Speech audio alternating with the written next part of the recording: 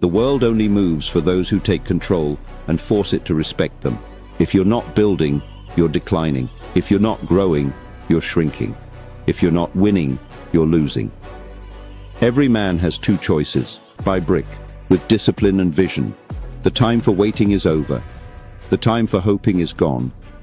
Now is the time to move, to build, to dominate. A man without money is a man without options. He settles for scraps instead of commanding the feast. The weak begin. The strong take. The poor complain. The rich strategize. The ones who hesitate get left behind. The ones who act become legends.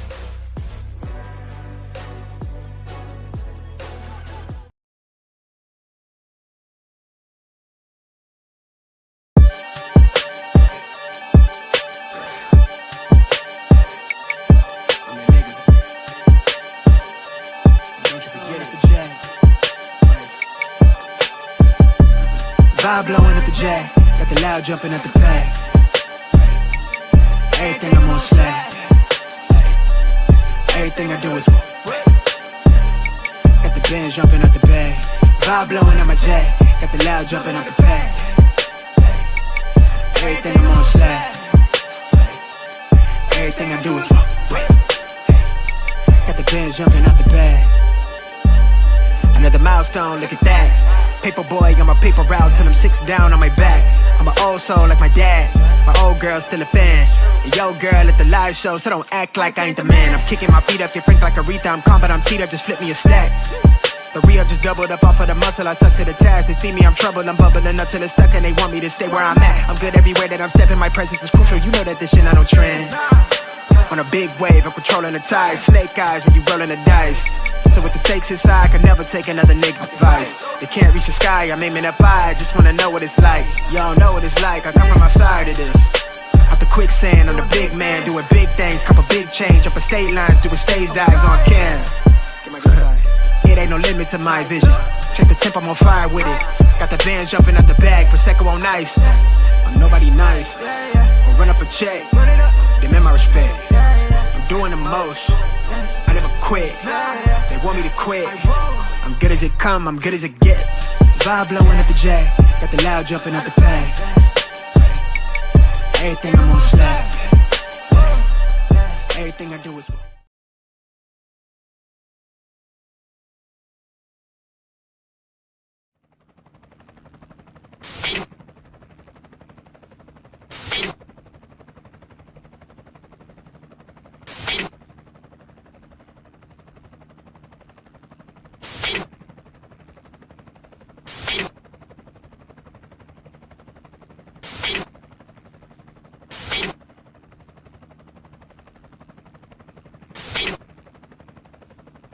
and you're in the Desert Storm bunker with Hollywood CGA.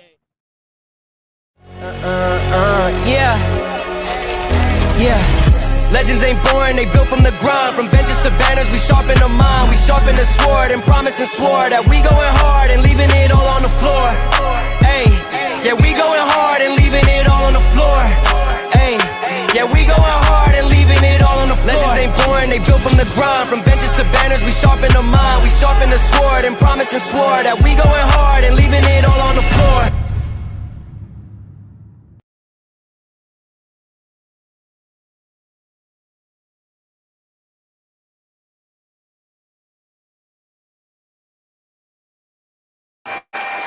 What's going on, everybody? It is Coach Greg Adams back in here with another YouTube live stream. Shout out to the Coach Gang. And that's you. For being in here, being involved, and being active on this YouTube channel. And welcome back to the internationally known and recognized symbol of YouTube excellence and entertainment, the Boss Up Show. Part of the Free Agent Lifestyle podcast here on the Free Agent Lifestyle channel. You in here with the Bruce Wayne that is Ish, the King of Kings, the King of Content, and the Speaker of Truth. Yours truly, the Notorious One, aka Mr. Coachellini, better known as the Prognosticator, Coach Stradamus. And you're in the Desert Storm bunker with Hollywood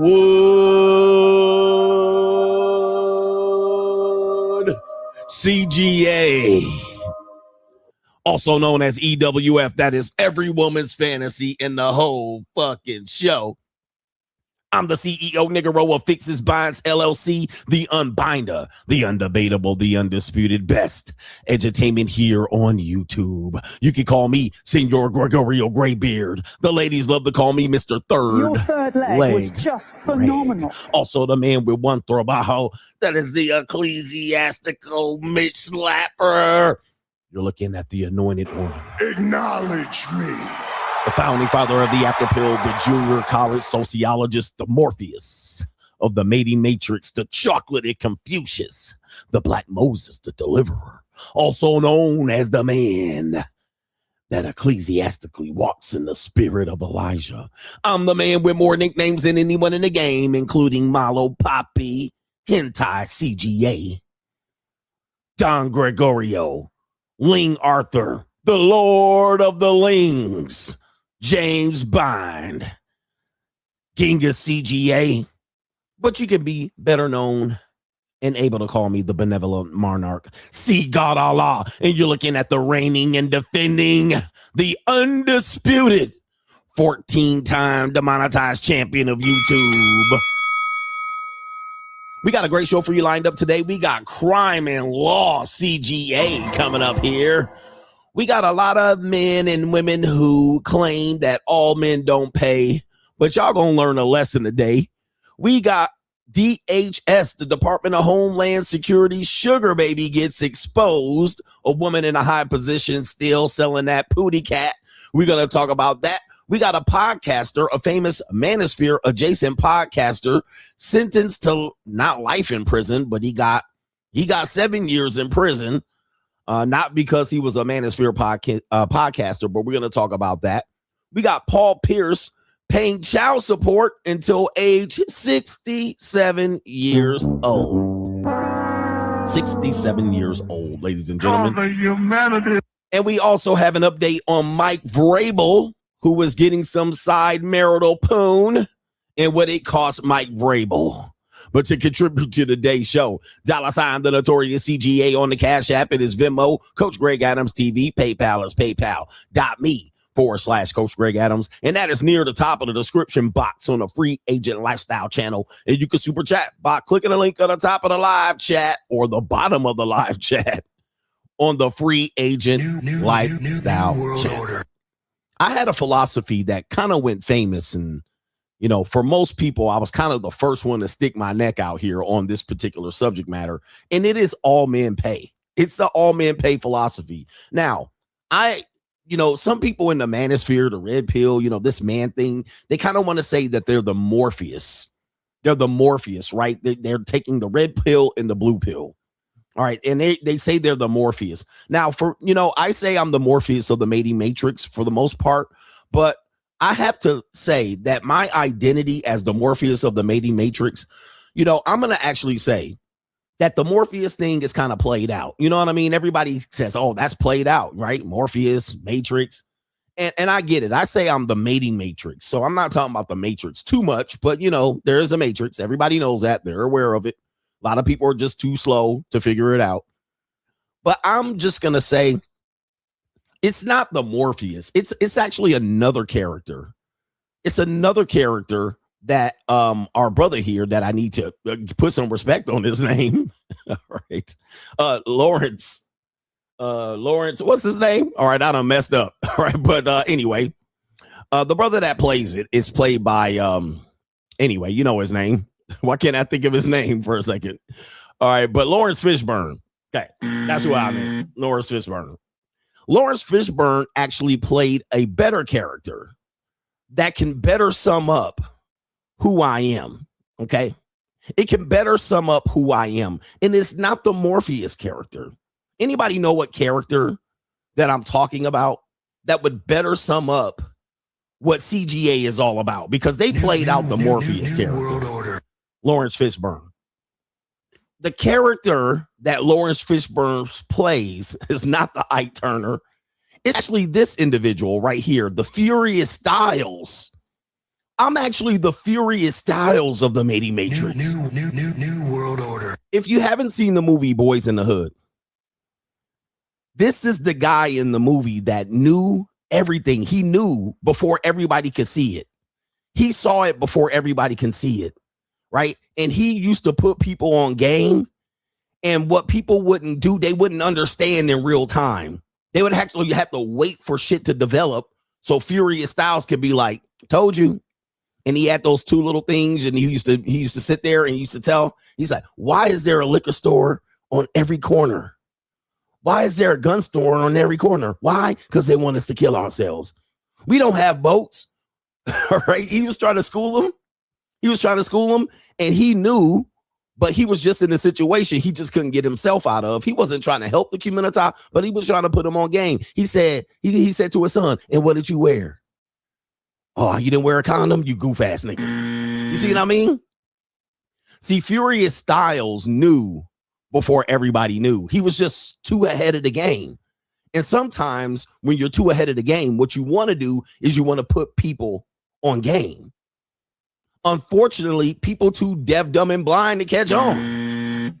They could not catch on, even though he was putting them on some hella game. He was trying to tell them. And people just kept trying to live for the moment. They kept trying to live for the moment. Instead, Furious Styles was living 10, 15, 20 years ahead. And when I tell you, that's what I feel like.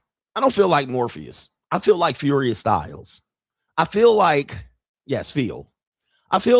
that I'm saying things that just are too ahead of people, and that you have to actually get to that moment of truth to really realize what I was saying was true. For instance, All Men Pay. All Men Pay suggests that at some particular point, margin calls. Anybody with common sense or history of dealing with this absolutely knows what I'm talking about. If I say All Men Pay, it's not that at the moment the transaction occurred. It's that at some point you're going to pay for this transaction. Okay. And if it's not that transaction or the person you're with, at some particular point, the lifestyle is going to catch up to you. That's an example of All Men Pay. Now, some people will think, no, if a woman really likes you, you don't have to pay. And I say, that's not true. The payment is due on the back end. And it may not be with that particular woman, but it's going to be with one woman. One woman to make you pay for all the other women. That's a Furious Styles moment. That's a Furious Style moment. When you go into a restaurant, when you sit down, do you pay before or after the meal? Do you pay before or after the meal? Now, some people will say, well, I'm eating for free. And you are up until a certain moment. Because at that moment when the bill comes, well, it's not for free. Now you're going to realize there were charges. And they might have stuff on the bill that you done forgot that you ordered.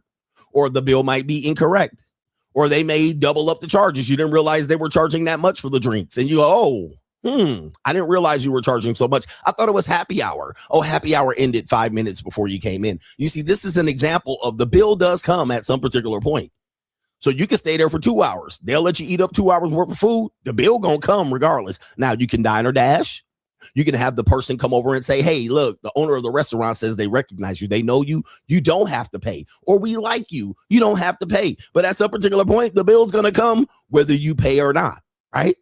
Whether you pay or not. So look, just because you didn't pay up front doesn't mean you don't have to pay. There's always going to be some form of payment. And even on the idea of payment, it's never really just cash that we consider. We have money, energy, attention, and time. There's something that you're going to spend. There's something that you're going to pay attention to. There's something that you're going to give up in exchange for the time that you're spending with this individual. This is called opportunity cost. There's always going to be a payment. And in one of these stories, these niggas got to learn the hard way. See, here's the deal. Here's the deal. At some point, you're going to learn the hard way. I want you to listen. You're going to look back at me as the Furious Styles of this ish. And the reason why is because at some particular point, you're going to see me hit age 50, and you saw me hit age 50. Then you're going to see me hit age 55. Then you're going to see me hit age 60. Then you're going to see me hit age 65. And in that time, all praise due to Allah. In that time, if I have not been put on child support, if I have not gotten remarried, if I have not raised another man's kids, if I have not knocked up a skeezer in the United States, you will have seen me won an incredible race. Okay.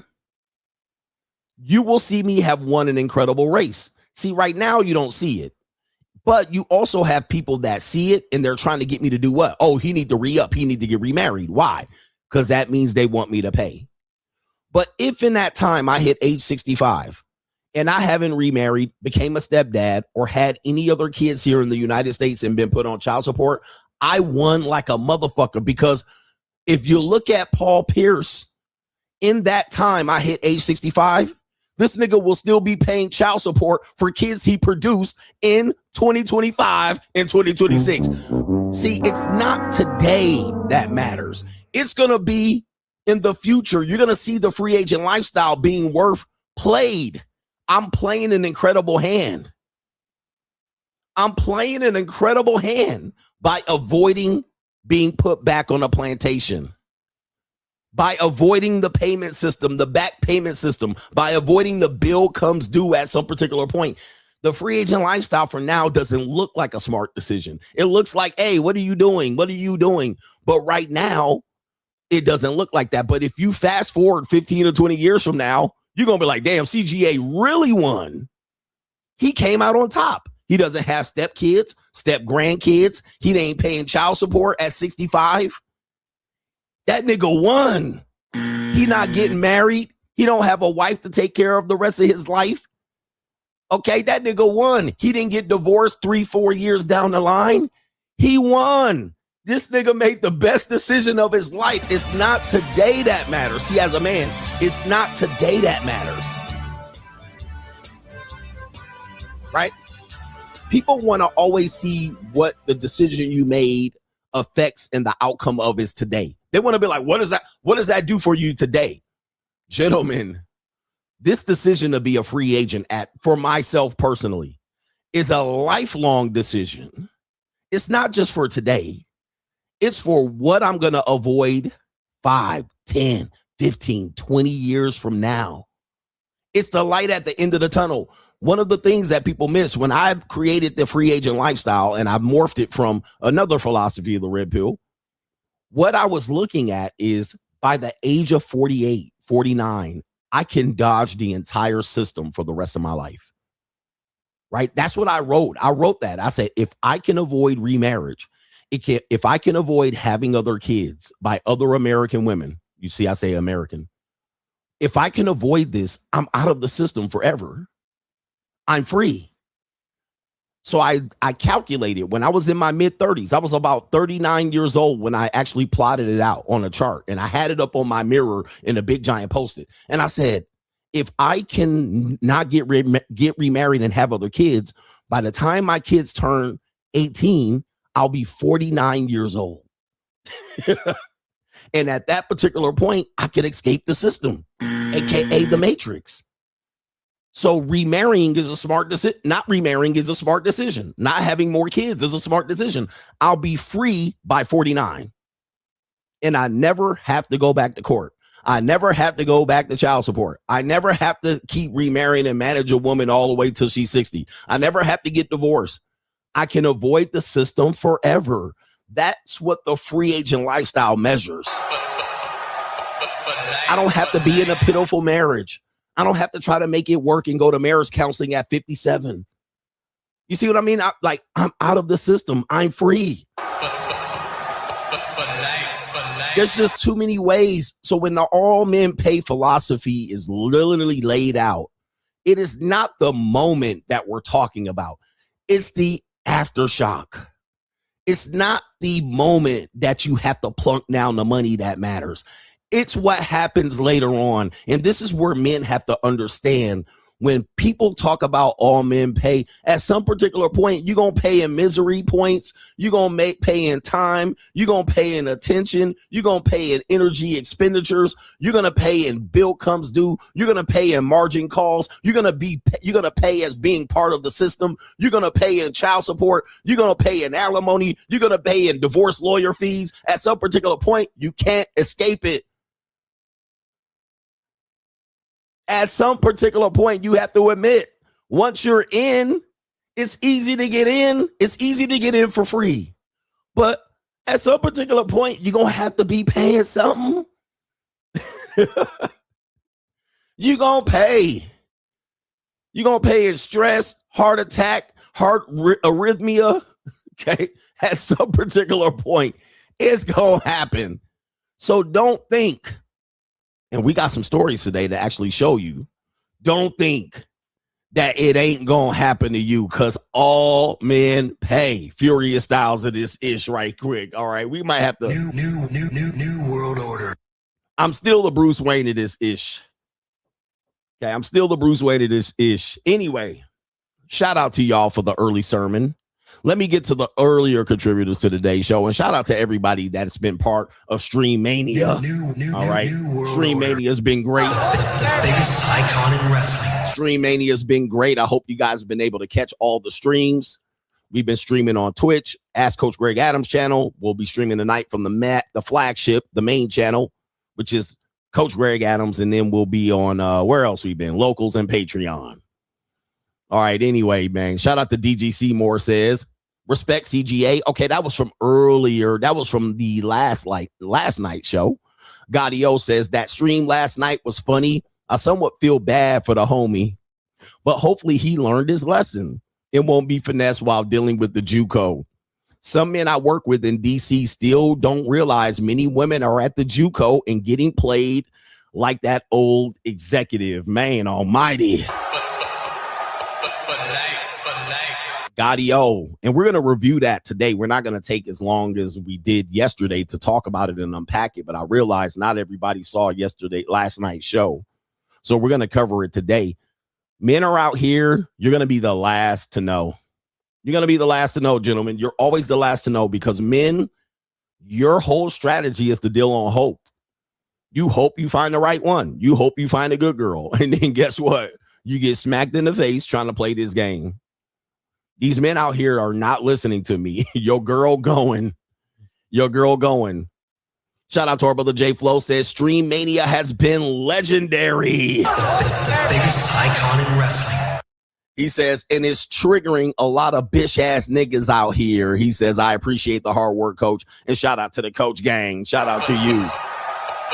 Yeah, people don't realize how hard Stream Mania it is. It's hard on me.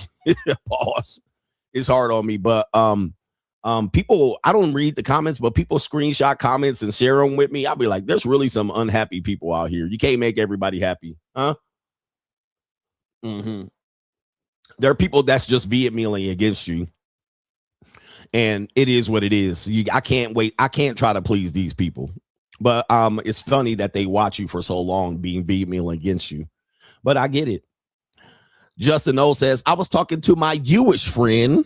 Shout out to my Jews out here. He said, I'm not going to say what race, what people. We know I can't say that. He said, I was talking to my Jewish friend and he was asking me, was I going to get married? I told him I got divorced at 22 and wasn't interested in marriage anymore. He said, just one.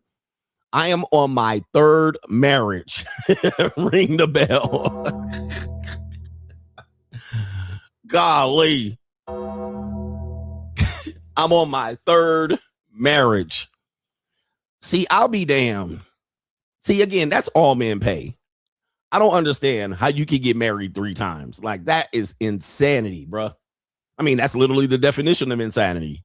Doing the same thing over and over and expecting a different result. Third marriage.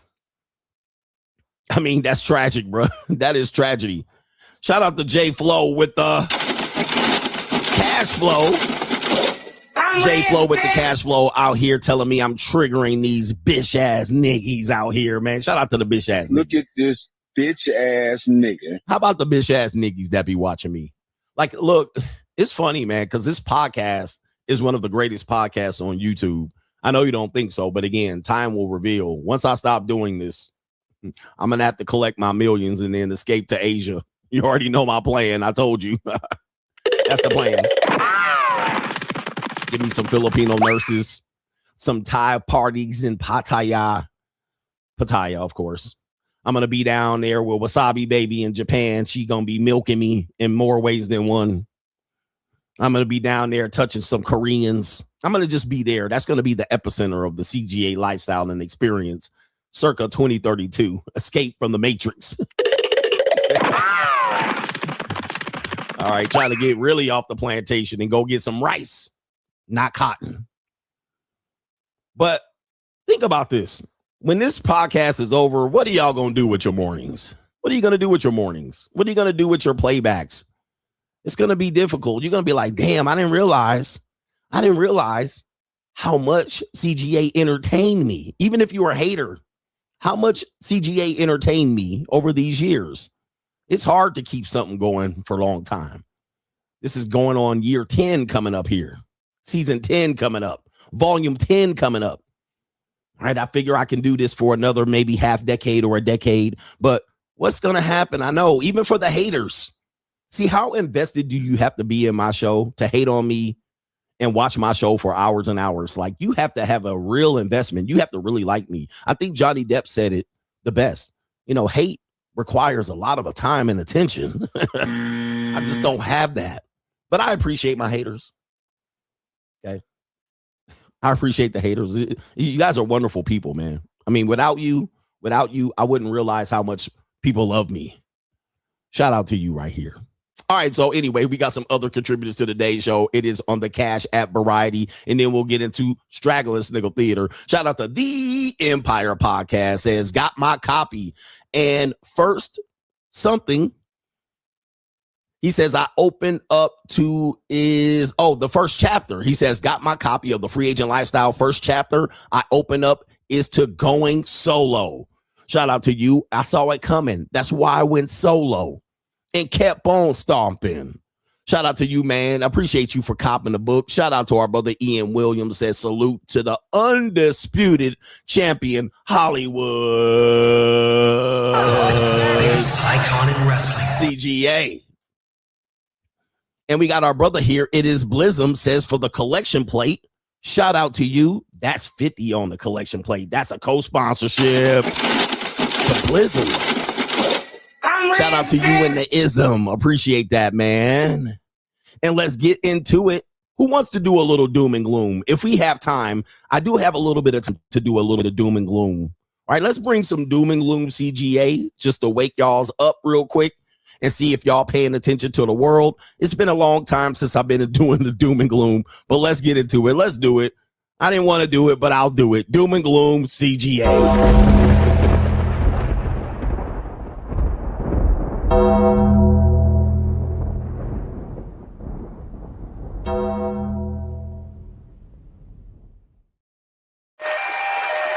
Doom and gloom CGA, brought to you by the new world order. All right, brought to you by the New World Orders. After you again, brother. All right, apparently the AI is going to be actually worse than people think. You hear your brother Elon Musk is trying to tell people, man, that y'all gonna have to go ahead and take that money on in the form of the money, the free money from the government, because y'all about to be displaced. But it's not going to happen overnight. Y'all going to have to take the money from the government. It's going to be what it is. And Elon Musk says we better just put it in now before it's going to be really bad. So you're going to have to take that. You're going to have to take that universal basic income. Elon Musk is telling you, as a billionaire, controlling it, pulling the strings, you're going to have to take that universal basic income. And y'all going to take it. Okay.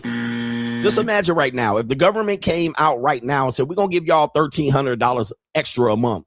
Everybody will be lined up right now. You're going to be lined up. Now, little do you know, New world order.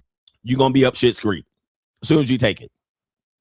And we have studies related to this because you even have Josh Altman, which I've already reported. He already did a study to show you that, yes, we're going to need universal basic income based on AI because people ain't really studying AI. They're not getting a leg up. They're not improving their education. He did a study that said, yeah, we're going to need universal basic income, but it's not going to help because ultimately these people aren't going to use the money wisely. They're not going to get themselves in a position to actually get themselves into the race to actually use AI as a tool and become employed by AI. So he was like, it's going to be just a wash. It's actually going to make the situation where the people are going to be dependent on it. But that's neither here nor there. That can be a long conversation. I know people are very excited about AI and they know that's going to employ a lot more people. But the writing's on the wall. It's doom and gloom CGA. People are not going to realize it because it's going to happen in real time. So they're just going to kick that can down the road. And then you're going to realize 40, 50 years later, well, you were doomed from the beginning.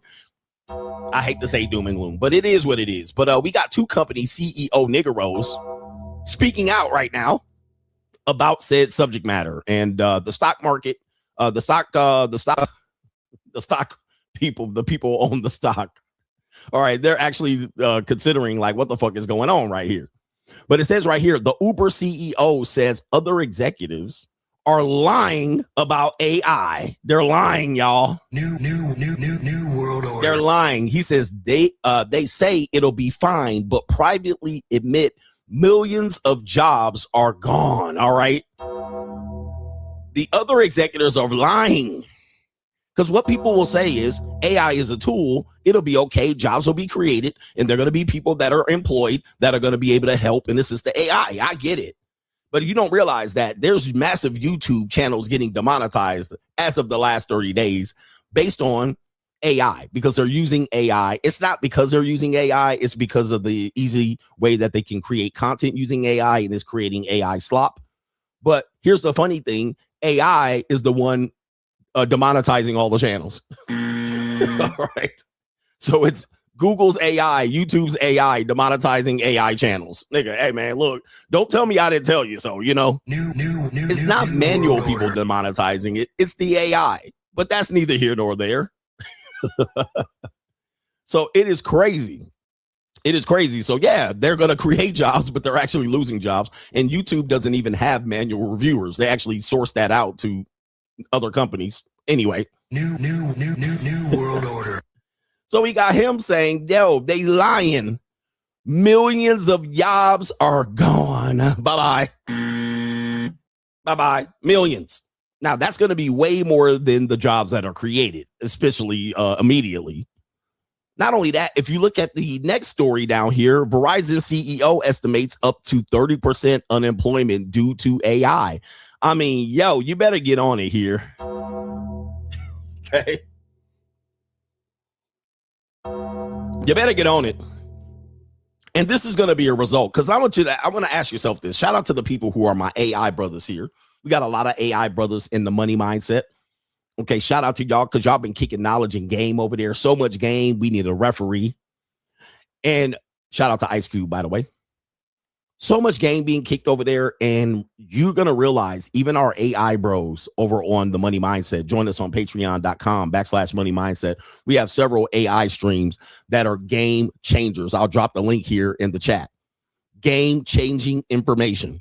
When I watch our AI bros talk about AI, I realize how far I'm behind. Okay, because at some particular point, I'm going to have to take my foot off the gas on YouTube and get on my AI game. All right. Because I'm going to have to contribute at least probably about $500,000 to my own AI development, CGA AI. So we have a lot of AI bros. We have AI bros that create my art. Shout out to our AI bros. We have AI bros that contribute to the money mindset.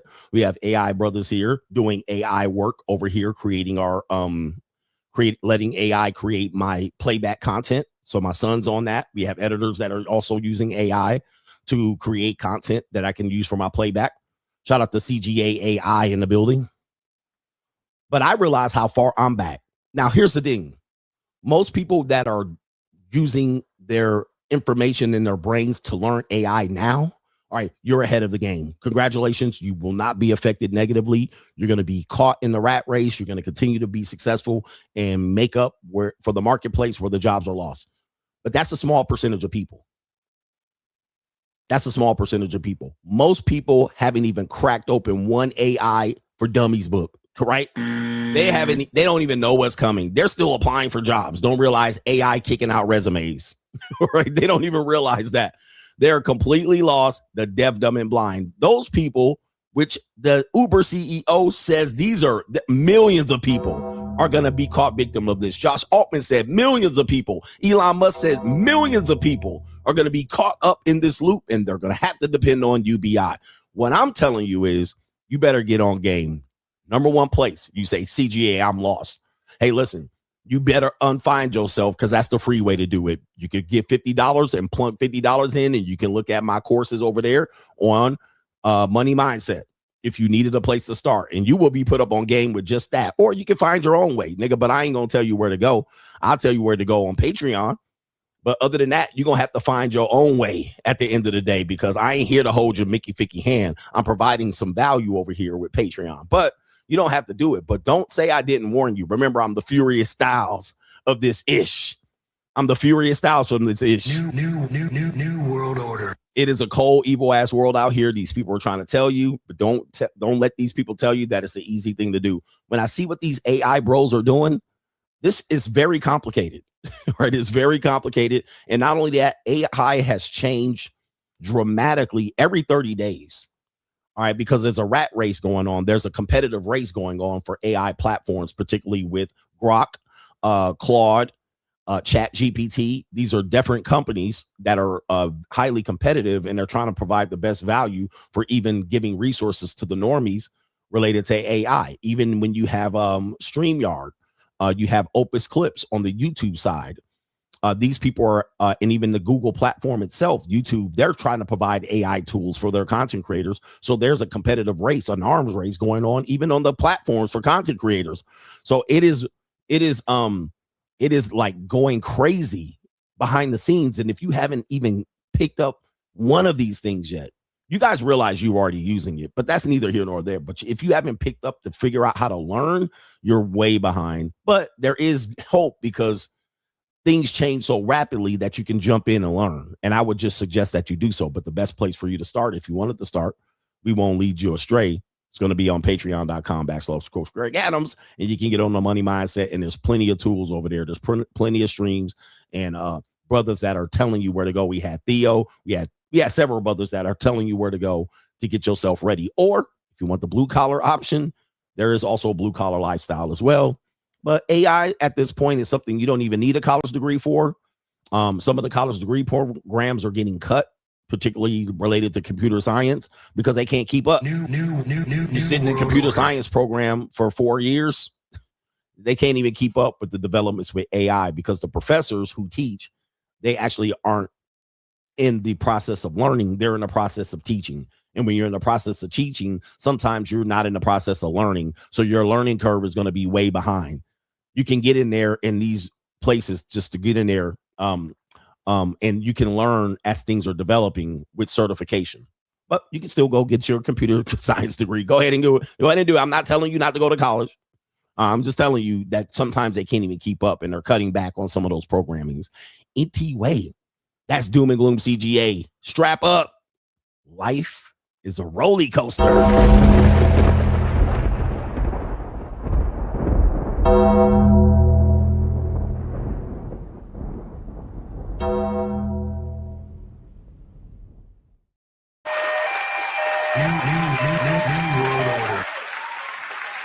Shout out to our brother from another mother. It is the Black Suburban Dad Review. Tomorrow, there's a barbecue at Crenshaw and Slauson. There's a barbecue in there. We need you there to talk to the YNs and the MBs and the Black youth. Do you accept this invitation? Nope. I'm not going to be on Crenshaw and Slauson anytime soon the rest of my life. I can guarantee you that. I can guarantee you that. Last time I was on Crenshaw and Slauson had to be somewhere around 1991 or 1992, maybe 1993. All right. I'm not going to be on Crenshaw and Slauson. I think the last time maybe I done drove by there, I was probably going to a USC football game and ended up there like, let me go see this, to bring back some memories. That wasn't probably recently, probably in the last 5 or 10 years, maybe about 10 years. And I was like, let me bring back some memories. And I drove over there. I was like, let me get up out of here. All right, I don't need to bring back this memories, bro. I started driving through there, and every now and then you might end up over there because if you go to a Charger game and you miss the exit or you miss when you leave the stadium, there you can only turn right. Then you start trying to find your way back to the freeway. Then you end up over. Oh shit, I'm over here, nigga. All right, God, hey, all right. Is there a freeway closer than this? You know, you leave in a stadium and you can't turn left. You be like, if I turn left, I can hit here and man, go down Manchester. All right. But nah, they made you turn right. You all the way going through Inglewood. Then you over there. You're like, oh, Lord. Happens every now and then. All right. Happened to me once leaving the Chargers game. I was like, how the fuck I get all the way over here? And why all these goddamn Church's chickens still over here? This is crazy. I haven't been over here in years. All right. But anyway, the saxophone start playing for real. You start hearing the saxophone like, uh-oh. Oh no, this is getting kind of scary. It's getting kind of hectic. All right. I was like, oh Lord, I better get on the freeway. Where's the 110 at? Oh, my Lord. Or the 10 or the 105 or the 405. Anyway, I refuse to go down there and talk to the YNs and the NBs. They don't need to hear from me, bruh. They don't need to hear from me. All right. Cause they might shoot me when I come out there calling them all kind of NBs and YNs and shit like this. Shout out to our brother here. It's Chris Abney says, comment section on last night's show, prove liberal women actually support the free agent lifestyle. Yes, indeed. Wait till y'all see this, brothers. He says, your genius becomes more evident every day, King. Respect. I'm ahead of the game. Fuck feelings, brothers. Fuck your feelings, man. We're going to show you that later on, that the junior college, the monetized dating, the new dating marketplace actually lines up with what I'm teaching you. And women support it 100%. The women are supporting it. Did you see that? Oh, man. Men are going to get, man, I love to wake y'all up because it triggers you. And really, you know, I used to make content not to necessarily trigger women, but now it's easier to trigger men. You guys are the new bitches. Like, if you were making content today, let's say, coach, I want to be a content creator. And I've been telling y'all for years, don't make red pill content because it's going to die. And take a look at what it's doing. It's a joke. It's ridiculous, especially the people who are the leading voices. All there are is figured out how to promote OnlyFans to you. And you guys don't realize it. Right? They got OnlyFans management comp. But here's the deal. I've been telling y'all for years, if you're on the money mindset, what did I tell you? There were dudes wanting to be a content creator and they were wanting to do red pill content. And I said, don't do it. I said, it's going to die. Press 1 in the chat if you've been on money mindset long enough for me to tell you that. And that's been the last 3 years because I do a content creation format on my money mindset. And dudes were getting up there like, coach, I want to do red pill content. I got something to say. And I was like, don't do it. Don't do it. I was like, it's not going to be a viable source of income. It's not going to be a lane. Nobody's looking for the next Kevin Samuels. Nobody's looking for the next Andrew Tate. It's gone. It's kind of like when rap came out and everybody went gangsta. Everybody went gangsta. And then the next nigga was like, I got a rap song. And then when he starts rapping, he's like, I'm going to shoot him up, bang him up. And you're like, bro, we don't need none of that. What we need is some slam. Dun, dun, dun. We need some party songs. That's when Jay-Z and Biggie started becoming, and I know they have gangster shit, but Puffy picked the lane of that jiggy shit, right? That jiggy shit, because nobody needed no more gangster rap. Nobody needs another Tupac, right? We already got Tupac. Nobody needs another NWA. We got that. Nobody needs another Compton Most Wanted. We got that. So what they needed was some jiggy shit. They needed some party dance club shit. That's when you saw Puffy, Mace, and all of them, and even Biggie crossover with that jiggy shit. Right now, what I'm telling you is same thing with red pill. We don't need another red pill guy. We don't need another manosphere guy. The manosphere guys we got already clowns. You know what I mean? Like, it's already a circus. We don't need another smart person to tell us about dating and relationships. Nobody needs that shit. Like, yo, bruh, it's already gone. Niggas done said what they needed to say already. All right, everybody done said what they needed to say, and half the shit can be debunked already. So it doesn't need no more. Like, we don't need it. It's gonna die. And as a matter of fact, take a look. I told you it's gonna die. Look at it. It's dead as a fucking doorknob. People done pivoted out of it. They start attacking the U's, right? They didn't start doing other shit. I done went to the monetized dating marketplace. Anybody still pushing and peddling it, all they're doing is trying to make cope material for incels. But what I'm telling you is, if you want to get out here and be a content creator, the best thing you could do is come out here and trigger men, because you're going to see them turn into the biggest bitches. you've ever seen. 100%. You're going to turn into the biggest bitches. They're the only bitches left at this particular point. So come out here. All right. I get more joy triggering bitch ass men than I could ever get joy triggering women, because the women are immune at this point. They're immune to red pill. They're immune to manosphere. They're immune to talking points. They're immune to shame. They're immune to you telling them they're going to hit the wall. They're immune. They're immune to it. Just like anytime, like if you spray any insect killer or in some raid, all right, you'll find that in another month, the roaches will be immune to raid. They'll be immune to it. They'll be like, spray me if you want. You have to empty out the whole bottle on the next roaches.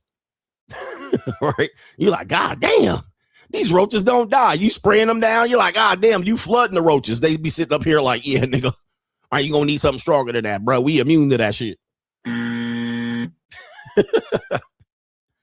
So the world is immune to people coming out here trying to shock people into getting dating information. What you're going to do is you're going to attract broke niggas and incels. That's what you're going to do. That's the only thing left. They're the only ones going to be crying. Yes, because we need to bring back shame. All right, bruh, let's go. Shame is gone. Women are immune to shame. Have you not noticed? They're immune to it. You're going to see this later. So if you want to actually get into this, your best bet is to trigger incels. That's it.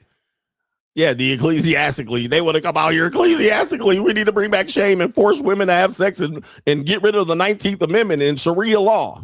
But hey, see you later. See you later. That's gone. That era has lived and it has died. That era has lived and died, bro. Oh, what you're saying is you're a prostitute. Incel. Okay. That era has lived and died. It's gone. And CGA didn't kill it. Yeah, we need to bring back the 90s. We need to date like it's 1997. All right, bro. It's see you later. It's 2026. We're not going backwards. Larry Bird's not walking through that door. Y'all be like, Coach, man, this is fucked up. You're turning on us. I thought you were here to help. It's gone. Shout out to Kaylin. I saw Donald Sharp take on Hillary Duff, and he suggested that men should subscribe to the Call Her Daddy podcast. It's because Alex Cooper has created a space where women, even celebrities, can honestly tell their 304 stories to a T. Would you agree? Subscribe to her podcast? Why? I mean, if that you want to. It's the hottest podcast out here.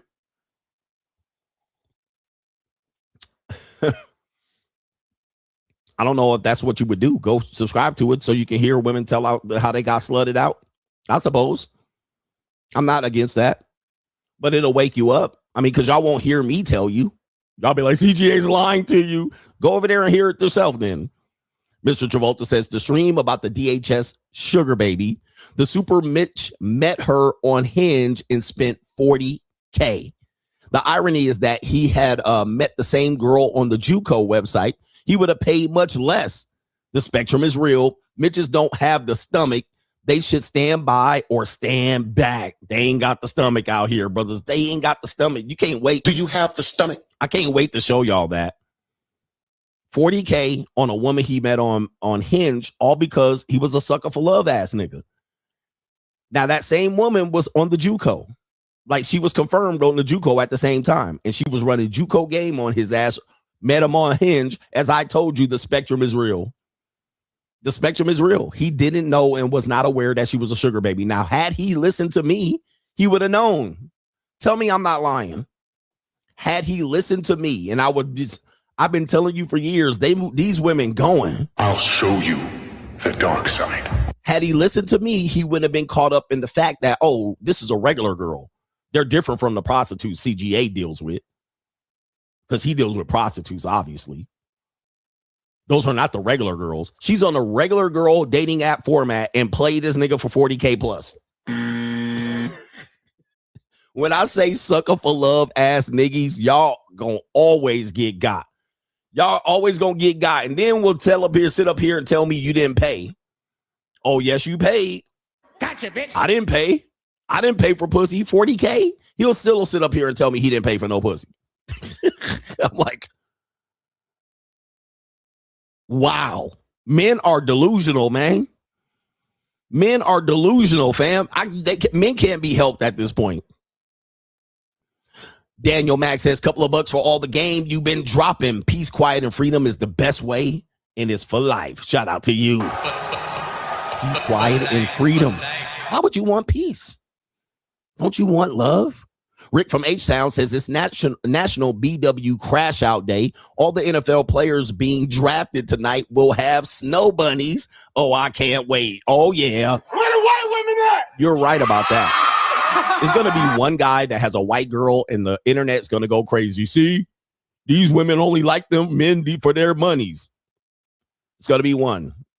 The rest of them going to have MBs.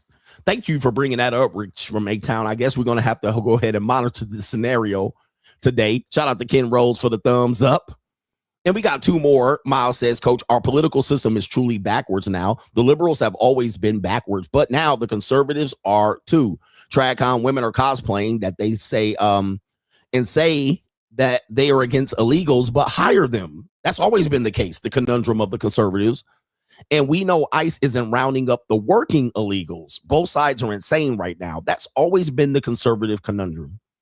They're vehemently against immigration and illegal immigrants, but all of them hire illegal immigrants, right? Like they're maids, Arnold Schwarzenegger.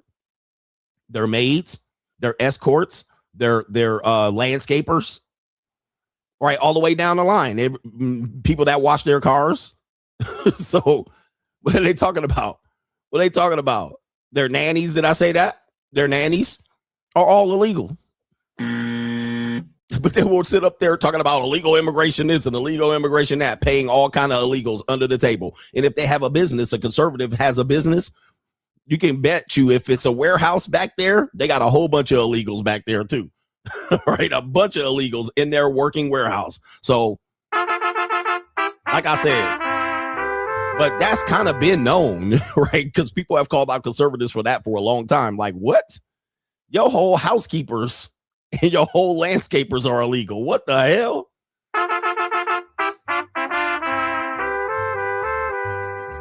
How you against illegal immigration when you paying all these people under the table and you know they go back and drive home to Santa Ana, California? Conundrum, right? Is it really that you're they're against the people who commit crimes, the illegals who commit crimes, not the people who we can take advantage of and pay under the table cheap dollars in cash. Shout out to our brother here. Mr. B says, Coach, check out beef season number 2. All modern day, the relationship dynamics are on full display. It's worth a watch and possible breakdown. I don't know if I can break it down here, but maybe I could do it without showing it. Is it beef like the rap series Beef? Is that what it was? But I'm not sure. It's mostly, I don't know. But I remember there was a beef on Netflix or YouTube, and they were talking about rap beefs. Is that what you're talking about? Because if that's the case, you're probably going to insinuate that much of the beefs revolve around women. I'm not sure. Shout out to you. But when you say beef, all I'm going to say is pause. All right. At the end of the day, pause. Hey, yo, chill, son. Hey, yo. Shout out to you. Let's get into it. The comic section of today's show. Let's have some fun. Straggle and Sniggle Theater. Like, ride with me if you ride with me. You can slide with me if you feel like 550 on the 5 sticky. Come get high with me. That's a deal, right? Straggle and Sniggle Theater. Let's tune in.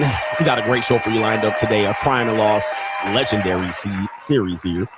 All right, who do we got first? We have Crime and Law CGA, man. What's going on with this guy right here? I'm sorry, not Crime and Law. Straggle and Sniggle.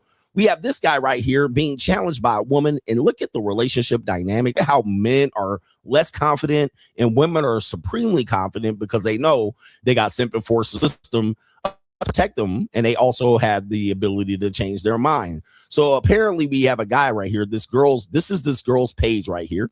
And as you can see, she's got the duck lips going on, little skinny flat backs, got some uncooked Cinnabons here, a white woman or a white adjacent woman. Where the white women at? A white forming woman. She's basically mimic a white woman. She might be even Latino or Asian. and we have a out of shape black man here with a non-connecting beard. You know, we're gonna call him regular guy. Okay, we're gonna call him regular guy. Regular guy. He got his spectacles on. You know, rusty haircut, beard all, you know, not shaped up. Body by hostess. Stomach all sticking out. Look at her. She all fit and trim, and he all ecclesiastically doughboy. All right, but here's what was going to happen here. This woman's going to propose an indecent proposal to him, and he's going to respond the way many men would respond today because they have some sort of trepidation and they don't believe these hoes. All right, so let's go ahead and interesting look at this breakdown on Straggle and Sniggle Theater. Attracted to me? I am. Okay, so what's stopping you from kissing me right now? Well, I mean, there's a lot of people around. You got the music in the Fine, we're actors, right? We are, yeah. All right, so they got the music on this one. I forgot they had the music. So this woman says right here, do you think I'm attractive? And what's stopping you from kissing me? And take a look at his reaction, bruh. Like, this is literally the state of men and women today, bruh. And that's not his fault. That's not her fault. But it is the state of the world. These men like, what? Oh, hell no. Guys, you realize in the 1990s, niggas would have been smacking her lips down, but there's just too many dynamics here. First of all, you have it on video. Second of all, you have the removal of consent. Third of all, he don't believe this bitch. Fourth of all, if he gets it, all right, if he gets it, he has a whole nother problem. If he doesn't do it, he a bitch ass nigga. You have the Me Too. You have the ability for her to say, I can't believe you really kiss me. Right. So he's thinking of all the ways that this is going to fail as opposed to taking a chance. Now, this is how you actually look at the dating marketplace. This is literally a microcosm of the dating marketplace. Because you're in a no-win scenario. And a lot of men look at it as a no-win scenario. Like, even if I date the woman and get the relationship in the marriage, it's like a L. Right? So he's like, I could win, or I can lose, and I can lose. So he's literally like, yo, this is a trap. This is too good to be true. It's the too good to be true. It's kind of like when you cold approach a woman and it's easy. You're like, damn, why was it so easy? At some particular point, it'll become easy for you, especially if you rise in status or if you have the markers of fame or if you're confident. All right, it'll become easy. And you're like, why is it super easy? Something must be wrong. You immediately go back to something must be wrong. And that's what he's doing here. He's going, something must be wrong for this woman to be offering me to smack her down on camera. There must be a trap. Is there a hidden camera? Is this to catch a predator? This is what he's immediately going to. He's bashful. He's embarrassed. He doesn't know how to confront this. Look at how he's doing. He's hesitant. And this is a microcosm for today's marketplace. Right? So like I said, if then flow chart, if I do this, what's going to happen? Yes or no? Then he's going through all of the possibilities of how this could go backfire. How this could backfire. And look, he even goes in and she's like, do it. Do it. And she's not leaning in either. So what he did was, I'm going to lean in and see if she leans in. She doesn't lean in. And now he's like, oh, shit. He's also thinking, is this a man? Is this really a man? You know, he's thinking, is this a man? This must be a transgender. Is this a joke on me? I'm going to kiss her and she's going to say I'm a man. There's just too much going on in his head. And that's the conundrum of dating in a nutshell. He leaned in, she didn't lean in. And he's like, nah, nigga, nah. You know, it's like in the movie, I think it was Jerry Maguire. You lean in 85%, she got to lean in the other 15. All right, and he's like, I'm going to lean in 85. If she don't lean in 15, I'm not going to do it. So he leaned in 85 and she didn't lean in 15. And he was like, no, something wrong. Something wrong. You ain't going to get me. And look, nah. Nope. He said no. Look at this, man. This is a whole L. Guys, who created this? Who created this marketplace? Oh, that was Hitch. It wasn't Jerry Maguire. Shout out to y'all. It was Hitch. It was Hitch. Thank you. He aborted. He was like, no. And look at her. She's like, what's wrong? What's wrong with me? Why won't you do it? Are you not attracted to me? He said, I am. Like this. Like, this is, again, and look, I can't solve this problem. I can't go one by one. I can't offer a dating course. I can't come on the internet to fix this. This is the state of the dating marketplace. The roles have completely flipped. The men are the new women. The women are the men. The women are the aggressive. But they don't realize they're playing the game of pull the rug, because they can just pull the rug. Well, I removed consent. I didn't like how you kissed me. You kissed me on camera. You grabbed me. You got too close. You should have known it was a joke. That's the other thing. You should have known it was a joke. It was clearly a joke, and you went and kissed me anyway. There's just too much going on, and men are assessing the risks of dealing with women. And I can't provide the solution. I could just say, man, boss up, get your money right, be a free agent.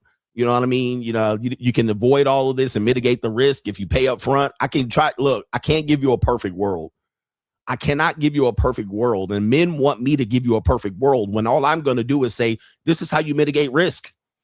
I know mitigating risks, sometimes it's not as good. All right. It's not. You don't have to do it. Go ahead and roll the dice. Now, let's just say he rolled the dice and went in for the kiss and kissed her. And she was like, thank you. I loved it. And she grabbed his junk and they went to go fuck afterwards. Well, I'm going to tell you that's the least likely situation. It could happen, and that's what you are playing. You're playing to try to win the least likely situation. Let me tell you something here on Straggle and Sniggle Theater. I was listening to a documentary about the great Jerry West, the basketball player, a.k.a. known as the Logo. Jerry West says something very profound. And, of course, when I hear something profound, I kind of say, yeah, I can actually compare that. That's comparable to my teachings. Jerry West said this. He said, sports is not set up for you to win. I want you to listen. Sports is not set up for you to win. It's designed for you to lose. And I was like, yo. Wait a minute. Who are you? The outcome of what you do to win is winning. Like, you know, training, prayers, vitamins, whatever you do to win, cheat, it's actually designed for you to lose. But what it is people are chasing wins. But it's less likely for you to win. You're more likely going to lose because it's designed for you to lose. And I was like, that fucking makes sense. And that's the truth. When you compete against, when you're competing, you're literally competing for something designed for you to lose. Same thing as dating. Same thing as marriage. It's actually set up for you to lose. But the outcome of your desire is to win. So that's why you play. So what do? You try to do your best and arm yourself up so you don't lose. You're trying to win. But it's set up for you to lose. And I was like, that's true. That is some hella game. And I was like, yeah, the outcome is set up for you to overcome the idea of losing with the chance, the small chance of you winning. And that's okay. It doesn't make it a bad thing. So we don't make marriage a bad thing. We're just saying it's set up for you to lose. Whereas games, basketball, yeah, it's set up for you to lose. Like if you walk out there and do the bare minimum, you're going to get your ass kicked. You're going to lose. But what you're doing is you're set up to do everything you need to do, all of this extra work for you to get a small chance at winning. And even then the margin of winning is literally narrow. Like the 100-meter sprint, the margin between first, second, third, fourth, and fifth is always very small. So you can do everything you can to do to win a race that is designed for you to lose. And you can do everything you can. You can train right. You can take PEDs. You can work on your starts. You can work on your lean. But your margin of loss is significant. I mean, it's not that significant, but you still lost. You still lost. Somebody said you're supposed to miss baskets. Yep. Even the best baseball hitter hits 30, less than 40% of the baseballs, right? Even the best three-point shooter misses 60% of the 60% of the three-pointers they shoot. 60%. The best three-point shooter misses 60% of the shots.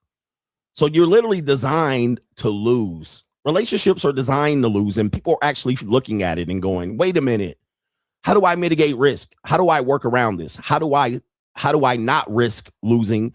Or they'll say the best way to win is not to play, right? The best way to win is not to play. If I play, I lose. And this is what we are seeing in today's marketplace. But some people say, no, this is how you actually get yourself to a win. And then when you hear what people tell you to try to win, you're like, I ain't doing all that. Right? Because the guy will come up here, well, I'm going to tell you how to win. And they'll tell you, do this, looks max, snort meth, okay, be disrespectful, take the red pill, get in the gym, get a nice car, get some status, get some game, get a crispy mouthpiece, pay some money. You start hearing all this shit and you're like, wait a minute. Like, wait. I got to do all this? All right, nah, bruh. I got to get married, sign a marriage license, have an ecclesiastical marriage, get a prenup, start hearing all this shit. You're like, wait a minute. Because the system is designed for you to lose. So you got to stack the deck. And even if you do all of that, you still might lose at the end of the day. Tell me I ain't lying. The idea of cold approach is exactly this. It's designed for you to lose 97% of the time. Cold approach is designed for you to lose at least 90% of the times the shots you take to possibly get a 3% chance of return. That's what people are looking at for dating and marriage for men and women. They're looking at what I got to put in and what is the rate of return. It don't make no sense. So you can't really blame the guy for this because obviously I wish I could play the volume here, but they got some music in the background. You can't blame him for doing this because there's just too much he can lose as opposed to just getting a kiss, a free kiss. Like what? A free kiss is worth losing X, Y, and Z. He's like, nah, it can't be true. It's a trap. It's a trap. What do you think about that?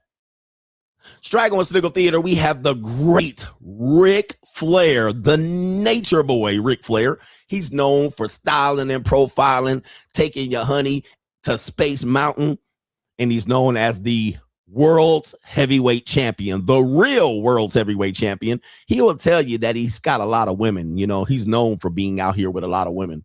But the nature boy wants to let you know these niggas are lying. He said, these niggas are lying out here. What does Nate have to tell you out here? And you got to know Nate is one of the greatest to ever live. Divorced 5 times, nature boy. Okay.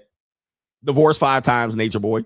Nature boy has this to say about some of his conquests. And he said, these niggas are lying to you out here. You know that famous Wilt Chamberlain 10,000 number? Wilt the Stilt. I blew by him and I was 39. What? 39. You're double now. Well, hey, I can't listen. The one thing I want to make sure of you, they weren't all 10s. There was a couple of heavyweights along the way, but it was in a small town. Nate, I told you. Even the nature boy be out there with them wildebeests. The nature said, hey, it ain't all 10s. I want to let you know. Yes, I passed Wilt, but some of them small town honeys was. He said I had to go a little poggy a couple of times, maybe half the time. Nature boy, you ain't telling me nothing new. I be trying to tell these guys out here, show me the receipts. He said, I had to take a couple biggies. Can't you see? He had to go hogging. Hey, man, Nate, I've been trying to tell these guys, man, there are only so many 10s in the world, and y'all can't be getting all of them for free. Y'all got to be pogging out here. Y'all got to be getting them chicken tortas out here. You got to be smashing some biggies out here. And ain't no shame in my game. I go to Biggie Town all the time. He said there's some heavyweights out there. But these dudes will have you thinking, because you ain't getting none, they getting all the fine honeys, and they're getting them for free. No, they not, bro. They getting some honey buns. They getting them honey bun ass bitches, them Cinnabon ass bitches. All right, the mariachi dancing ass, big overweight tortas pounder ass. And by the way, I hope you know John Cena, legendary heavyweight champion of the world. I think did he break the record of Ric Flair? 16-time champion. I think John Cena has 17. I might be mistaken here. John Cena said he goes to heavyweight town too. Ain't no shame in the men's game. There's only so many hot, feminine, Coke bottle shaped women. The rest of them are most American women. 60% of American women are overweight. Okay, so don't think you're gonna run your numbers up of fine honeys out here. Sometimes you got to have a couple of booger wolves and knock-kneed and cockeyed. John Cena, the 17-time world champion. All right, you're gonna have some tortas. You're gonna have some swamp busters. Yo, but me, I like to have them young, fresh, and green. All right, I have mostly very attractive women. All right, but I have some donkeys in my rotation. Ain't no shame in my game. All right, speaking of, we have this man right here, this woman right here. Her name is Ruby here, and I can't play the video, but we have Ruby here on a TV show called, well, I don't know what the TV show calls, Awake Surgery. Check her out right there. All right, nice little, okay. All right, look at Ruby. She got the glasses on. I'll pull some on them glasses. All right, I'll fold this little Ruby up. But apparently she's upset because she the thick tying back here. You see she got a little junk in her trunk. All right, ain't nothing a little shame with a little junk in your trunk. Apparently she said her hip size have tripled since having kids. All right, and so she said right here, oh my goodness, what in the world is this right here, brothers? What the hell? Oh my God, no way. Oh my goodness. All right, this is on YouTube, y'all. Hey man, some of y'all niggas are going, Lord have mercy, brother. Like, what in the world? So her hip size has tripled since she had kids here. There she is when she was nice and thin. All right, right there. But you can see she had a little something on the hippie hips. She had a little something on the hippie hips there, right there. And you can see right here. All right, let me see if this clip right here. I can't play the video. Where is it at? All right, there it is. Oh my goodness. All right, Lord have mercy, brothers. I tell you right there, boy. Look at all that wagon she dragging. Look at all that wagon she dragging. All right, some of y'all going. But apparently here, she said, I don't feel so good about myself. When she get naked, she don't feel so good about herself. Oh, my goodness. What in the world is... Oh, the humanity. She said, I don't feel so good about myself. And when before I get married, I want to go ahead and get this taken care of. But, of course, guess what? Well. All right, but hey, it is what it is. Skinny black dude, big white girl. Skinny black dude, big white girl. Skinny black dude, white girl. Skinny black dude, big white girl. Well. Now we're gonna call him black adjacent, all right? Because he could be Dominican Boppy, or he could be Latino. But these be the niggas be saying they getting free poon out here. All right, I don't have to pay, coach. Skinny black dude, big white well. Skinny black dude, girl. Skinny black dude, white caught girl. Skinny black dude in the act, nigga. Girl. Caught in the act. It's always these niggas all the time. The catfish of the dating marketplace. All right, me no black poppy. He told CGA, close enough, nigga. Skinny black dude, big white girl. Skinny black dude, big white girl. Skinny black dude, white girl. Skinny black dude, big white girl. It's always these guys that talk so much shit. I got game. I be getting hoes and all of that. But this your girl, Poppy? Poppy, this your girl? Bruh. This your baby mama, Poppy?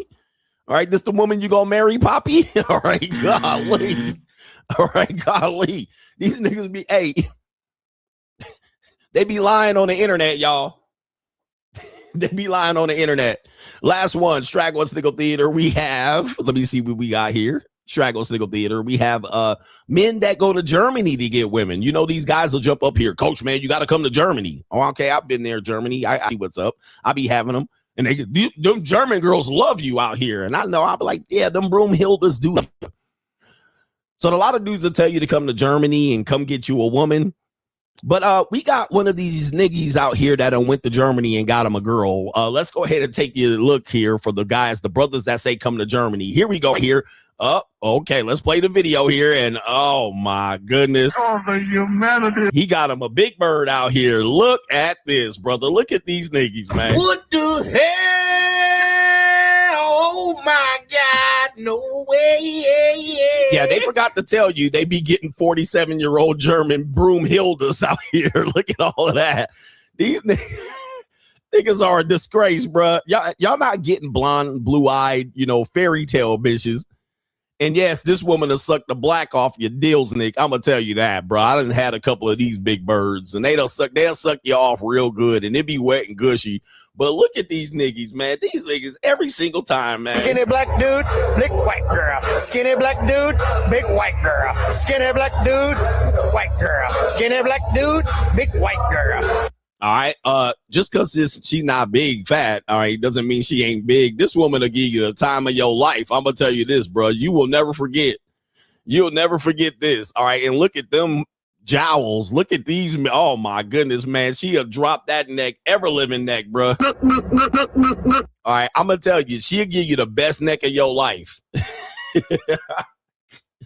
Trust me, I've had them, bro. I didn't like to be out with them all the time. They was great coming to the crib, and she ain't that bad. I'm gonna just tell you that, bruh. But I don't know, man. I can't date a lot of women who gums and teeth be showing all the time, bruh.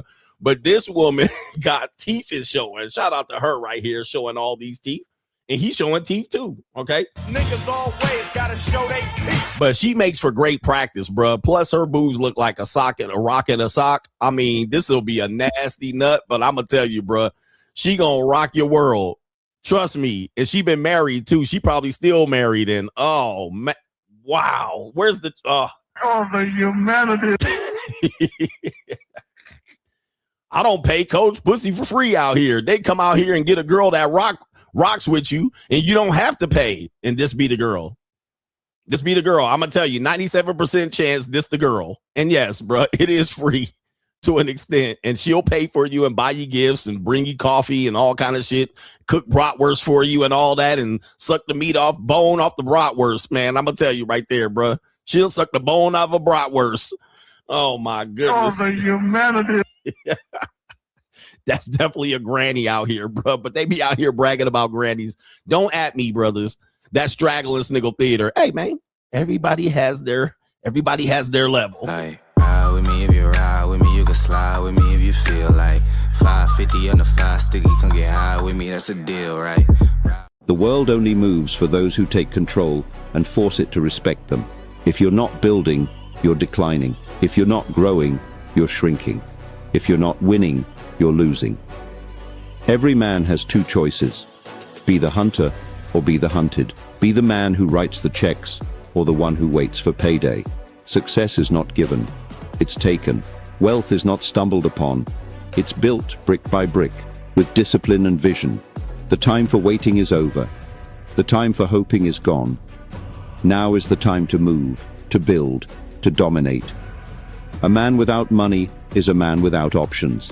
He settles for scraps instead of commanding the feast. The weak begin. The strong take. The poor complain. The rich strategize. The ones who hesitate get left behind.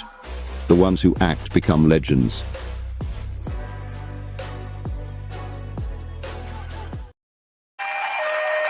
Hey, man, we back in here. You guys know, most people hope that my rotation looked like that, but I had a whole bunch of young, fresh and green honeys, and nobody ever said the women that I'm with is ugly. They mad that I'm tricking on them. All right, but y'all mostly busting down swamp busters and booger wolves and cockeyed and knock knees, and y'all hope that was my case, but then y'all had me out here like this. All right, then when you found CGA out here like this, all y'all could do was hate. Nobody said none of the girls that I was with were ugly, and that's, I think, is part of the problem. They were looking at it and going, oh, damn, he out here with some real baddies. He out here with some real young honeys. He with some girls that look like, well, they barely 21. He out here with some winners. He out here with some winners, and that's what pissed people off. Because I hope I was with some slump busters and donkeys, so y'all can be like, oh, CGA tricking on some donkeys. All right, but when y'all see me out here, they was like, oh, shit, he with some prime girls. And he going from state to state, ocean to ocean. He out here sailing the 7 seas. He out here flying the friendly skies, and he got some baddies. And that's what pissed people off about it. And that's why they out here hating. Hating season is here. And I appreciate that, because you basically gave me confirmation of what you got going on in your motherfucking life out here. But you can produce some receipts anytime soon to keep up with your boy, but you can't do it. All right. Anyway, we got this going on here. We got some supporters that we need to acknowledge coming up here because you make the show going. Acknowledge me. It is Key himself, a legendary original member of the Coach Gang. I'm talking about original member of the Coach Gang. Key himself probably been here since the beginning, brother. Shout out to Key himself, a legendary original member of the Coach Gang. We got several of y'all still here, brothers. And I appreciate y'all. I appreciate y'all. Whether it's good to see y'all check in every now and then. Key himself definitely been here since probably the first videos. All right, shout out to you. He says, let's face it, coach. These men don't want freedom, options, and or leverage. They want comfort and routine, and they're pissed women ain't giving them that. Facts. Key himself. Let's go. In fact, Key himself, back in the day, this was like before Passport Bro thing went famous. He was one of the first people that I remember in my comment section saying, better go to Colombia. Like, that was like 2018. Remember, Passport Bros didn't become like popular or well known until 2022. So the free agent lifestyle preceded all that. And we were talking about traveling and doing this. We were talking about that before that became peak, but it was already there. It wasn't peak yet. So my timeline kind of hovers around their time as when it was starting to be discussed. He was one of the first people back in 2018 and 2019 said, better go to Colombia. So Colombia, I should say. And that was well before the peak of travel that most people knew about the travel.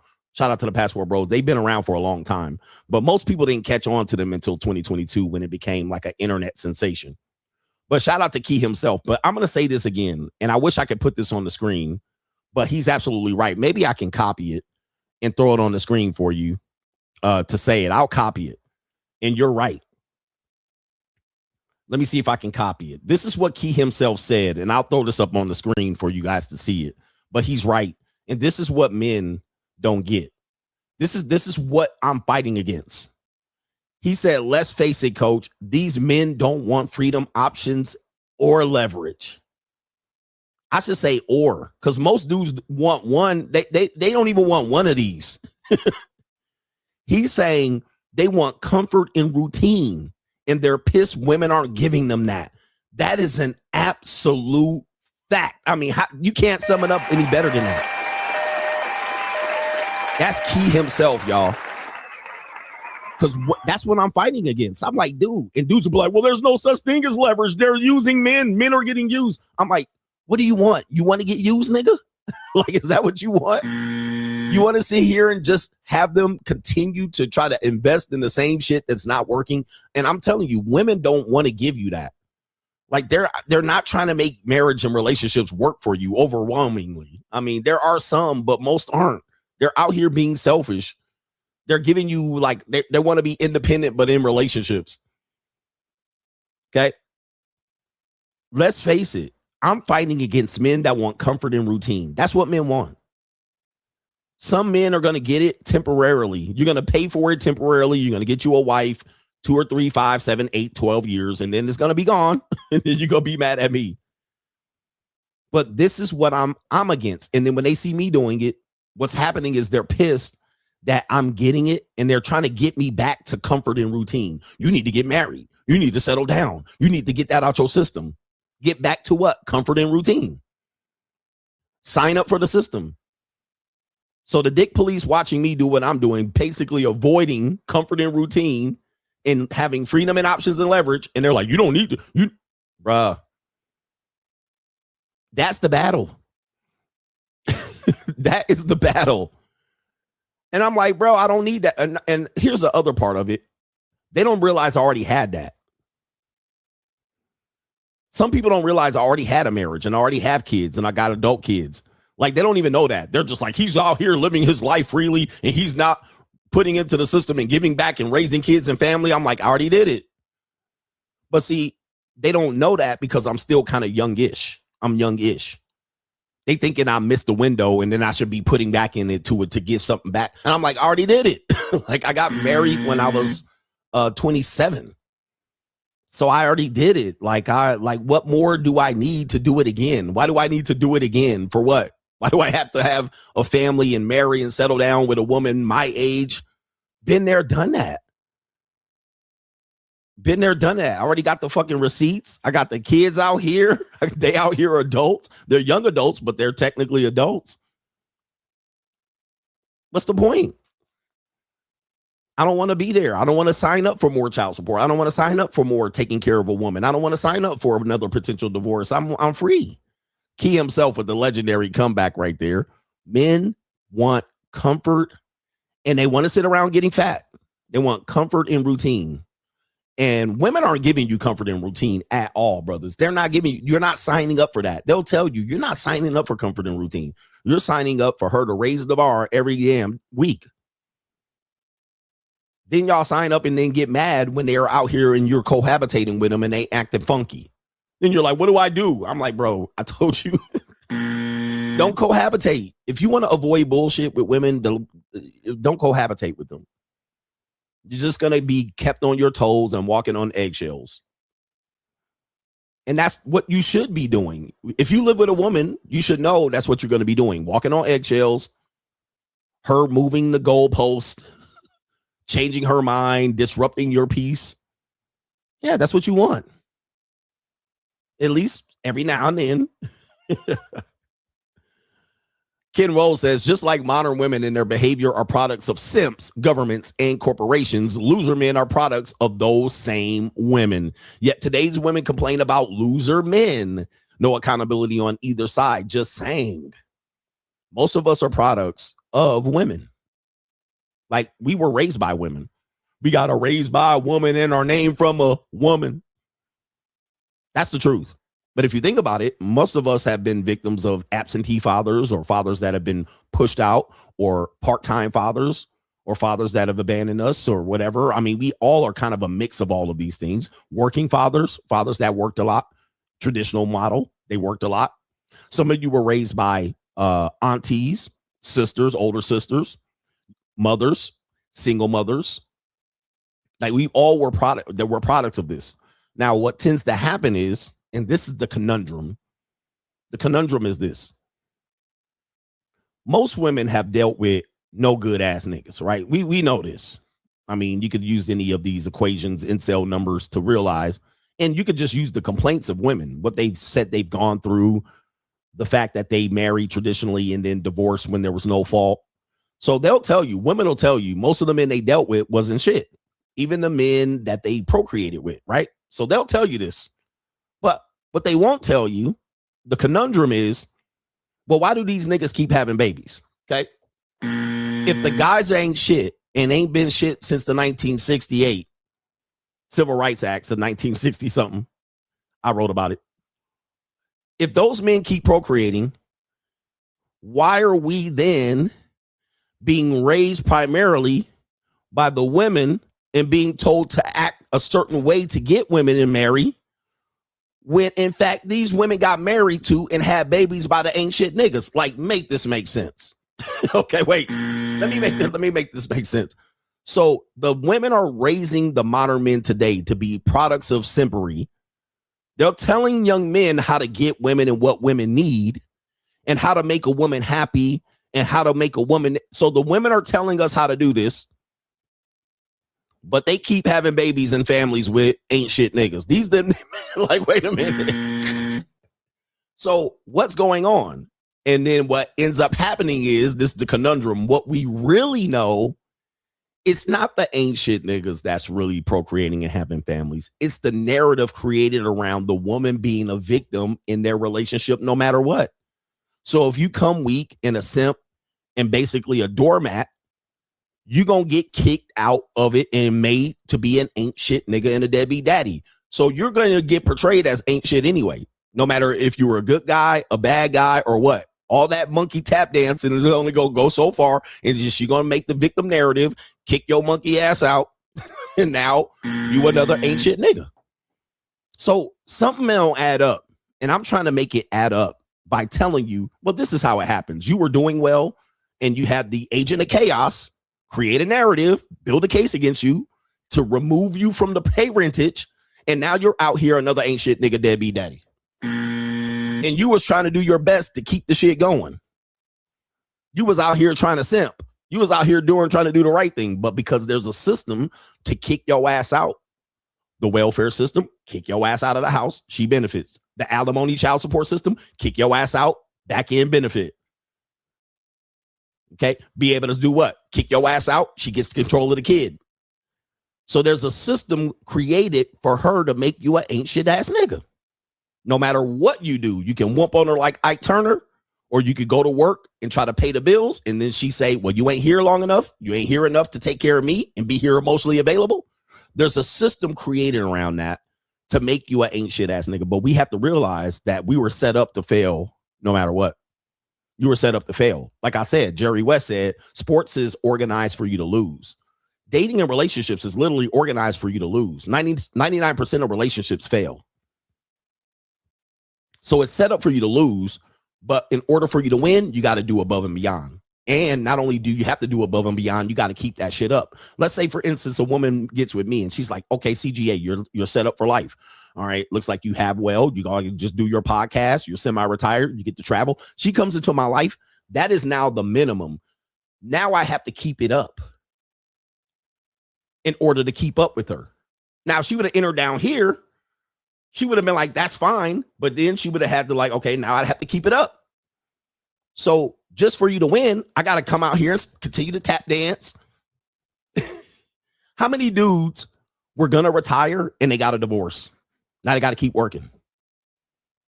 How many dudes were going to retire? They looked at their retirement portfolio and they realized that they're married and they got to keep working. Oh, shit. Because the bar, in order to win, you got to keep raising the bar. When men say married men make more money. Why? Because they got to keep raising the bar throughout the entire marriage. Because if the bar is stagnant or lowers, he's divorced. Y'all not hearing me, though. Y'all not hearing me. I'm trying to make it make sense to you. It's the game. It's what you're signing up for. Dudes will get married first month and say, this is great. Check with me at year 5. You're going to be tap dancing like a motherfucker. You're going to be doing the Daffy Duck. You're going to be doing the Daffy Duck. You're going to be on ice skates. And I'm going to be like, yeah, well, shit, this is just the beginning, fam. Because the level she got you at down here in month 1 of the relationship, that was fine. But she going to expect that bar fucking raises. And if you don't raise that bar, you lose your girl. Are you hearing me, though? As the great Rodney O said, but they don't hear me, though. When it ain't good enough, it ain't good enough, and you lose your beach. It's what it is, and that's the game. But married men make more money because the bar keeps raising in their relationship and marriage. What do? You get into it. You get into a marriage, relationship. You live in an apartment. It's good enough. That's good enough for her. She'll be like, this is good enough because I love you. If you're in that apartment in year 5, check back with me. I guarantee you got some shit going on in your marriage. Be in that apartment 5 years from now. Live in that apartment 5 years from now. It's cool now. Stay in that apartment. Be in the same apartment in 5 years. See, let me know how your marriage is going. You gonna be cooked. She gonna be unhappy. You ain't gonna be fucking on her no more, and don't have no kids in that apartment. She gonna be an unhappy woman. Okay? I'm not happy. That's an example of, yeah, it's cool down here. All right, but 5 years later, the bar's gonna be raised on you. And rightly so. She ain't gonna be like, wait a minute, wait. We ain't got no real estate. We don't live in a townhouse. We need a house. Have 2 kids in that same apartment. See if you get the same love and pussy. I can guarantee you won't. So did she love you for you? Shout out to our brother Blue Bag. It says Tony Gaskins needs you out here saving these old maids from their bad decisions. Ruby needs a daddy for them 5 children. Shout out to you out there. Ruby needs a daddy for them 5 children. I need to be out here saving these old maids from their bad decisions. Never that. I'll never save any of these women out here. I'll save a young woman for a couple of weeks. All right, but I ain't out here saving these women from their bad decisions. Jay says, let's say each time you take a girl out, she lets you smash. But the time you tell her, let's stay in, she'll get upset and doesn't let you smash. How do you handle that? Well, time to cut bait. Because that's what it was. She was doing tit for tat, quid pro quo, and that's what she was doing. So it wasn't exactly free. But at that particular time, you should know what time it is. She was there for your entertainment. You were the entertainer. You were the tap dancing monkey. Shout out to AMS. You were the gesture maxing. So she was there. That's what she was there for. So now you know, and now you can just go ahead and play it and do a little bit of research. Don't mind it. Do a little bit of research. I would go ahead and try to get her to stay in again the second time, and you're going to realize she's going to withdraw that punani. And now you know what time it is. Charge it to the game and keep it moving. Just go ahead and keep it moving. But, you know, men got to take a little bit of data. Do a little bit of research on every woman you mess with. This is called the Bruce Wayne effect. This is the Bruce Wayne method. That's why I'm the Bruce Wayne of this ish. What does Bruce Wayne do? Quickly. Bruce Wayne, before he takes any action, he investigates. And not only that, he takes his tool belt. He becomes Batman, if you don't know. He prepares his tool belt to be able to use in any scenario before he goes out and takes any action. He doesn't take action willy-nilly. He doesn't leave it up to hope and chance. He actually investigates so he can show up at the right time. And then most of the time, he's ready to go and he's prepared. So he investigates before he gets in, and he does a little bit of research, right? We only see him show up on the scene when it's time to, attack, if you will. But more than likely, he's watching you before he shows up. He sit up there on the stoop watching your ass. He's vetting. He's doing his own internal investigation and his own internal measurements before he shows up and makes his decision. So you do have to make sure that you Bruce Wayne these women. You got to Bruce Wayne them. And then you got to have take the little bit of data that you're having from them. You're showing up, you're doing this, you're showing up, you're doing that. It's okay to cut bait, y'all. People don't realize. I think what you hear me saying is don't participate at all. I'm not saying that. What you do is you have to use opportunities to be in the field, dating, JUCO, relationships, marriage, and do your own assessment. The power of men is their ability to walk away from bad decisions. You're going to hear this later during the main event. Most men don't know how to cut bait. What they do is they invest and they try to cover their losses. And then they'll try to negotiate with the woman to try to sympathize for them.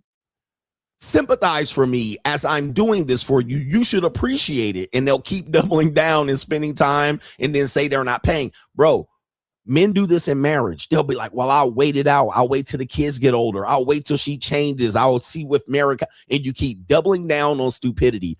For men, it's your ability to walk away from a bad situation, recognize it, walk away, cut bait, cut your losses, and keep it moving. Keep it moving, and then take that information and then go, okay, I'm going to watch out for this for the next time, or there's not going to be a next time. That's your power, is to walk away. And men are not exercising their power to walk away. You can use the data and see that 80% of the women are filing for divorce. That means men are not exercising their power to cut bait. Cut your losses, cut the bait, pay the restock fee, keep it moving, because you're going to pay no matter what. You engaged in a relationship. The system is designed for you to pay on the back end.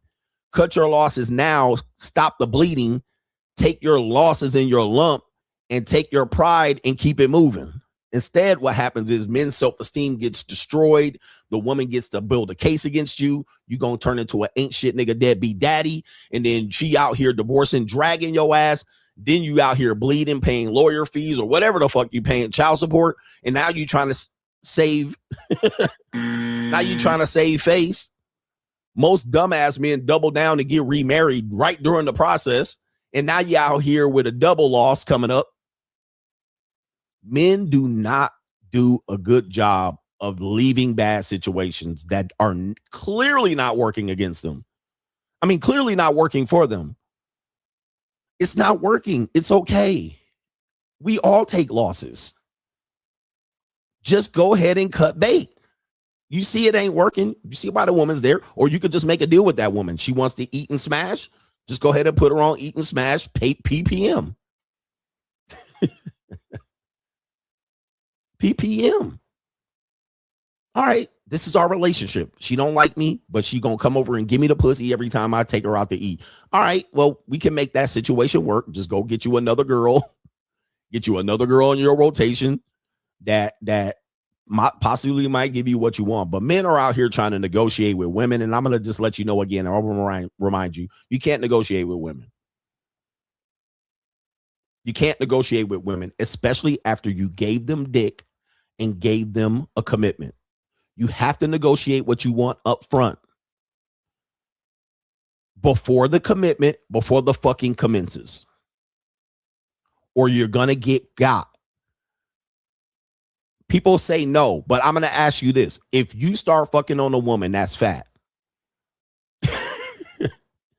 start fucking on a woman that's fat and overweight, then afterwards, after a couple of weeks or months, say, damn, you need to lose weight.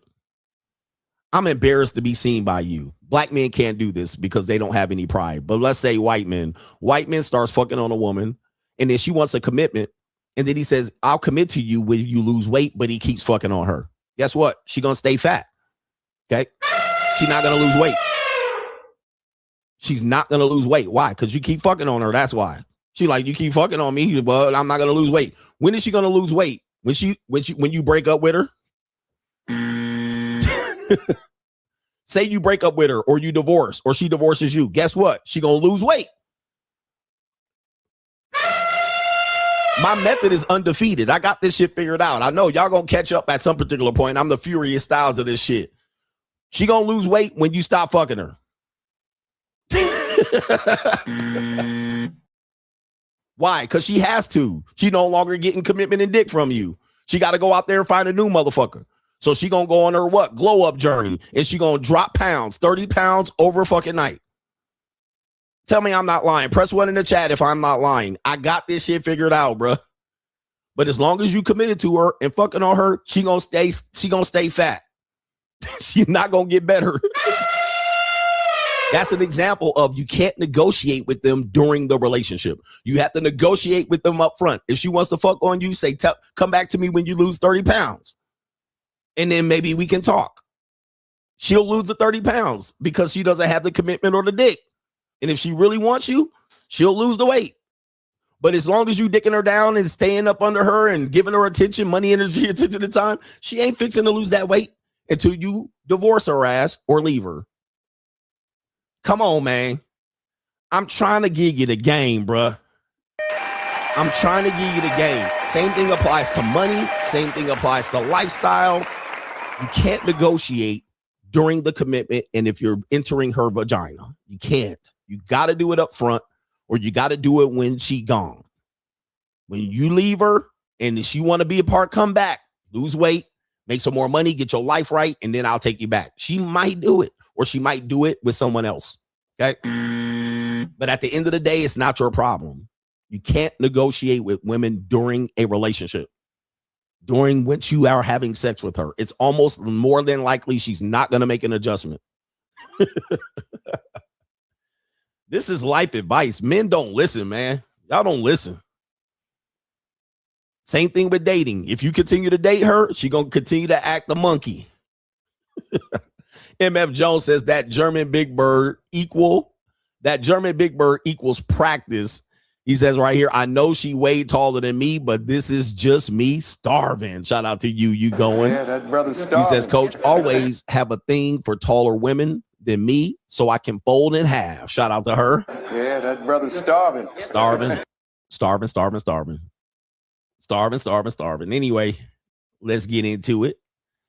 Appreciate you, man. Let's do this here. We got the next segment is It's an Evil World We Live In. All right. And then we're going to get to a series of Crime and Law CGA. It's an evil world we live in. It's an evil world we live in. Okay. We have a young lady that has this to say. POV, men really don't have or get enough credit. Okay. CGA reading with CGA. Men really don't get enough credit out here. All right. So this is an example of a woman acknowledging if the shoe's on the other foot, the other person then realizes what investment the other person is making. So this rarely happens. But if we walked a mile in women's shoes, we will realize what it takes to be a woman. It's not easy. You know, it may look easy, but it ain't easy. Imagine walking around miles and miles in high heel shoes and you niggas get to go on dates with sneakers. And then you walking fast, you walking through the grass, and she's like, hold on, wait a minute. She's got to look down and walk and look at the cracks in the sidewalk. And you guys get to just look around. And then you're like, hurry up, keep up. You know, if we flip roles, we will realize how hard it is to be a woman. Being out here wearing unstable shoes, all to make yourself look sexy, while we're walking around miles and miles to go here and there, and you don't realize it. And she's like, my feet hurt, right? It's not easy. It's not easy to do something as dumb as that. But, you know, we appreciate it when she got them high heels on and looking sexy. But it's not easy to do that. It's not smart, but it's not easy to do that. Walk a mile in my shoes, wearing pounds of makeup and getting ready, and all you got to do is shit, shave, and a bathe. Shit, shave, and a bathe. Get ready in 15 minutes. Don't even take a shower and wash your nuts. And she up there getting ready, showering, spraying on perfume, putting pounds and layers of makeup on, getting her hair, curling it up, doing this and that. And you like, bitch, we need to be on time. And she like, I got to get ready, though. You know what I mean? It's hard. It's not that easy. Well, this woman says, I tried to walk a mile in the men's shoes. I tried to walk a mile in the men's shoes. And she said that shit was fucked up. She was like, is this what men really go through to date? So let's play the video. We'll break it down. Is this what men really go through? Men don't get enough credit. Hey, ladies, we have it easy as fuck. I just took my husband on a trip for his birthday. And I'm like, damn, this is what a man has to go through. Like, literally, this is what a man has to go through. So what really pissed me off was the end of the story. So listen, I paid for flights. I paid for room. I paid for dinner. I paid for jet skis. I paid for video after jet skis. I paid for massages Saturday and Sunday. We did go out to the club. We went out with a couple, and I paid $175 for the booth and a bottle, which we split it in half. I paid for dinner. I paid for his haircut. And the main thing that pissed me off was when we got back home, I had to pay for parking. Blew me the fuck, like blew me, took me the fuck away. Like, I have to pay for parking. Oh my fucking God. Now I'm even more irritated. Then my gas light goes off. Oh my fucking God.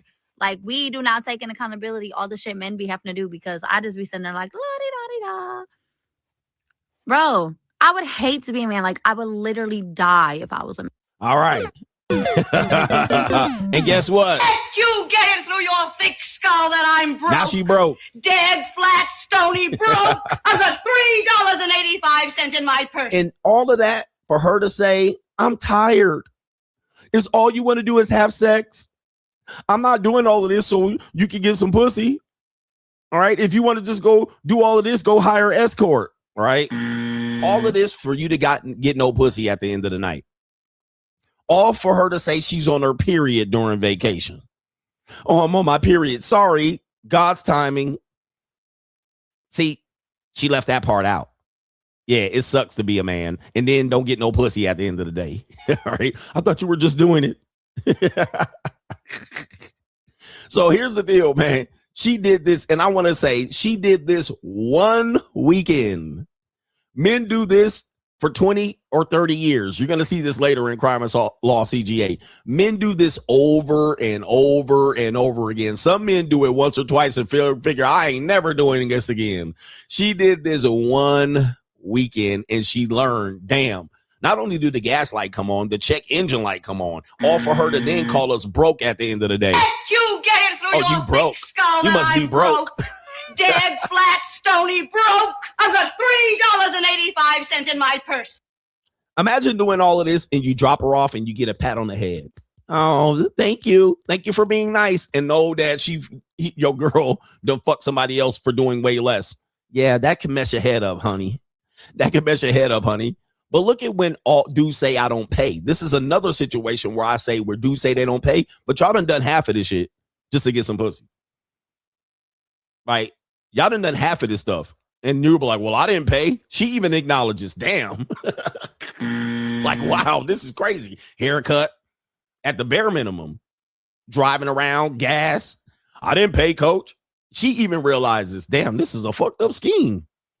Men don't get enough credit. Men don't get enough credit. So she flabbergasted at what happens just to chase a woman around and get her to like you.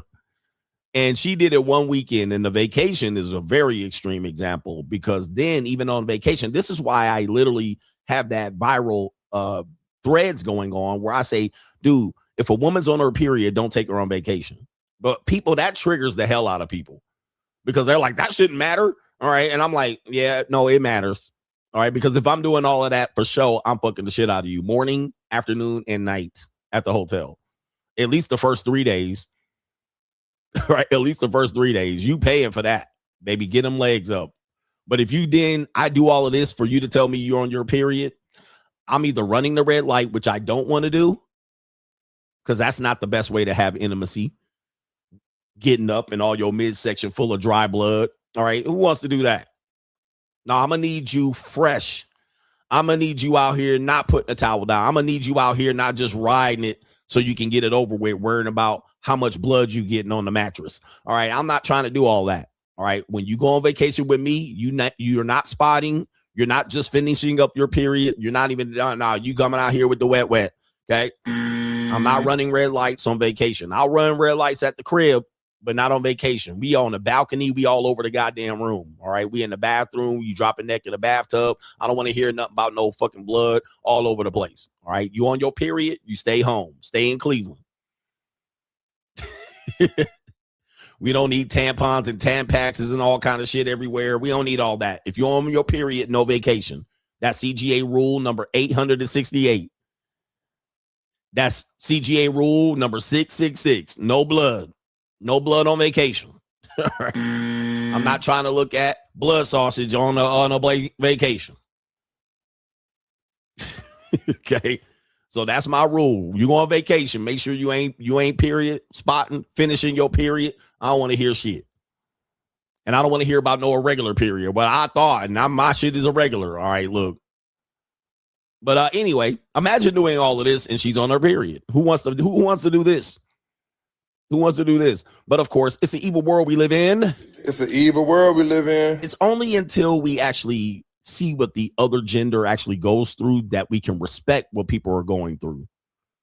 And I'm glad she did this, because she done realizes that men are actually measured by this even when they're doing new relationships. And I do spot, well, that looks like it's on the, I do spot an engagement ring. There's an engagement ring there. What you will find is that when women do this, they don't do this often, or they'll do it onesie twosies. So a guy will, like, a girl took me on vacation and paid. I guarantee you she gonna come back like this and no other dude is getting a paid vacation. Okay. So you got lucky. Timing is everything. I guarantee you she's not going to take you on vacation and pay very often. Number one. Or number two, if you just happen to be that guy, I guarantee you there won't be a second guy. There won't be a second guy that gets that particular type of treatment, especially if you didn't give her a commitment after the first. She did it for the first guy. So sometimes you get lucky out here, man. Sometimes you're in the right place at the right time. But I guarantee you another guy ain't getting that treatment, paying for all of that, only for you to dump her afterwards and pump her dump her when she got back to Cleveland. The East 99 is in my yo, baby. Cleveland is the city where we come from, so run, run. By the way, last time I was in Cleveland, all right, wait. Cleveland, the mistake by the lake.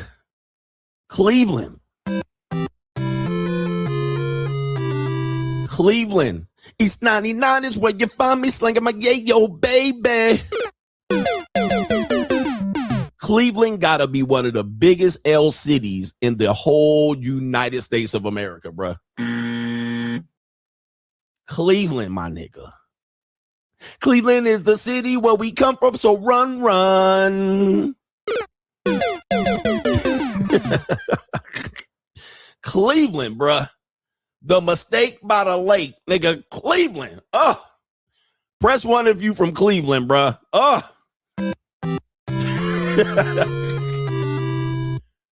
What, bruh? Why would you ever live in Cleveland? I don't know why anybody lives in Cleveland, bruh. Like Cleveland, the name by itself suggests failure. Cleveland, like Cleveland, my nigga. I was in Cleveland, bruh. I was like, Nick, get me out of here, bruh. I wanted to fly out on the first thing smoking, bruh. I was like, get me out of here, nigga. This place, Cleveland, man. Who lives in Cleveland? Oh, my Lord. I feel bad for you, bruh. Oh, my Lord. It used to be Columbus, but Cleveland. All right, I'm just trying to piss off the people from Cleveland. I went to Cleveland and niggas was like, this gonna be the next New York City. And it's always the Midwest cities. It's always Detroit telling me how great Detroit is gonna be. It's Detroit. Bruh, it's Detroit. Detroit gets like 200. Detroit gets like 20 days of sun the whole fucking year. Detroit is going to be the New York. They was in Cleveland. I was in downtown Cleveland, and it goes like, this is going to be the New York. What? It's always Pittsburgh, Detroit, Cleveland, Milwaukee. These niggas think y'all ain't gonna look. Let me just tell you something, bro. These are shitholes. These are shitholes that are not going to make a comeback. Nigga, maybe back in the 1940s, Cleveland and Milwaukee and Detroit was going to be some shit. You know what I mean? They had the car industry and they had the white people downtown and they had before niggas showed up in the city, right? Before the migration where niggas came and ruined the inner city and shit. You know, they waiting for these niggas to go back to where they came from at some particular point to make downtown great again. But these cities, Detroit, Milwaukee, Pittsburgh, Cleveland, nobody wants to go to these places, bro. Hey, you can't even get a direct flight from anywhere to go to any of these podunk towns. Tell me this, bro. Gary, Indiana. Nobody hypes up Gary. Gary ain't shit since Michael Jackson left.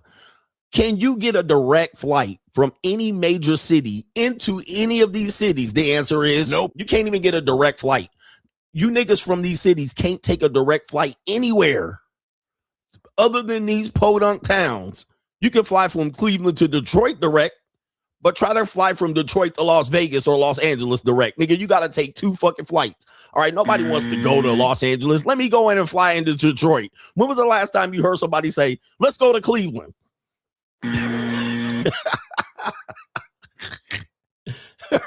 Hey, you know what? This weekend, let's go to Detroit. Tell me when was the last time you heard some motherfucker say that? You know what, man? Let's go to Milwaukee this weekend.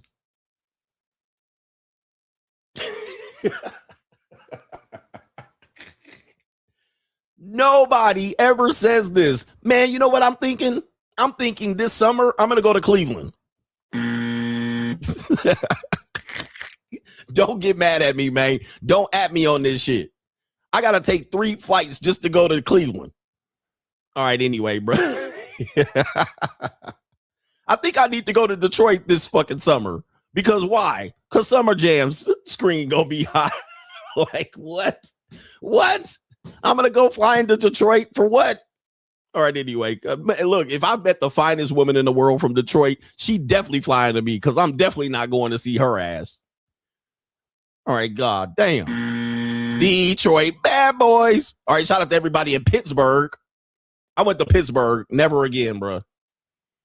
Never again. Pittsburgh.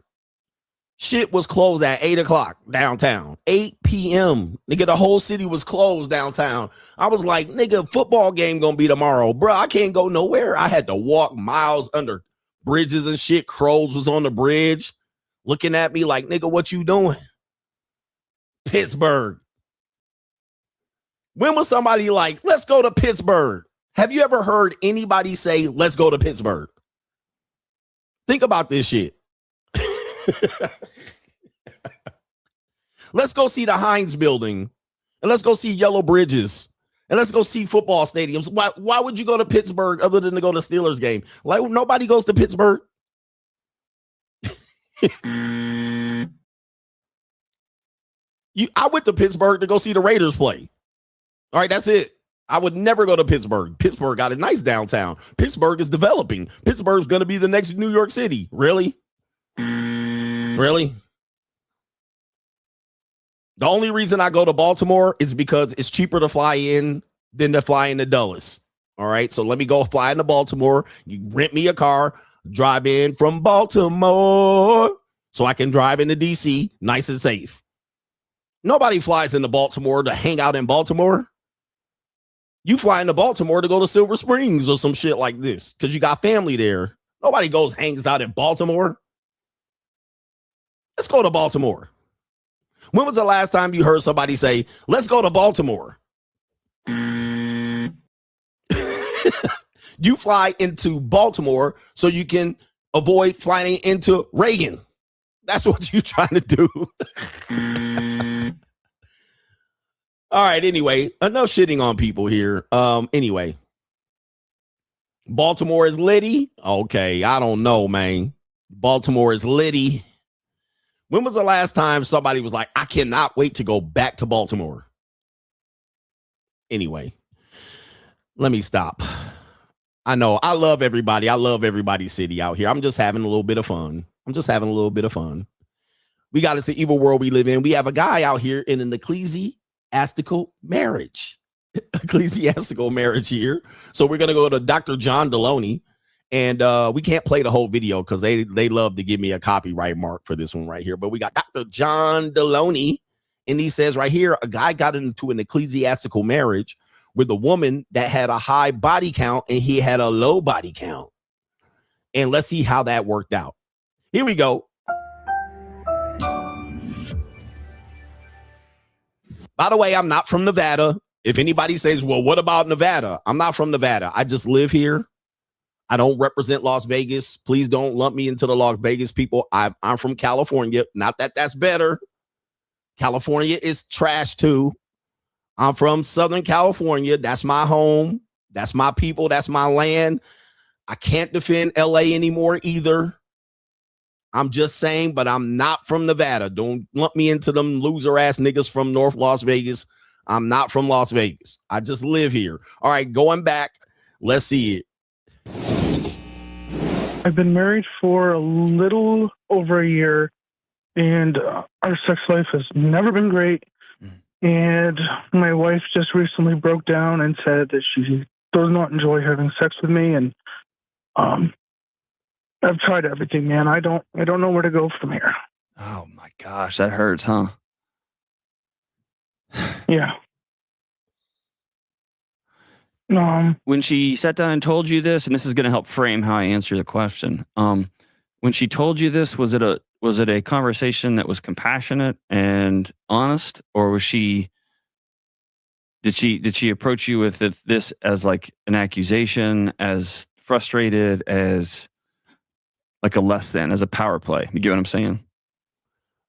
No. Nope. I don't know what you're saying, John Deloney. And I'm starting to question if these calls are legitimate and authentic at this point. But looking at the amount of men that won't listen to me and out here trying to do their own shit, finding their ecclesiastical wife, and they think they're going to work this shit out, I can see why men out here giving up hope. They out here hope, using the hope strategy. He literally married her and she pulled the rug. I haven't showered in 3 days and I smell like a bag of onions. Is any of this turning you off? Nothing. All right. So did she tell you in a polite way? Did she let you down? Did she have a polite discussion with you saying you're not bringing that good deals, Nick? You're not hitting it right? Well, you're going to find out why she's doing this rug pull. All right. This is a classic rug pull. She got the marriage and now she looking at him like, all right, I need that chaos dick. She need the chaos dick. Let's go ahead and play it. Mm-hmm. How'd she approach you? Frustration and somewhat anger. Okay. And disappointment. Okay. So this wasn't her sitting down saying, hey, I want to walk along with you. We're going to figure this out together. This was, you're not enough. Yeah. I'm sorry. Damn, man. No, dude, don't be sorry at all. That's heartbreaking. Yeah. Uh-huh. Here's William. See, Y'all want to go ahead. Marriage is great. Go get married. Okay, so this guy followed Andrew Wilson and Tony Gaskins and all of these goofy ass hater ass niggas. He went and got married, and then look at his nigga. Here's William. All right. In less than a year, she done pulled the I need some chaos dick. She done pulled the rug, and he over there crying. Okay, don't listen to me, bruh. Look, always gonna tell you, man. All right, it ain't hard to tell. I excel, then prevail. Most guys gonna end up in the situation, especially when you don't have experience sexually, when you don't have experience in relationships. There's red pill guys that don't have experience in relationships telling you what to do. And then when you can find out, they get got too. Everybody gets got out here. Everybody gets played at some particular point. It's about how you learn and adjust and adapt or you die. Okay, so what's your suggestion for him now that he's done the right thing and married a skeezer? What's your suggestion now? How does he get out of this now? See, y'all can get men into this and tell men to get into it, but he can't get out. What are you telling him to do now? Let her fuck another nigga in the marital bed? How does he get out of this? He don't even know. John Deloney like, oh, that's fucked up. That's messed up. No, he should cut his losses, but he's not going to because men are forced into marriage by social pressure. How does he maintain the marriage at this point? Hey, where y'all at? Y'all quiet. Huh? Y'all don't have any answers now. Where's all the where's all the answers at? Where's all the you just do this? What are you supposed to do now? He's 1 year in the marriage and look at his ass. Okay, what do you do now, guys? Look at this bitch ass nigga. Now you stuck. You cooked. You don't got chaos dick. You can't hit it right. She don't want to fuck you no more. What do you do? Look at this bitch ass You take nigga. her to the Andrew Wilson's pastor and put social pressure on her and force her to give you intimacy. Well, what do? You're 1 year in. She already pulling the rug. Where y'all at? You see, this is what I want men to understand. When they force you into social pressure and tell you to just get married, once you get married, they don't have answers for you. I want to hear what Dr. John Deloney has to say. I want to hear what his answers are regarding this. Maybe he's going to pull a rabbit out of the fucking hat.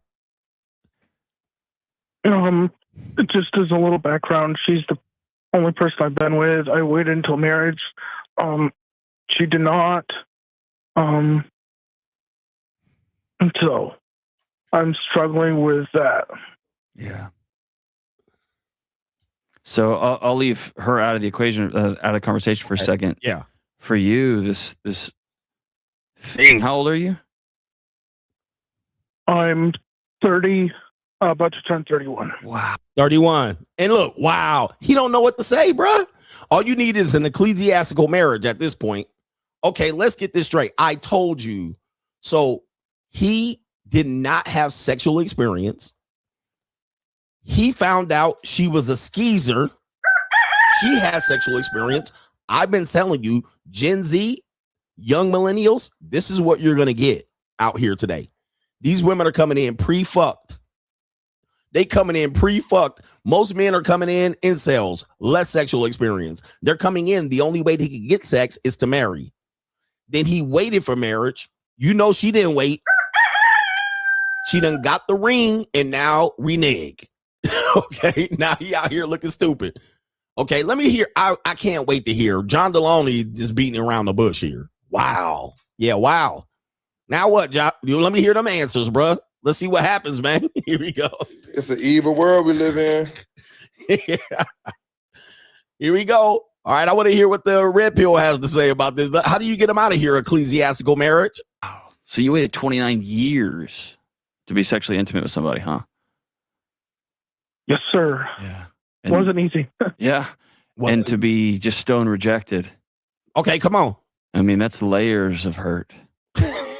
Yes, it is. Now what? Yeah. What? Yep. Tell me. What? He ain't got no answers. I told you niggas, man. I told you, bruh. I've been telling you. Let's end it right there, bruh. I warned you. They'll get you into it, but nobody has answers when you get into it. I told you. Bruh. Nothing. See, when I give you answers, not solutions, I can come up with them just like that. Right off the dome. This is what you do. You do this, do that, right off the dome. I'll give you 50 solutions. And most of the time, people are like, well, I don't like them solutions. I'll give you 51. I don't like that. I'm like, well, hey, look, I tried, bro. Look, I tried. I told you to do this, told you to do that, told you to do. I'll give you 50 things to think about. And niggas will still be out here mad at me. I'm like, hey, well, I tried, bro. Well, that's not a solution. Well, that's not. Well, because I want love and I want to have a love child and I want children. And I'm like, well, look, I can only do what I have to do, bro. I don't know what to do. But what I'm telling you is, when you get into it and you draw blood and you tie the knot and you buckle down, you move in, you sign the marriage contract in blood, they ain't got no answers. None. They can't run to the Lord. They can't find Jesus. Jesus can't make her part her legs. They can't go to the church, to the minister. He ain't got shit for them. Marriage counselors ain't got shit for them. That's what I'm trying to warn you about. That's what I'm trying to warn you, man. They don't have nothing for you after you fucking go in there and sign that marital contract. You're cooked. Cooked. Look at him. Where is it at? Where all the answers at? Where all the solutions at? Just get married. Okay, he did that. Now what? Nothing. Them niggas gonna leave you hanging, bruh. Put a 1 in the chat for me and send me a flower. I try to tell y'all niggas, man. Y'all don't want to hear me. I'm telling you, you on your own, nigga. You're on your own. Nobody going to tell you shit. They just going to let your ass out here blowing in the wind. They just going to be out here having your ass blown in the wind, getting divorced great. Married, doing chores and not getting no pussy. Telling them to bring more flowers and chocolates and candies. Telling you to lick her pussy. They're going to be out here trying to tell you they don't got shit for you, bro. I'm just telling you. And you know, once you start fucking somebody else, still they ain't going to have no answers. Well, you better start figuring out they don't have no answers. That's what I'm warning you about. I'm not warning you to not get married. What I'm saying is once you do, you're on your own. Then when you get divorced, you really on your own, bruh. You think they got answers while you're getting a divorce? Let me tell you, everybody's going to abandon you when you start getting divorced. They're going to turn their back on you, bruh. You by yourself, nigga. You might as well be a free agent at that point. You're going to be looking at all that shit that you did. 5 years worth of work, 10 years worth of work, 15 years worth of work. You're going to be on your own, nigga. No answers. Where are all the answers at, Ecclesiasticals? Where all the answers at, Tony Gaskins? What he's supposed to do now? Nothing.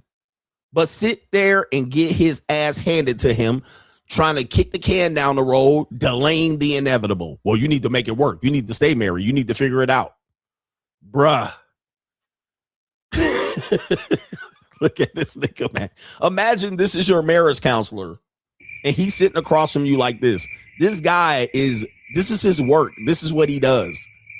I mean, he's a financial guy, but he's also made a business to offer advice about men staying ecclesiastically married. And this is what he looks like on the end of, I married a skeezer.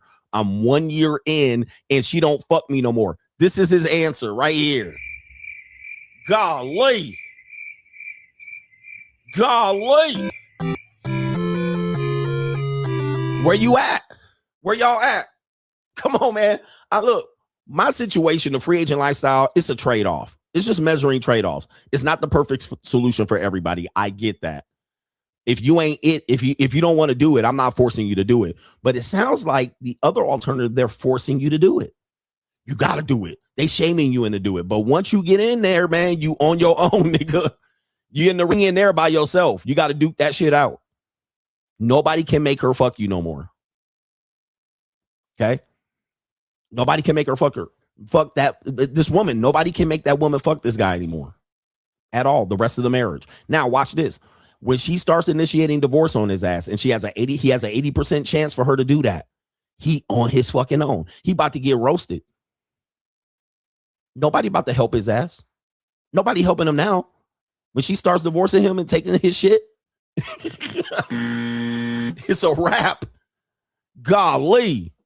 It's an evil world we live in, bro. That's my only message to you, man. It's an evil world. The free agent lifestyle ain't for you. It ain't for everybody. JUCO is not for everybody. It's for people that want a trade-off. All right, this is the trade-off. I realize that. I'd rather pursue that than that. You don't got to do the JUCO. You could do the free agent lifestyle without the JUCO. You could do the JUCO without the free agent lifestyle. I happen to do the free agent lifestyle and the JUCO. You don't have to do either or both. You could do one or the other. I'm just giving you an alternative, okay? But your other alternative is to jump your ass back in that ring by yourself and get jumped. That's your other alternative. That's what they have to offer you. Boy, oh boy, oh boy. It's an evil world we live in. Sheesh. It's a cold world. All right, we got the last one here on the It's an Evil World We Live In. Shout out to the people here. And if you got the answers, please don't do this. This is what I don't like. Not like I check all the time. But what happens is people that disagree with me, they wait till the live stream ends. And then they run and try to be the first commenter.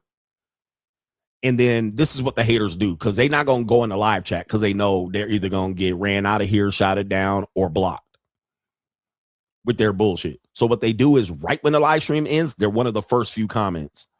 And then the hater brigade comes in, and the bots and the hater brigade comes in. And then they're in there in the first 5 or 10 comments in there with the hater brigade. Well, CGA does this, and there'll be 17 likes on it. And then they be out there hating in the comment section. Right. And then what it looks like is people are against my message. Oh man, your audience to sit there and watch you for 5 hours and look at them. They stay hating on you. So that's a hater brigade strategy. They sit here in silence and watch like cowards. And then they come in, Andrew fanboys, bots, and they come in there and they put their hate comments right at the top of the fucking live stream. Right? Yeah, they got a conversation after the live stream over, because then the live streams don't get that much comments because, you know, people aren't really trying to comment on an 8-hour show. So these men be the first 5 people to comment. And then they put their whole fucking paragraph in there. When you could have been in here shouting. You could have been in here talking. They don't do it. They just wait till the fucking live stream is over and they're going to be the first commenter. Bitch ass nigga, I'm a bitch ass nigga. All right. All right. It's so fucking crazy. So fucking crazy. These people are just, Twitter finger ass niggas. I'm like, bro, we know that coward shit you're doing. We know what that coward shit, bitch ass nigga. I'm like, man, y'all waited. Like, where was y'all at? It's like 32 likes on the bitch ass niggas comment. Where was y'all at in the chat? Where was y'all bitch asses in the chat? Y'all was saying good and nothing, bro. The whole fucking stream. You waited till I pressed in stream, and now you in there with your Twitter fingers, nigga. Oh my God. I can't stand coward bitch ass niggas, man, on the internet. Anyway, we got another one here. We got another ecclesiastical marriage skit that we can look at. And boy, this is an interesting one. This must be for a movie or a TV show. Let's play the clip. Give me my phone back. Why? Why do you want it? What are you hiding? I'm not hiding anything. I'm listening to a fucking podcast. I'm working on myself. Listening to a podcast in your little shed isn't working on shit, Josh. All right, well, you want me to go back to how I was? You prefer So that? it's either sexual deviant or celibacy. Is there a middle ground where you want to fuck your wife? Yeah, maybe if you didn't belittle me all the time, I So would. I don't even fucking care. Troy and Ava have sex every day, by the way. He's 68. Yeah, well, I would too if I was married to Ava. I hate you. There it is. I hate you. I do. Yeah, I know. Yeah, I know. fucking hate you. I know. You've wasted. Yeah. You've wasted my whole life. Then fucking divorce me. I won't. Please divorce me. Spent all my Please, I money don't want to. Give me my phone back. Why? Why do you want it? What are you hiding? I'm not hiding anything. I'm listening to a fucking podcast. Okay. Wow. I mean, where do I go with this one, bro? Hey, look. As you can see, this marriage is over. All right, this marriage has been over. He's in great shape. He's aged well. Let me just say this. He's aged well. He's in great shape. He's listening to a podcast. Why didn't they say he listening to Coach Greg Adams? All right, he listening to the Free Agent Lifestyle podcast. That's what they could have said. I'm listening to CGA. All right, because that's everybody listens to CGA. But of course, he's in the basement in his man cave like a tucked in gentleman. She's up there, don't like him, and knows that the marriage is over. And he realizes that when she finally got her to say, I hate you. This is how people live, man. People live like this in marriage. You don't see it behind closed doors. All right. You don't see it when they outside. Oh, look, I went outside, coach. I see people married. I see them going to Target and Costco. I see them at Walgreens. I see them over there. I see them at the park. I see them going to here and there. Touch grass, coach. Go outside. Yeah. But then when they get back behind closed doors, they go to separate rooms. They sleep in separate beds. They really hate each other. But they can't divorce for a variety of reasons. But look at the divorce. I mean, it is what it is. Look at the sex of marriages. Look at the affairs. I mean, if you add up the numbers, the numbers don't lie. I know what time it is. They've been distanced. They haven't been fucking. But y'all call it a marriage. And then when they ask for solutions, you got none. Got none. At the deep down in the core of both individuals, they don't like each other anymore. And there's a variety of reasons. It seems like the trigger for her is that the finances aren't there because she had to take some money and pay for his mother. That seems to be an overwhelming thing that I heard here in this particular clip. Sounds like they're not having sex anymore. And that seems to be frustrating her too. Seems like he's withdrawn affection from her, maybe based on the podcast or maybe the fact that he's in good shape, taking TRT, and she's frumpy. He wants to fuck on young bitches. And that's okay. That should be okay. He wants to fuck young bitches. Let him go get some young bitches. But we're supposed to find that that's supposed to be appalling to society. But he wants to fuck. Look, he should just go to Thailand. He should go to Thailand and get it out of his system. But of course, he's 50. He should have got it out of his system when he was 20. He should stick in there and stick his dick in that old soggy woman. Like this is what people out here feeding you. He tired of listening to her chirping, complaining. She tired of him not giving her affection.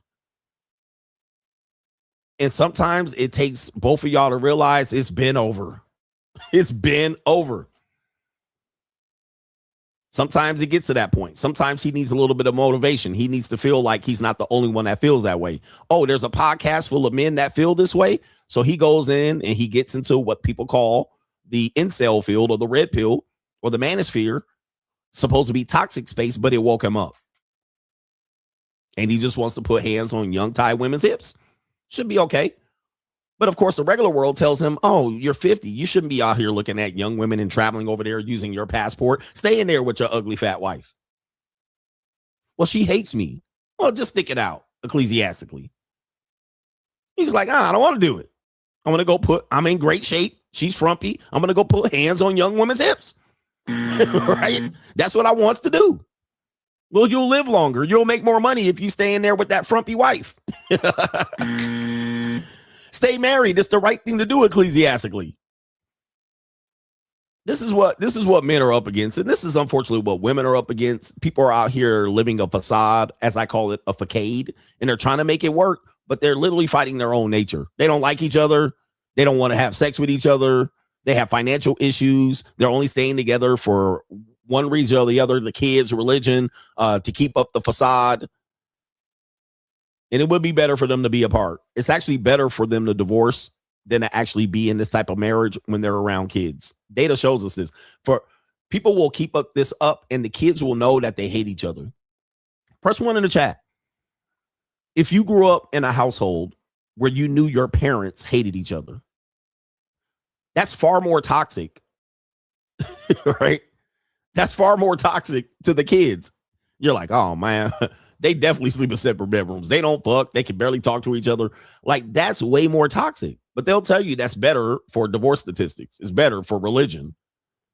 It's better to just divorce and move on. It's better to just cut bait than to actually have your kids growing up knowing that they can hear this, by the way. I don't know if you guys know. They can hear, your kids know and can hear this. They can hear the dissent. They can hear the arguments at night. They can see a parent sleeping on a separate couch or a bedroom. They can see the lack of talking and intimacy. They can see you not kissing and hugging. Kids can pick up on that really quickly. It doesn't take much. You can't hide it. Kids are not dumb. Just as much as a kid can see you flirting with another woman and you're married, they'll pick up on that right away. They'll be like, you're not supposed to be flirting with her. You're supposed to be in love with my mom. The mom flirting with the milkman. The kids will pick on that real quick. You're like, hey, you're not supposed to be. So kids know when there's dissension in the ranks, when there's subversion from within, and people will act like they can stick it through and then keep it away from family and the kids. Nah, you can't. But they'll try to save face and say, well, divorce is bad. No, it's actually worse. Kids can't hear all these fucking night arguments and fighting and furniture moving and glasses breaking. But of course, these people will act like this is the better decision. And I'm like, no, it's not. Data shows that it's better for them to part ways and actually try to heal through co-parenting. Although I hate co-parenting. I hate the idea of it. But people are figuring it out. All right. And they're behind the game. Because for me, I'm the Furious Styles of this shit. It actually shows that people are trying to arrive at solutions that I already gave years ago. I say co-parenting is dumb. What should happen is the kids stay in one home and the parents live in different fucking homes. How many years did I say that ago? 10, 8, 12? I've been saying that a long time ago. I said it even before I did YouTube because I was going through the bullshit co-parenting before I did YouTube. I was like, why do the kids have to move back and forth between houses? Now I just heard a person even offer that solution today. I was like, what? I said that 15 years ago. When I said that, people thought I was insane. That don't make no sense. Of course it doesn't. You know why? You will work out the marriage because what parent wants to go back and forth into a house? You will work that shit out if that was your only solution. There will be no such thing as co-parenting. There will be, the divorce rate will plummet. If parents knew that the solution was the kids stay in one house and you go back and forth from house to house in a backpack and luggage, the divorce rate will plummet. Same thing as if you gave women, if women never could get nothing better than 50-50 custody, they'll stop divorcing overnight. I said that years ago. People are still just now picking that up. I think one state just put that in there, Kentucky. They said the divorce rate's plummeting because they're starting at 50-50. There's no primary custody. There's none of that shit. Women are not filing for divorce as much. I said that. I said that would happen because you take away the incentive. You de-incentivize the reason to get child support and alimony and pay out that back end because women are going to think twice about filing that divorce. Oh, shit, I'm not going to get no child support? Okay, let me stick it out and make it work. I said that years ago. Of course, I'm the evil guy. And I got demonetized. I was the bad guy for offering these solutions that now people are seeing as solutions that work.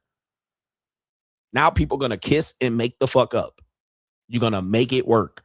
Instead of going, well, I'm going to just leave you and divorce you and then get child support and alimony and get cash and prizes on the other end. You remove those incentives, people will start cooperating. Anyway, it's the evil world we live in. Anyway. It's an evil world we live in. People stop arguing. They'll stop fighting. They'll stop cheating. They'll stop doing all of these things and coming up with excuses to tear up their family at their back end because they're not happy. All right. Women will get happy real quick. Them bitches will find a way to get happy as soon as you remove the incentives. For the men too. But, you know, people are just catching up to me. I'm the Furious Styles of this shit, bro. Anyway. It's sad, though. I think I was just, you know, men like me, men like Tommy Sotomayor, Kevin Samuels, Angry Man, Obsidian, you know, men like that, us, we're too ahead of our time. We actually came ahead of the time so much that people just, like, we were just too rebellious. We were too logical. We were too logical with it.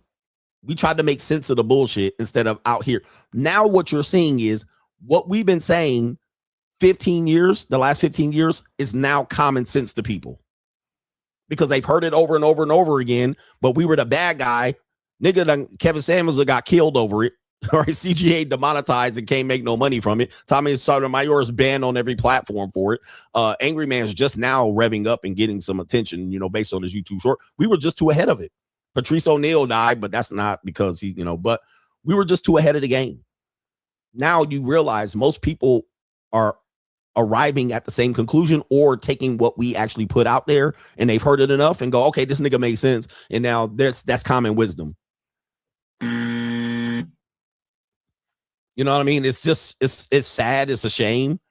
And then when other people say it today, I can't even be like, well, yeah, we actually said that before. Niggas be like, you didn't say it before. He doesn't even watch you. You're like, oh my God.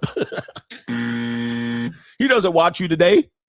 I'm like, you don't have to watch me today to come up with the shit that I. Then when you prove that they watched you back in the day when you were saying it and they're saying the same shit today, they're like, well, that don't mean nothing. You jealous. You know, oh my Lord Jesus.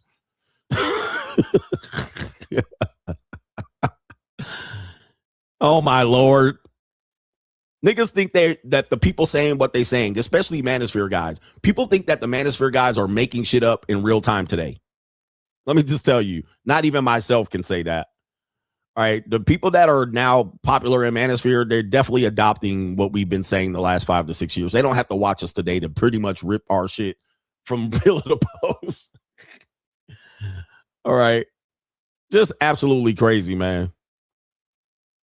He doesn't watch you now. He don't have to watch me now, nigga. All right. But anyway, shout out to Macaroni Tony. You always told us that the dark side isn't just low lives. This situation proves it. She had a high ranking job. Wait till I get to that. Shout out to Black Ram 313. Wait till I get to that. Because the dark side, people think it's full of low lives and men that can't get sex and women that have to sell pussy to men. Women that don't have jobs. It's not the case. The dark side is for everybody. Kevin Sullivan's Coach, you're not lying. I had a big poggy suck the bone out of my bratwurst. Pause. LOL. He says, shout out to you in the train game.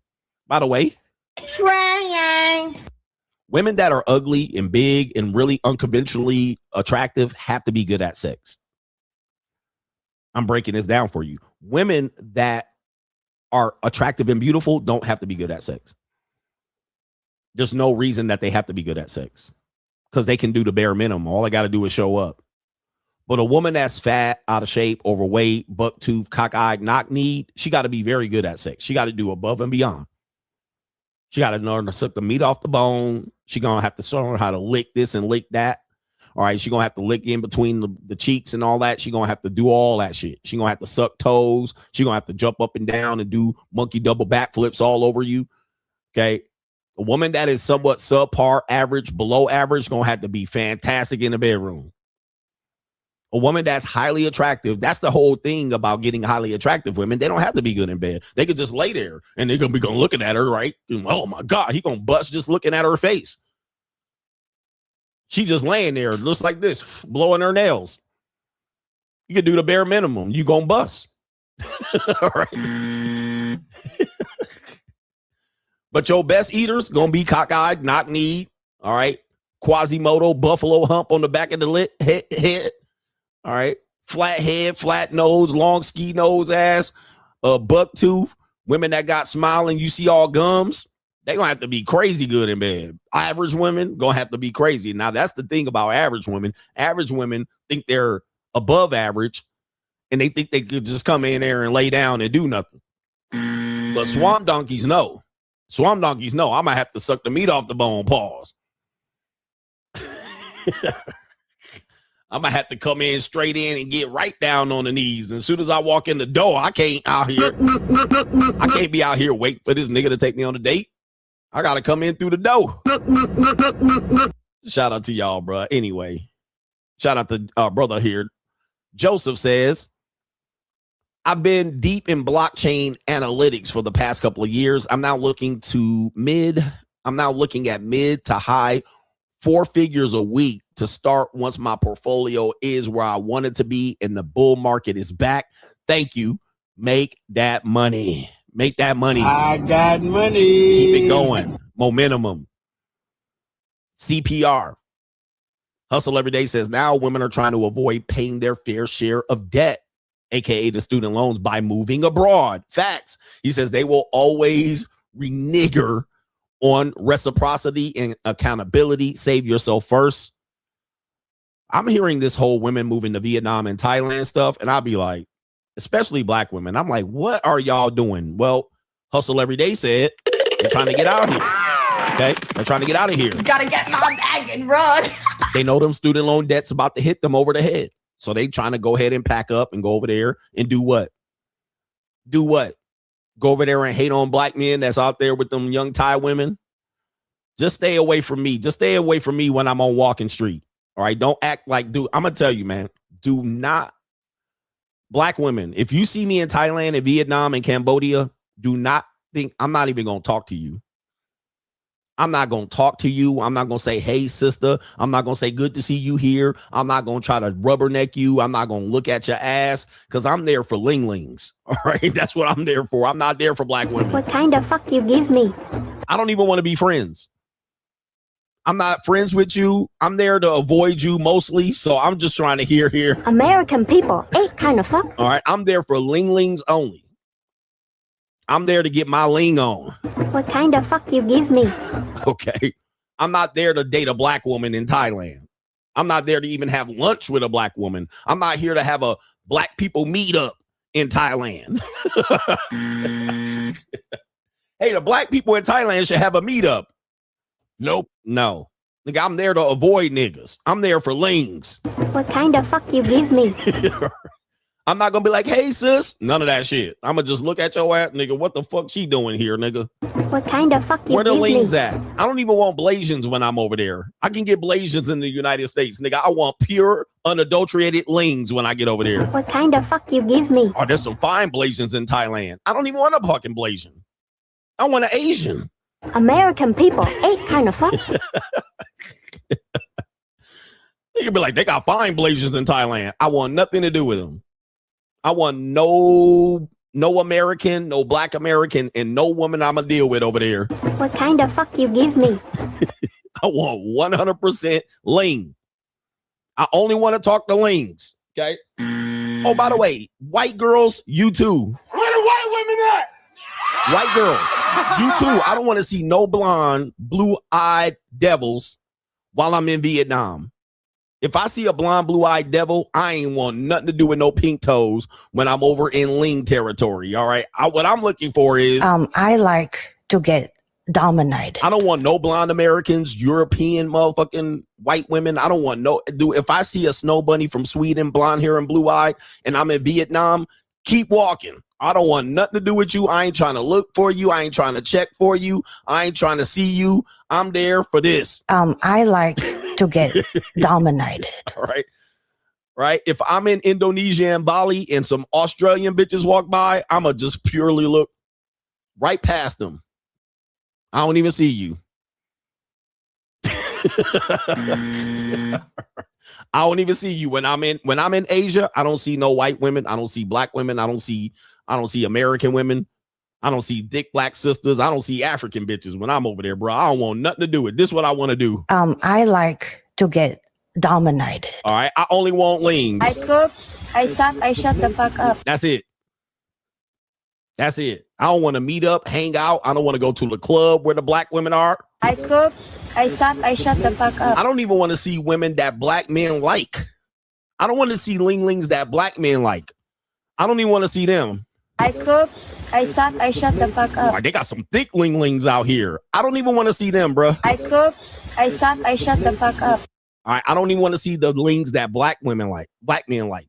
You know, the lings with the big ass eyelashes and shit, walking around all fat in the stomach and shit. I cook, I suck, I shut the fuck up. All right, I don't want to see them ling-lings either. I'm like, nah, them some Americanized niggalings. All right, I don't want no niggalings. I want... I cook, I suck, I shut the fuck up. All right. All right, they be like, they got some lings out here that love black men. Well, them the ones I don't want. I cook, I suck, I shut the fuck up. All right, keep them away from me. I'm not going to Club 808. I'm not going to 808. I don't want them niggalings in 808 in Thailand on Walking Street. I walk right past 808 like this. Like I don't even see the shit. Walk right past. Go to the Indian club before I go to 808. I cook, I suck, I shut the fuck up. All right. All right, them niggas be trying to get me to fly over there for lings that I can get in fucking Pacoima. Lings I can get in Whittier. Lings I can get in fucking Southgate. Lings I could get in Torrance. All right. Lings I can get in Irvine and shit. I cook, I suck, I shut the fuck up. All right. Straight to the flatback lings and the young ones. I cook, I suck, I shut the Them fuck niggas be up. going for lings they could get in fucking at the gas lamp in San Diego. That go to one of the junior colleges in San Diego. Nigga, I didn't fly all the way over there for 808 lings. I cook, I suck, I shut the fuck up. Oakland stragglings and shit. Lings with tattoos and shit all over big ass eyelashes. Them lings can work somewhere in Oakland somewhere. I don't know, bro. Cook, I suck, I shut the fuck up. I didn't fly 9,000 miles to get some stragglings. 34-year-old, 5 kids, kangaroo pouch in the front lings. Nah. I cook, I suck, I shut the fuck Them up. Long Beach lings. Lings I could get in Long Beach. Right, brother. I'm like, bitch, I can get them bitches in Long Beach, bruh. I can get them bitches over there in Los Alamitos. Them lings I could get in Los Al. I could get them lings in Los Al, bruh. I could have just drove up the 405 if I wanted to do that. I cook, I suck, I shut the fuck up. 9,000 miles, bruh. Yo, stop the cat, man. I ain't, bruh. No, hell no, bruh. Look, they leaving the stream because I'm over here preaching. I'm trying to help you, bruh. I'm from Southern Cal. I got plenty of access to lings. All right, bro. I ain't just about to drive up and get no Long Beach lings all the way 9,000 miles away. You crazy? Anyway. All right, anyway. Some of y'all don't know because y'all live in like Detroit. So y'all go to Detroit to the Philippines and lose your mind. You go to Detroit to Thailand, and then now you out here at 808 looking crazy. All right, talking about, oh man, they out here serving. I don't have to pay when I'm in Thailand. I'm like, bro, you went to Detroit. You could have flew to San Diego and had your hands full. Them ain't the real lings, bro. Them are the lings strags. All right, them. I don't know what you doing. Them the freebie lings out here. That's not the. Anyway.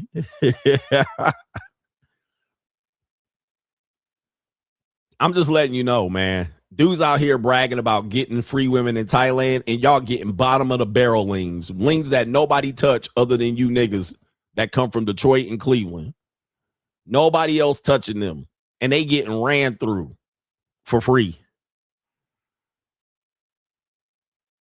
It is what it is.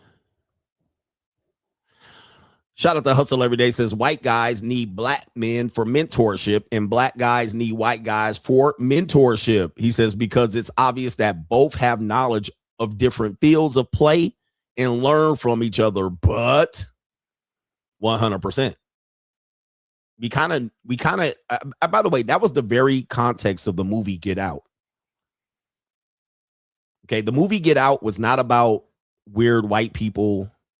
The context of the movie of Get Out, which they wouldn't been able to market other than to pander to, the racist side of interracial dating. But that was not the context of the movie. The context of the movie Get Out was white people who typically age bad, poorly, right? But they have the discipline, and black people who are genetic supermen, who have the genetics and natural talent and God's gift of melanin and athletic ability, who age better, and tie it in to where you create the superhuman. You create the genetics of the black man and you put it into the discipline of the white man, and you create the genetic freak. You create Frankenstein. That was the basis of the movie. That was the whole plot. Now, you knew that, but it was kind of a subplot. The main thing that distracted you was the black man dating the white woman and how that falls apart.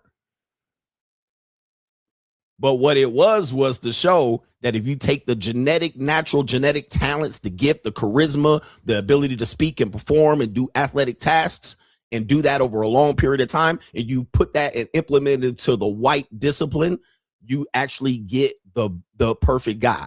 You get the perfect person. That was the whole script. But of course, if you write that movie, nobody's going to be able to watch it because you be like, nothing ties you in. Nothing ties you in. But what happens is they have to give you the interracial dating, the black man dating the white woman, as the bait to make you watch it. All right, but the whole script was, hey, we're disciplined as white people. We got that. If we tie it into the natural nigga, we gonna have the perfect species. All right, anyway. So, yeah, somebody said Patrick Mahomes. Yeah, you basically have Patrick Mahomes. Remember, they were measuring up. Are you good at golf? Do you do this? Do you do that? Are you perform well in bed? They were trying to take that, and they were like, if you have the discipline we had as a white people, black people will be the superior race. That's basically what it was. But we had to get rid of the nigga, you know what I mean, and transfer the nigga into white people. Anyway. All right, anyway, but anyway, some people missed that. It went over people's heads, but that was basically the plot of the movie. I mean, once you got past the point where he realized that she had dated multiple black guys, the movie was over at that point. Then he got into the gruesome part of transplanting the organs. You could have missed all that. That part wasn't even important anymore. What do we got here? We got this right here. We have, it is Eagle Eye says, Coach CGA, I know two husbands, one guy whose wife is in Portugal on a girls' trip at a yoga event. The other husband let his wife go on a girls' trip to Cardi B's concert. Husbands are down bad. You know she getting touched up and down out there in Portugal on a yoga event. Them yogis out there, I don't know if you guys know, yoga is a sex event. It's like yoga is a sex event. One thing about fitness for women, I'm going to give you some more intel. Y'all want some more intel? Fitness and sex is synonymous with each other. They're not absent of each other. But in America, we separate fitness and sex. But fitness and sex are together. Being naked and stretching and doing all these movements and sweating and, you know, white people turning red in colors and perspiring and yelling and screaming and moaning and groaning and thrusting of hips and all of this shit. It's synonymous, similar to yoga. Some of the stretches that you're doing, you can almost synonymously equate it to sex. What we do is, as human beings, we try to separate them and say, no, this is about me stretching. This is about me being flexible and doing this and getting my inner chi. And this is about me getting fit and muscular and shit like this. This is all together. And culture before Christ actually kept them together.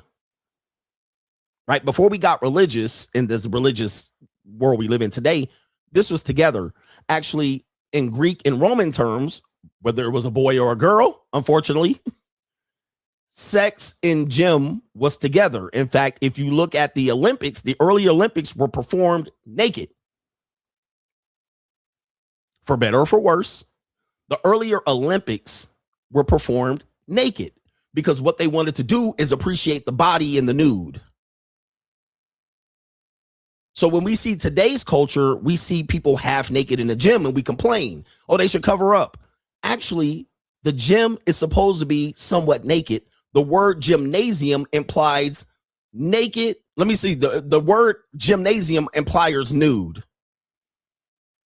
But because we put morality on it, we're supposed to be covered up while we're in the gym. I get it. We're not supposed to be using sex in the gym. We're not supposed to be emulating sexual nature in the gym. But it actually is supposed to be together. It's actually supposed to be that because we're trying to separate it. It's not. It's synonymous with each other. Gymnasium, translation from the Greek word, is translated as here it is right here. Gymnasium translated in Greek, not in English. It's a place for physical exercise. The word gymnos means naked or nude. This is just a little bit of game. The word gymnos implies naked or nude. Well, it should be naked or nude. Physical exercise right here. It is derived from gymnos, meaning nude or naked. The first Olympics, the previous Olympics, the ancient Olympics were known for being in the nude. Okay. And trained to compete in the nude to celebrate the human body, move freely, and honor the gods. So actually, fitness, yoga, and all of that shit is a kind of a passive way to get involved, get your sexual chi. And sometimes people become attracted to each other. Oh, I'm going to go to this yoga event.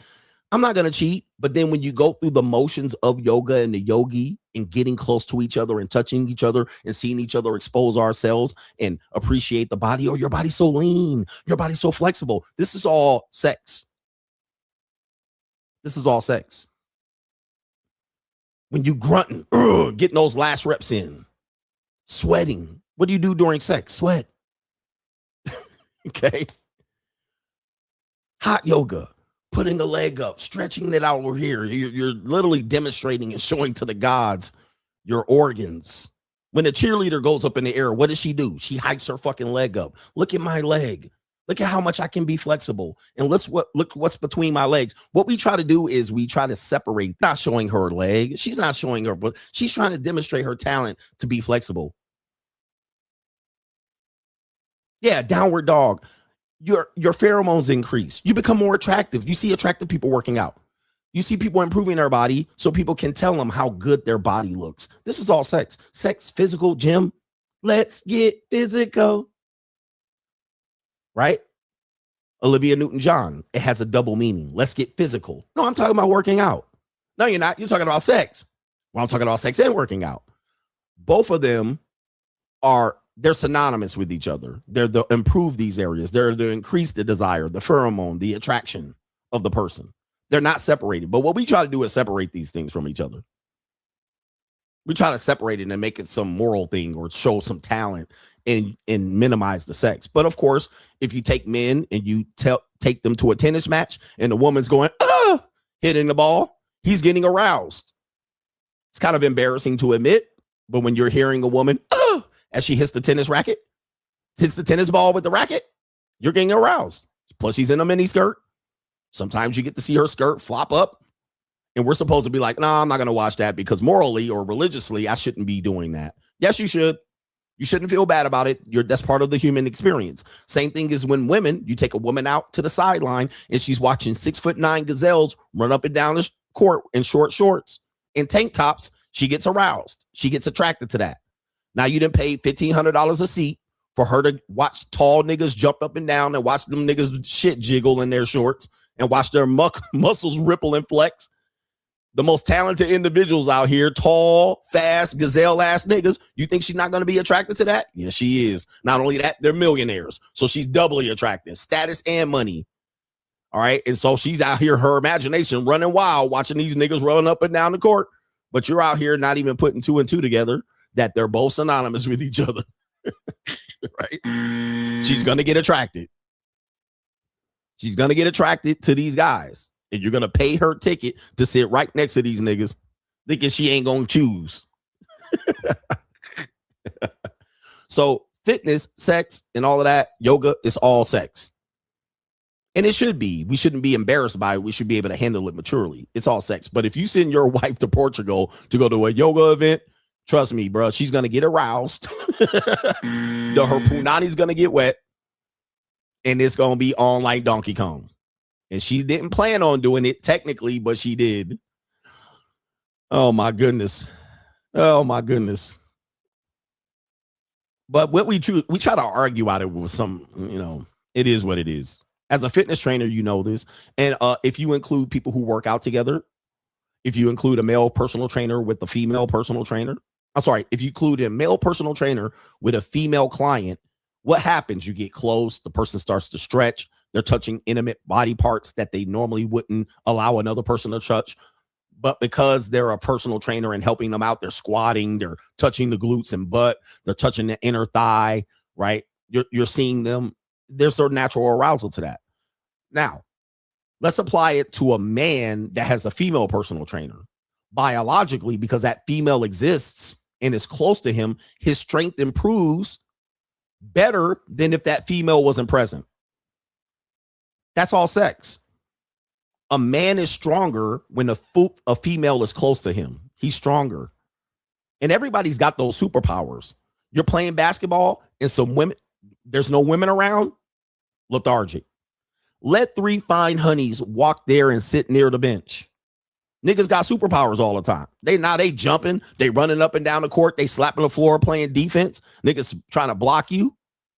Just because them females walked up and start becoming adjacent. Now that physical activity has turned sexual.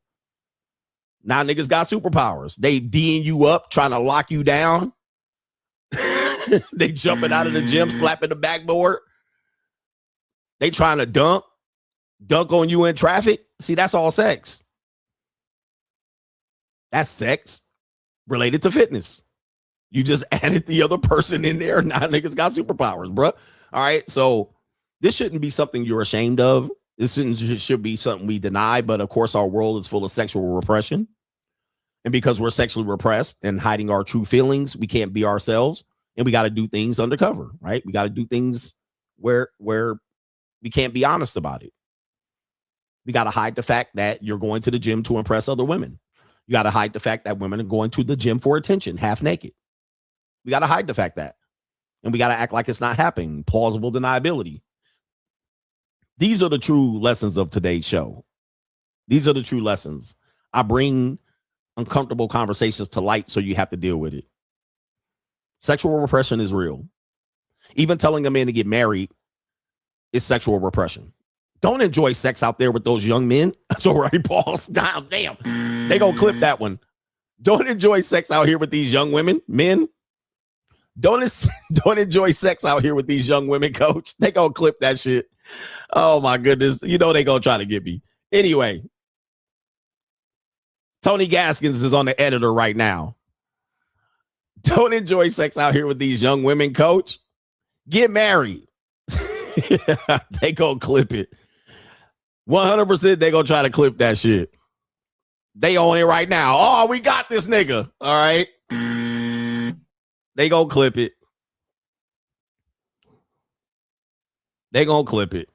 Oh, Lord. Anyway. Oh, well. Damien says guys go to Thailand to end up with the very same women they claim they want to avoid in the West, and Asia. Keisha, shout out to you right there. Oh, well, shout out to you. And Asia, Keisha. I cook, I suck, I shut the fuck up. Okay. All right. Hopefully it's buried too deep in the podcast that they're not going to clip it, but somebody's going to clip it. It is what it is. But check this out. I've noticed this. A lot of men that travel actually go and they travel to talk to women they're trying to avoid. So they tell you, avoid single moms, avoid women that wear eyelashes, avoid women with tattoos, and they'll go to Thailand, and that's the very women they fucking on. Avoid overweight women, avoid women with bad attitudes, avoid women with hair extensions and they will literally tell you they try to avoid that, go to Colombia, and that's what they get with. And that shit is mind-boggling to me. All right. That should be mind-boggling. They be with bitches with BBLs in Colombia. I thought you didn't like BBLs, or you don't like BBLs on MBs.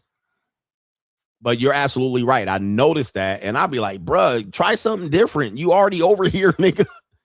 Try something different. Why go over there and get the same damn thing? Overseas strags. I can't say it never happened to me, but I try to avoid it. I try to go for something completely that I can't get here in the great old US of A. Shout out to Swarthy Riddler says, you're right. Joe was a client of Jane on the website. Shout out to you. Joe was a client of Jane on the website. Appreciate you, man. It's a little bit out of context, but shout out to you. Eric Scott, shout out to you. Thank you for the support. Shout out to our brother Terlonius is in the building, says peace and respect. Shout out to our brother Snap Tech Fix, says 30-year-old virgin rejected by wife is brutal. Sheesh. It's hard out. Chill. And our brother Roderick Miller says, Coach, you are preaching. Listen up, men. Tides for the men who couldn't sponsor or contribute. Roderick Miller hit ya. One. I'm ready. He hit me twice with the support. And that means I'm rich, bitch. shout out to you, brothers. That means based on his support, he's allowed you guys to get 50% off of the monetized dating marketplace course. Luxury dating strategies available right there on Teachable. Click the link. He's giving y'all a chance. I think there's 1 or 2 left. So whoever wants to get it, go get it. All right. Whoever wants to get it, go get it. Roderick Miller with the double sponsorship. And he's opened up a seat over there on the monetized dating marketplace course, because that's going to be important. Dating is monetized, whether you like it or not. Let's get back to the show. We got some crime and law. The rest of the show is going to be crime and law CGA. So we're going to do it, man. We got so many crime stories to report. I had to call this a crime and law edition of the show. So let's run the intro and get going.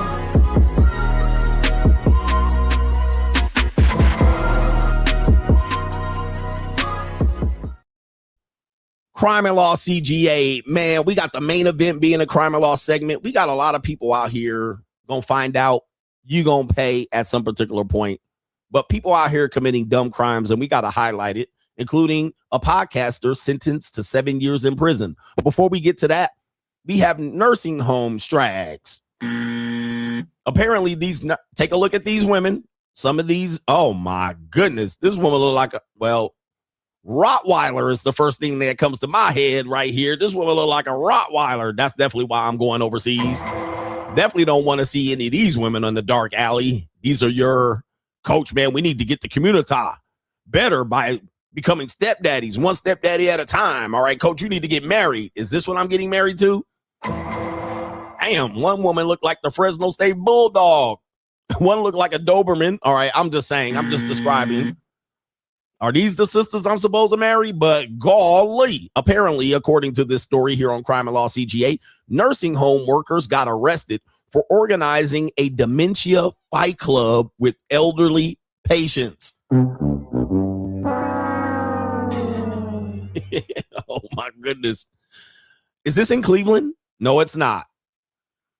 3 former employees of an assisted living facility in Winston-Salem, North Carolina. Is this the best y'all can do in Winston-Salem? They were arrested and indicted following a disturbing investigation into what was described as a dementia fight club. Oh my goodness, that is crazy work. Imagine you out here. They out there got your dementia grandmama out here duking it up. The investigation focused on the Danby House facility where Marilyn Latish McKee, Tonisha Yvonne Tyson, and Tanisha Deshawn Jordan. Okay, they did it. Guilty. Latish McKee, Tonisha Yvonne, and Tanisha Deshawn. Guilty. Definitely guilty. I mean, on looks and name alone, Your Honor, jury, 12 members of the jury unanimously agree that they're guilty. They go into jail. Send them up the river. Put their ass on a chain gang right there. Give them their prison blues. Put the prison stripes on these skeezers. Okay, they did it. Whatever they accused of, they definitely did it. All right, I know I'm an Uncle Tom. Well, these 3 beautiful college graduates and future engineers, they're accused of inciting and filming physical altercations between elderly residents. Court docs revealed that in June of 2019, the staff members encouraged 2 women aged 70 and 73 to fight while they stood by and recorded the violence on their phone instead of intervening. The case sparked nationwide outrage, leading to an immediate firing of the employees and an indictment by a grand jury in 2020 on charges of assaulting individuals with a disability. The North Kakalaki Department of Health and Human Services also stepped in, temporarily barring the facility from accepting new residents due to the dangerous environment. The tragic case serves as a dark reminder of the vulnerability of those in memory care and the vital importance of strict oversight in elderly care facilities. While the Fight Club allegedly were an extreme anomaly, They forced a total reevaluation of staff vetting and training procedures across the state. All right, there it is right there, bro. And just look at that. This one right here, according to the audience, the one in the middle, definitely guilty. Certainly the one on the left, too. Fight Club. What is the number one rule of Fight Club? Right? What is the number one rule of Fight Club? All right, they didn't follow the rule right there. All right, shout out to my future. One of them are my future wives out here. Coach, you need to marry. You need to get married to these women out here and save these women. All right, anyway. They out here recording it. All right, we got an update on the Mike Vrabel, Diana Rossini case that I talked about 3 times already. All right, I've already talked about it 3 times. But we have this situation here. Mike Vrabel, we guys know Diana Rossini has lost her job. She's been laid off because she was ecclesiastically cheating on her husband with a man that was cheating on her wife, his wife. But the problem is, in the case of Diana Rossini, it sounds like she didn't fell on the sword. And it looks like there's a double standard related to how the man's treated in this case, where she lost her job. She has to find a new job, but the man in the case, Mike Vrabel, he's the head coach of the Super Bowl AFC champion New England Patriots. He didn't lose his job. So now you have the women out here like, wait, hold up for a second. He was cheating on his wife too. In fact, it is my belief that it was Mike Vrabel's wife that set this up, or somebody, the mafia. I have no idea. But to me, is the Mike Vrabel's wife had the most to gain, because the husband in the case for Rossini was a cuck. He is already getting cucked out. But when you look at the wife of Mike Vrabel, she was the one that probably said, let's hire a private investigator and get some pics, because I think my husband out there cheating. And he got caught. Okay. He got caught. And now his punishment has been levied upon him on crime CGA. Let's take a look at his punishment here. Mike Vrabel is now stepping away from the New England Patriots indefinitely, and he's going to seek counseling amid the Diana Rossini controversy. Vrabel will step away from the team for the part of the NFL draft. He's going to miss round 4 through 7 on Saturday. He's going to miss round 4 through 7. So he's going to be there Thursday, which is today, and Friday, but he's going to miss very pivotal time on Saturday. And Saturday is where some of your best picks are going to be made. Right? This is where you can make up the difference from your team, getting some of these people who are going to go closely undrafted or so forth and so on. But here we go right here. New England Patriots. Oh, by the way, all men pay, guys. I want to put the bed. Y'all keep arguing me that all men don't pay. I know men don't pay up front. Not all men pay up front. There's always a back end in dealing with women. Even when you're dealing with them on the back end, there's always going to be a payout at some particular point, and it only takes you one woman to make you pay for all the other women that you didn't pay for. There's always a back end deal. Doesn't mean you have to pay up front, but just know it's never really free getting into it. At some particular point, there's divorce, alimony, child support. We're going to get to that later, but this is an example. He was getting free pussy, right? He could have went to the JUCO. But now look at him. There's a fallout here. I always tell you, don't cheat on your wife. Just hire a JUCO. Go touch on some titties at the titty bar. Don't keep it discreet. But out here, you're playing with fire out here. So now we're seeing what the fallout is here. It's not maybe going to cost him a lot of money, but this is because there's a double standard here, he got to fall on the sword. It says the coach Mike Vrabel embroiled in a controversy involving the relationship with former NFL reporter Diana Rossini is stepping away from the team indefinitely to seek counseling and be with his family.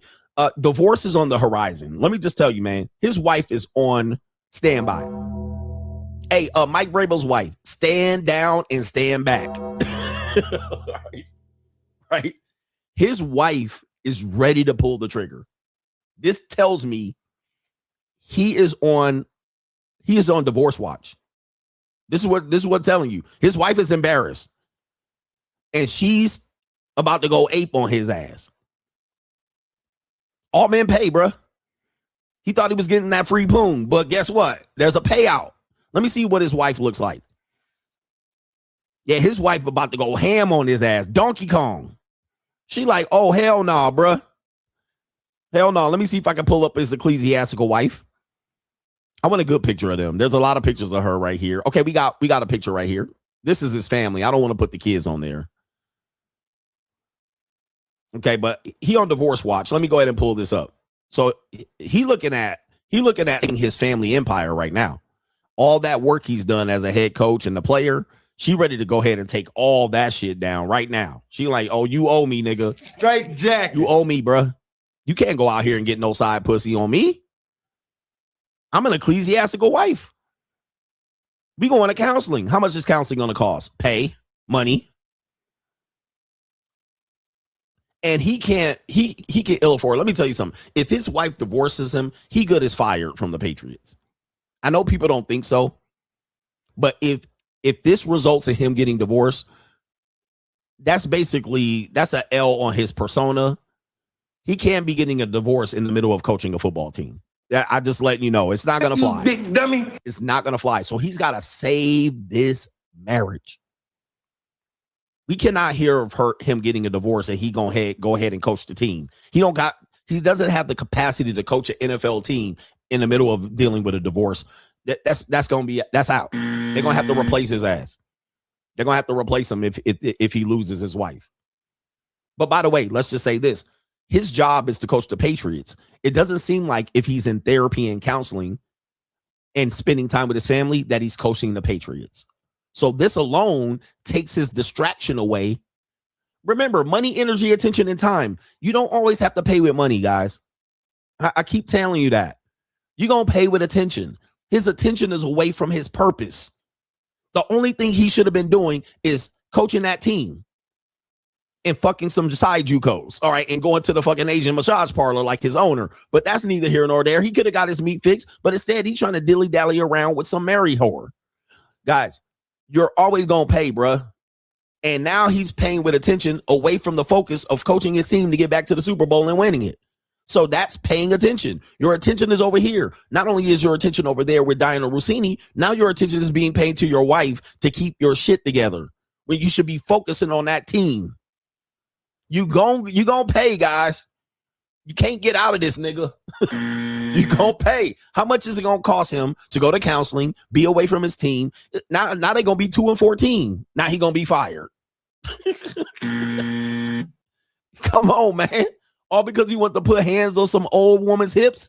Come on, man. Y'all gonna pay, nigga. Y'all try to avoid this shit. You gonna pay. They was just in the Super Bowl. And now his ass trying to scramble and scrape and hold on to his family, bro. See, men have to understand, bro. The whole payment, the all men pay, it don't mean you pay immediately. Sometimes you pay when the bill is delivered to the table. You don't pay up front. At a buffet, you pay up front. When you go to a restaurant, you pay on the back end. It's still payment. It's still payment.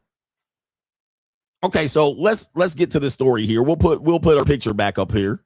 And look at what he traded for. This might be the worst trade in NFL history, bro. This might be the worst trade. You traded in this ecclesiastical wife. Yeah, she done been past her prime, I suppose, for 47-year-old Diana Rossini. And now you ain't fucking either one of them. You're not fucking Rossini anymore or your husky ass wife. Like, this gots to be.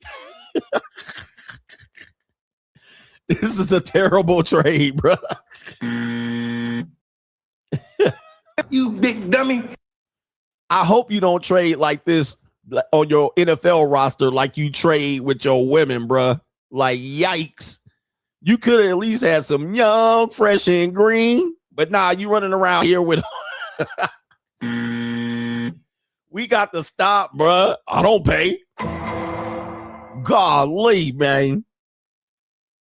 Hey, man, we all fail. We all fall. We all sin and simp and fall short of the glory of CGA and the free agent lifestyle. I made a lot of mistakes out here too, man. I done made a lot of mistakes, but I'm in the trying to mitigate mistakes at this point of my life. Gosh. All right, reading this. It says the news first reported by ESPN means Vrabel will miss part of the NFL draft that begins on Thursday, runs through Saturday. Vrabel will be away from the team the entire day on Saturday. Saturday is the day the NFL will conduct rounds 4 through 7. The Patriots currently own 8 picks in those rounds. He's going to miss 8 draft picks, including 2 in the 4th round. That is incredibly lack of focus. Club executive, vice president of player personnel, Elliot Wolf, will orchestrate the entire draft for the Patriots, along with VP of player personnel, Ryan Cowden. Even if Vrabel is available by phone for input, it obviously won't be the same for the Patriots as it was for the 2025 draft. The coach is first with the team. He is quoted as saying, or somebody saying for him in a statement, as I said the other day, I promised my family, this organization, and this team that I was going to give them the best version of me that I possibly could give them. In order to do so, I have committed to seeking counseling starting this weekend. Of all weekends, like you couldn't do it any other weekend. This is, to me, just the organization saving face to make it seem like he paid a price, right? This is them saying, okay, he didn't lose his job, but we kind of penalized him. It's kind of like when you sit a player out for the first quarter or the first 5 minutes of the game. I penalized them. Then you getting your ass kicked and you want your star player to get back on the floor or get out there and save us. And it says right here, I have to seek counseling starting this weekend. This is something that I have given a lot of thought to, and it's something I would advise a player to do if I was counseling them. And it says right here, I have always wanted to lead by example. And I believe this is what I have to do to be the best husband, father, and coach that I can possibly be. You didn't think about that when you was with that old ass woman? This is not an easy thing for me to admit, but it is one that I know will make a better person out of me. I appreciate the support, and everyone has given me and promised a stronger resolve as a result. Shout out to you, man. Do your best to save your family. You big dummy.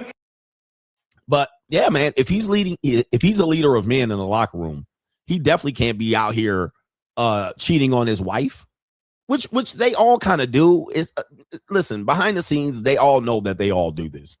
But you can't be a public face of a program and be out here stepping on your wife as a head coach. Okay, while it seems that this is good news because of Vrabel obviously sees a problem that he needs to address, the timing of his separation from the team suggests the situation is dire and needs immediately attention regardless of the NFL calendar. That's what I'm saying. This is literally dire. Like, this is like, I mean, he's got a bad situation going on here.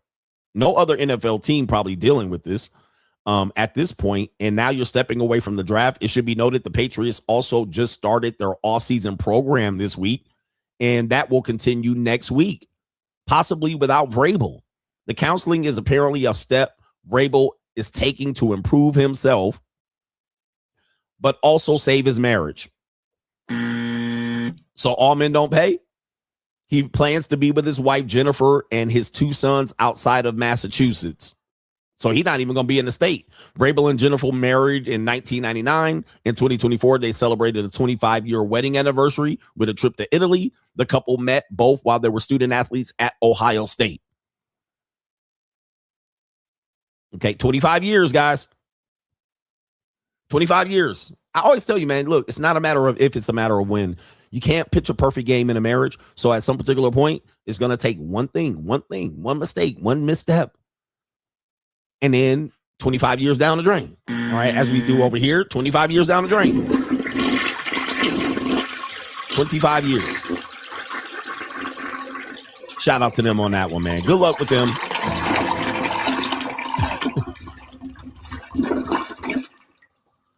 Let's see what his NFL contract is, just as a means to actually look. Mike Vrabel's contract.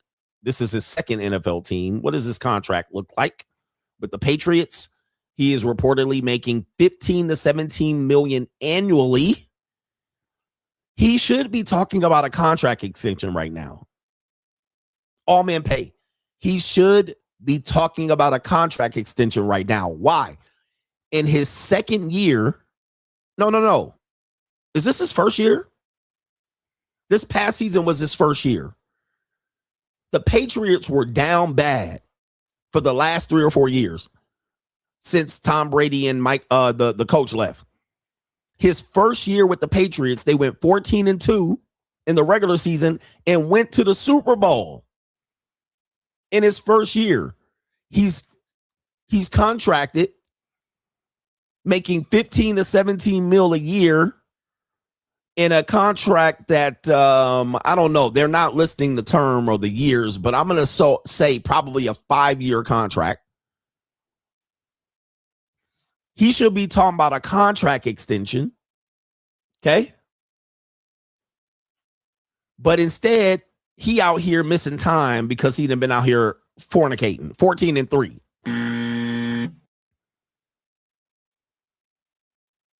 Yeah, and the owner got caught up getting a massage. So literally, this is like, man, you talking about fumbling a bag. And the contract also is the Patriots are kind of stuck here because what do? Fire him after a year for cheating on his wife?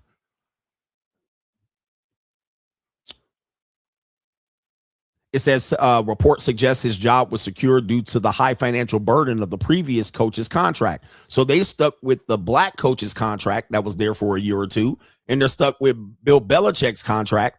So he has a no fire sentiment on his contract. So the Patriots are stuck with him because they're still paying off. The previous coach was a black guy. I think they gave him a year or two, and that was a shit show.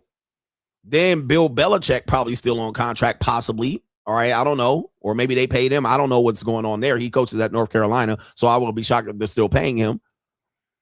And now they're stuck playing Mayo because he probably had a 5-year contract. He only got 1 or 2 years, and now they stuck with him. He got a 5-year contract, so they eat money. They like, bro, what the fuck?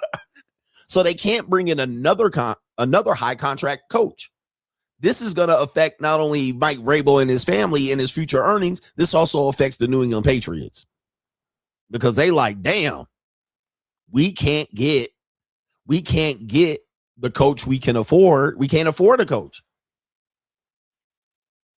Unbelievable, man. All because a nigga want to put dick in a, I'm telling you, man, you guys got to watch out. It's a cold world out here. And we have, what should we do? We should do this one and take a break. We have also Crime and Law CGA to report. We have a podcaster sentenced to many years in prison. This was a Manosphere adjacent podcaster that got popular after COVID. Many of you guys may not remember him. I remember him because, I was kind of keeping track of people who were coming onto the scene, basically just, bringing their spin, remixing previous Manosphere content and kind of taking it to another level of grifting, if you will.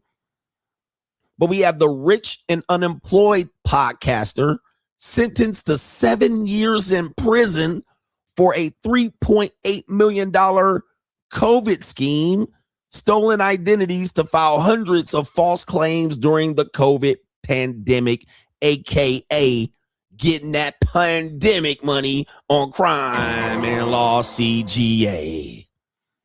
Okay. As I told you, the PPP loan scam, I told you then, I said, do not do the PPP loan. Don't do it. People were doing it, and I said, it's going to catch up to you at some particular point, that PPP shit. So people were taking the PPP loan because they thought it was free money, and they were doing the loan system dirty. But, I said they're going to come after you at some particular point. People thought, gotcha, bitch. People thought I took the PPP, but I didn't. All right, because I showed up with a Porsche 911 at some particular point, but not to say my hands ain't. Gotcha, bitch. It is what it is. But let's go ahead and show you who the person is for people who don't know, and I'll allow you go ahead and subscribe to his channel. This guy came along, I want to say 2022. He came along at a time where people were blowing up in the Manosphere. Rip Hill. Kevin Samuels had become mainstream at the time where people started getting their name in the game. All right, I got some shit to say.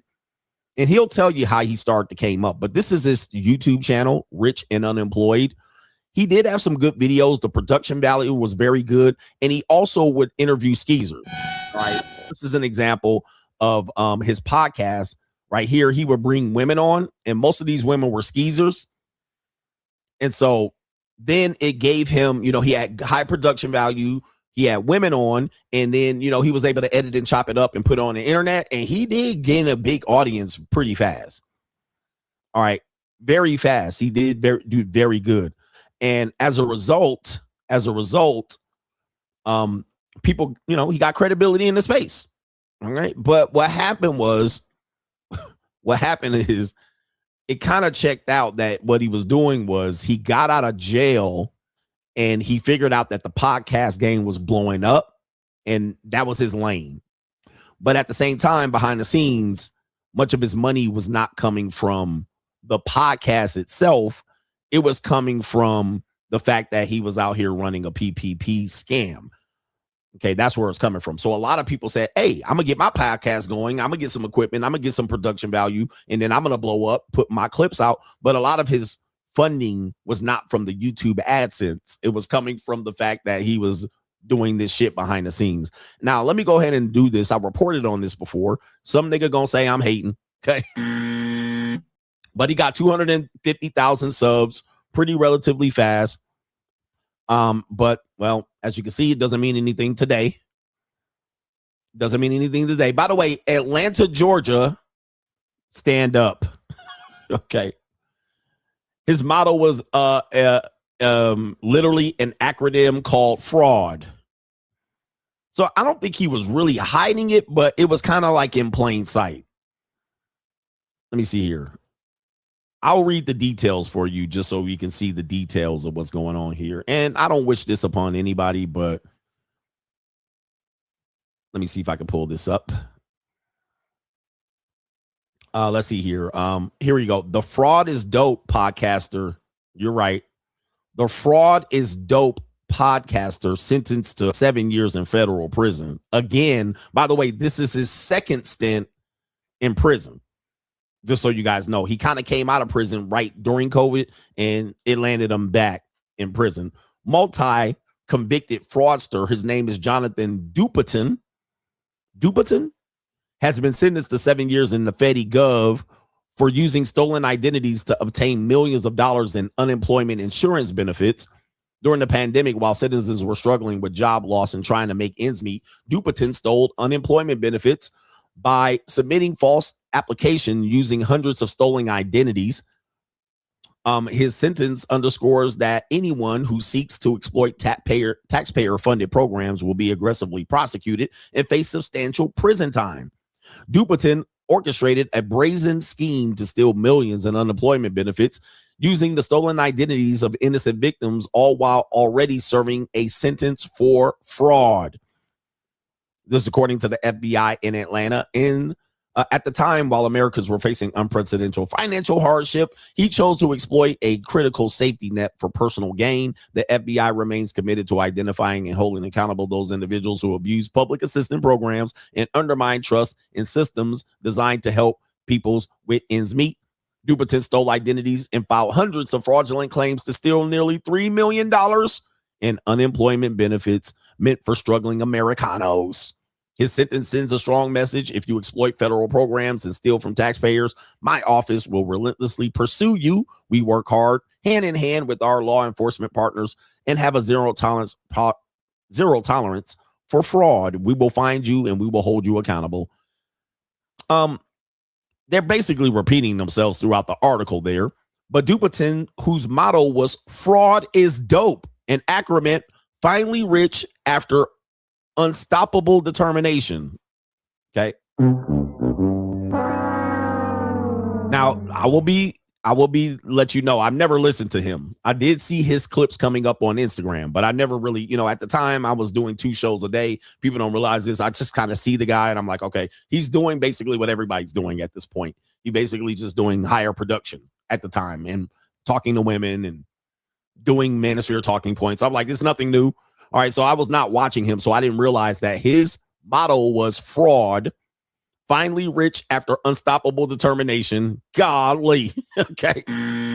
Obtaining stolen identities of hundreds of unwitting individuals. I'm not going to go through the details of it, but it says right here he's 36 years old. 36. Damn, that's pretty young, and he was already in prison. it says right here, sentenced him to 7 years in prison to be followed by 3 years supervised release. He's ordered to pay restitution in the amount to be determined at a future hearing. He pled guilty to conspiracy to commit mail and wire fraud and aggravated identity theft. That was in January of 2026. Yeah. Damn.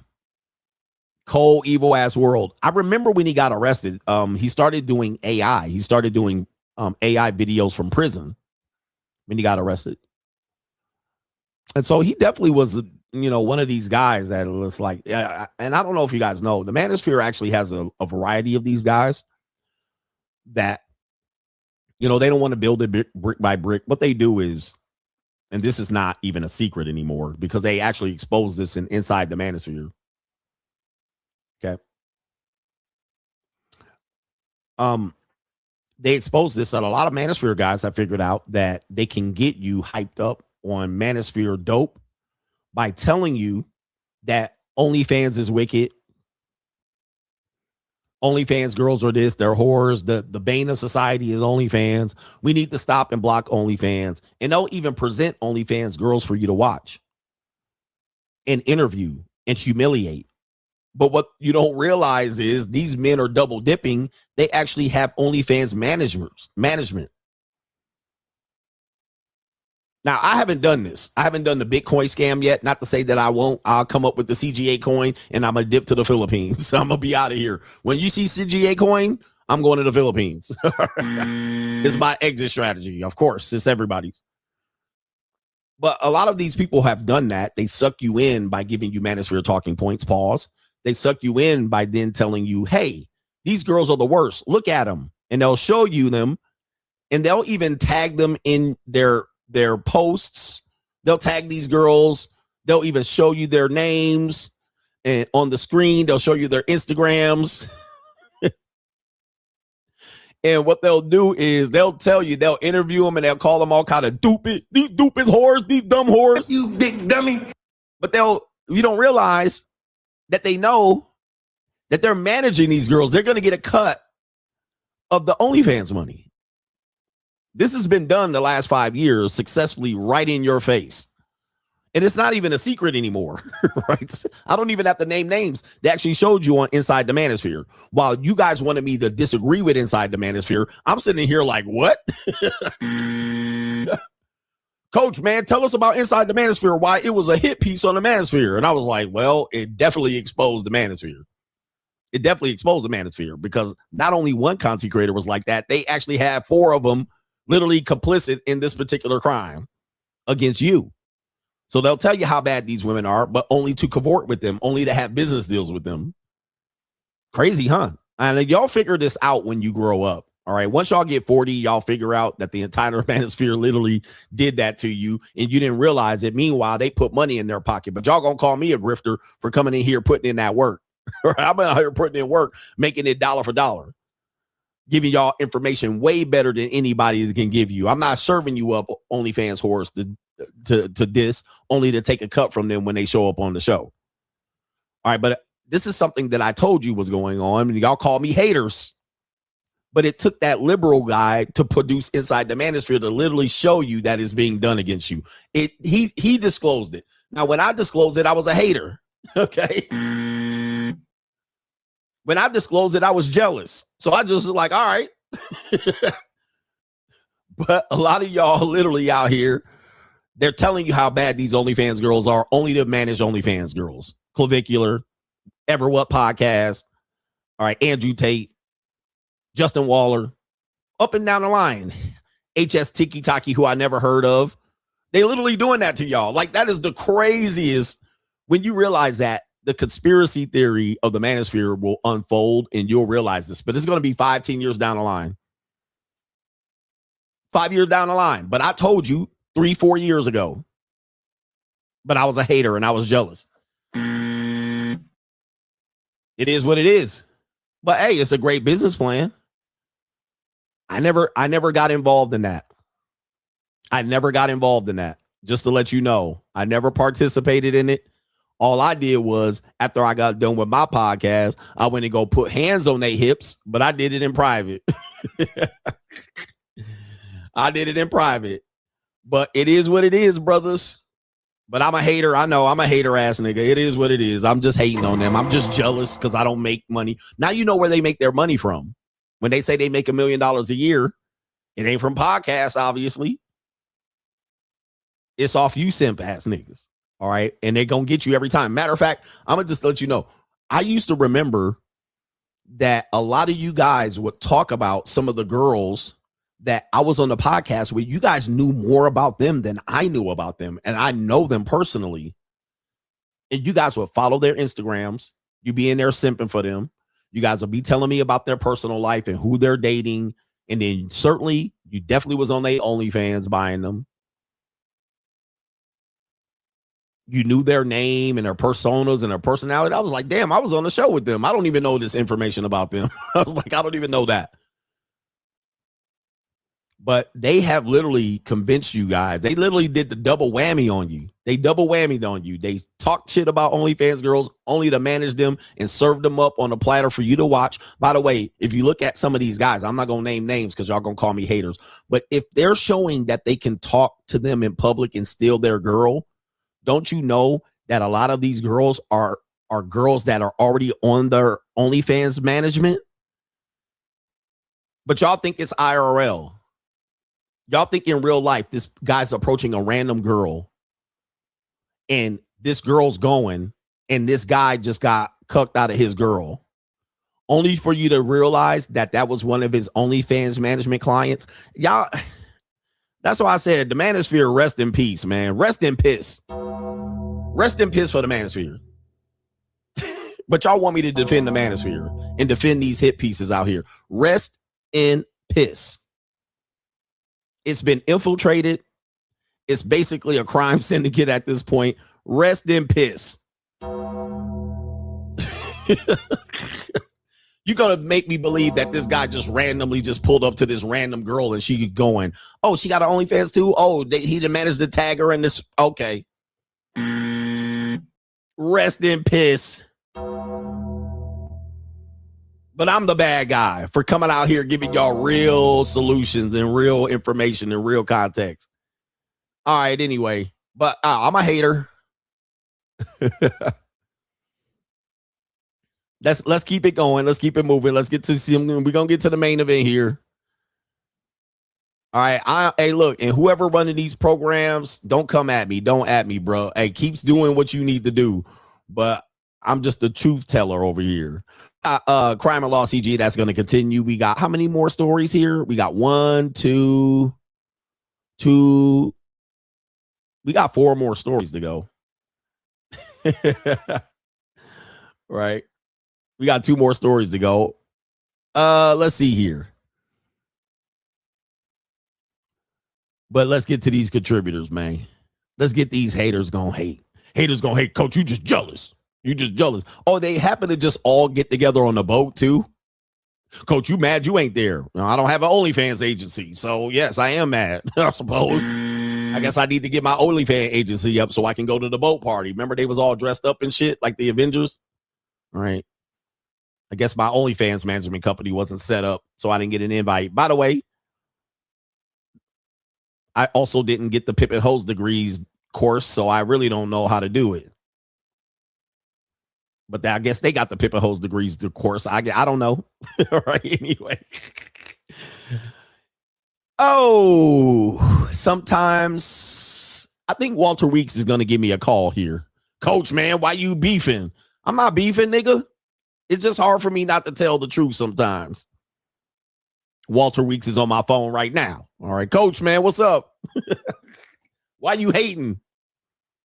Hey, Fresh, don't text me, nigga. You can text me, but don't text me tomorrow about this shit. All right, I ain't trying to cause no problem.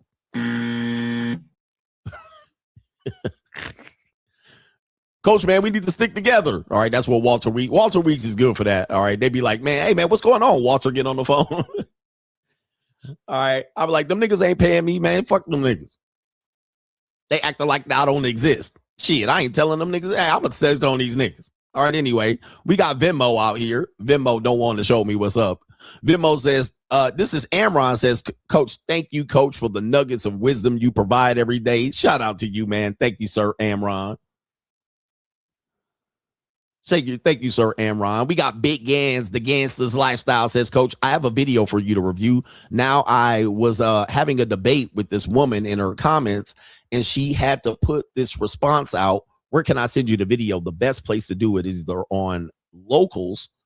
If you have an account, just tag it. I mean, just put it in Locals, and I'll see it and just describe what you want me to just see, but make sure the video is short and to the point. I don't have time to like let the video go for 5 minutes to see what the point is. So tag the timestamp so I can click right to it and see what's up and then provide a screenshot. That's the best way to do it. Shout out to Delta Fox. I'm flying back to Vegas from Baltimore, and I had a layover in Detroit.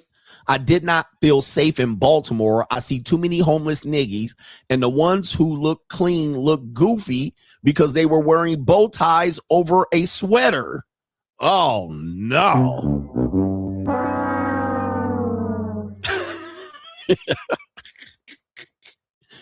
Oh, no. All right, golly. Is that true in Baltimore? Bow ties over a sweater? Dirty homeless niggies? All right, is that true? All right, I'm looking at my email. Oh, there's Walter right now. All right, no, it's not. I'm just joking. Bow ties over a sweater? What's going on there? Was these the what's going on there in Baltimore?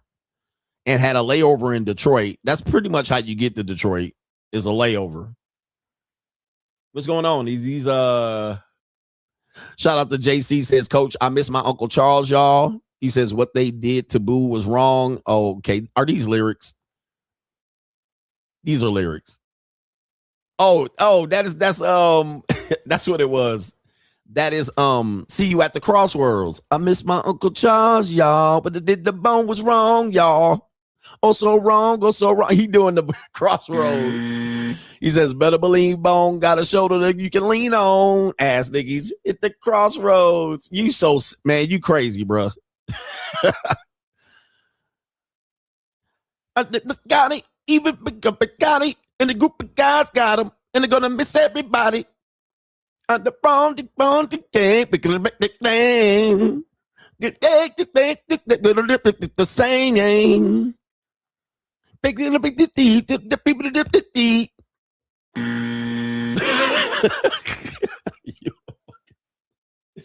I miss my Uncle Charles, y'all. Get up the easy, get the got it, get the body, get the body. It's 99, the crime. All right, anyway, yo, that's crazy, bro. Hey, man, yo, stop the bullshit, man. This is a respectable show. This is a respectable show.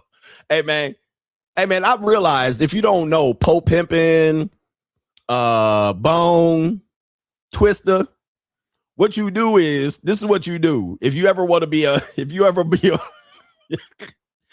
want to be a rapper and do the quick tongue flip, okay, basically what you do is you find words that have the same letter but are 2-syllable words. So you have the same letter, but those letters separate the word into 2 syllables. So you go, this is what you do. I take the trigger and I flip the digger, the trigger, the bigger, the bigger the trigger, the trigger, the digger, the trigger, the digger, the digger, the digger, the bigger, the bigger, the bigger, the digger, the flip it, flip it, flip it, flip. That's what you do. Migos, you basically take a word that has 2 letters together but separated in syllables and flip the nigger, the bigger, the trigger, the digger, the bigger, the digger, the bigger, the digger, the trigger, the bigger. That's what you do. And then you could just make hits.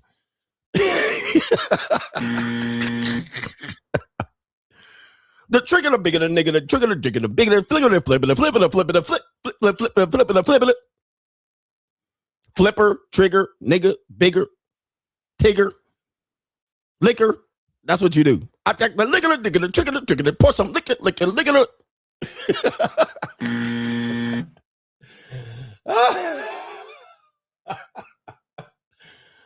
All right, and you can do the tongue flipper. You can flip tongues, all right? Just end the last word with a double syllable word with similar letters wrestling next to each other. And you got a hit record. And you can rap fast. And you're going to sell records real quick. Don't at me. Shout out to our brother here. MF Jones says, all right, I got MF Jones out there. Shout out to you, brother. Shout out to our brother here. It's DJ says, Coach, that Jerry West quote is so real. I felt that way for a long time, but I never considered that's the intentions. We really do have to change our mindsets. You do. Change your mindset. You're going to win. Change the laws in your mind. That's our brother here. F child support. Change the laws in your mind and you're going to win.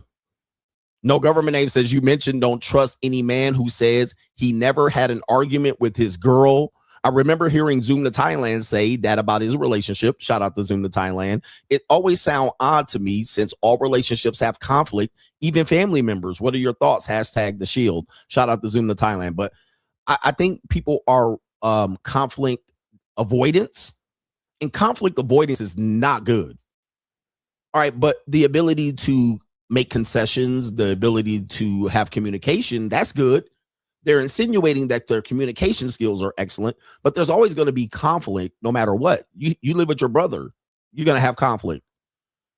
So you know how to, are you avoiding conflict or are you actually learning how to communicate well? Well, I can pretty much say not everybody's perfect in their communications. They're going to always be in a conflict. So to say you never have a argument is probably false. Sounds like conflict avoidance. It doesn't sound like you're good communicators, but that's what people will present. I'm going to say, all right, just wait till you have that one argument then. And it's going to be World War III. It's going to be ride or die. You talk it, we live it. Shout out to Big Boss Man says, leveling up is a lonely road. My family wants to settle down and have you fall in love. Bossing up is a journey and it's a habit. They want you to settle down. They want you to have access to them. Shout out to our brother Donnie. He says, speaking of Cleveland, there's a hilarious 50-second tourism video on Cleveland. Do we want to have Cleveland rock real quick? All right, I have to review the video first because I can't have showing me. Oh my goodness. Yep, that's Cleveland for you. That's Cleveland. Hey, Cleveland, stand up. Cleveland rocks real quick. By the way, home of the Rock of Fame. The Rock and Roll Hall of Fame. The Rock and Roll Hall of Fame. Let's take a look at Cleveland and the Dog Pound. Let's see if we can pull it up. Cleveland. This is Cleveland. No, yep. All right, nice and gray. Not a stitch of sun in sight. All right, Cleveland got to have like 48 days of sun. All right, it's just gray. It's just gray outside. Look at this shit. Cold, gray, dreary. All right. Is the sun out in Cleveland right now? Yep, that's what I looked like when I was in Cleveland. Let's see here.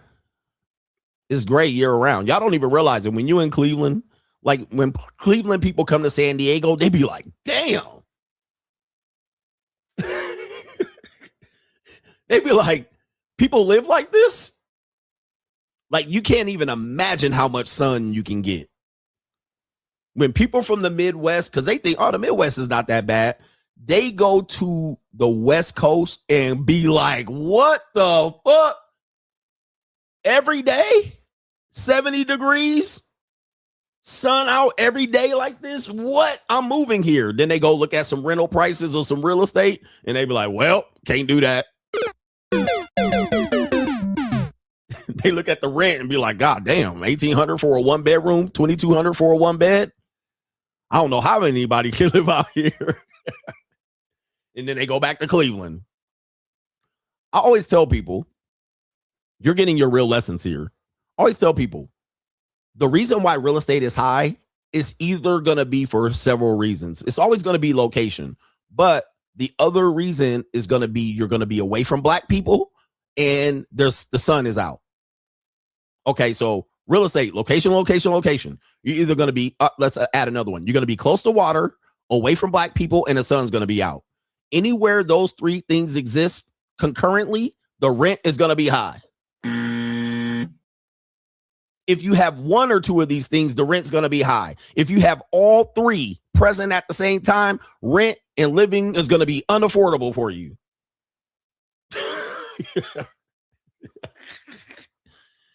It's going to be unaffordable. So if you take New York, the sun's now out. You're not close to the water per se, but the higher you go, the more niggas you're away from. So therefore, the rent's going to be high. Then if you go, okay, I want a place where it's not, I don't have to live high in the cold, but I want the sun to be out and no niggas to be there. Orange County, high. I want to be next to the water, no niggas and sun out. $30 million.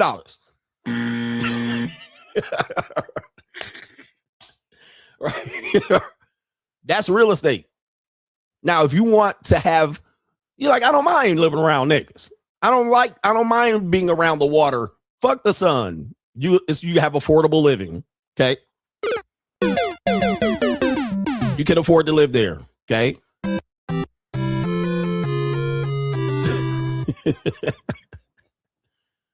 That's what real estate is. They won't tell you this, but I'll tell you. And don't get offended because it's true. Philadelphia, niggas around, no water, sun not out. Guess what? Affordable. You can live there. You can live in Philadelphia.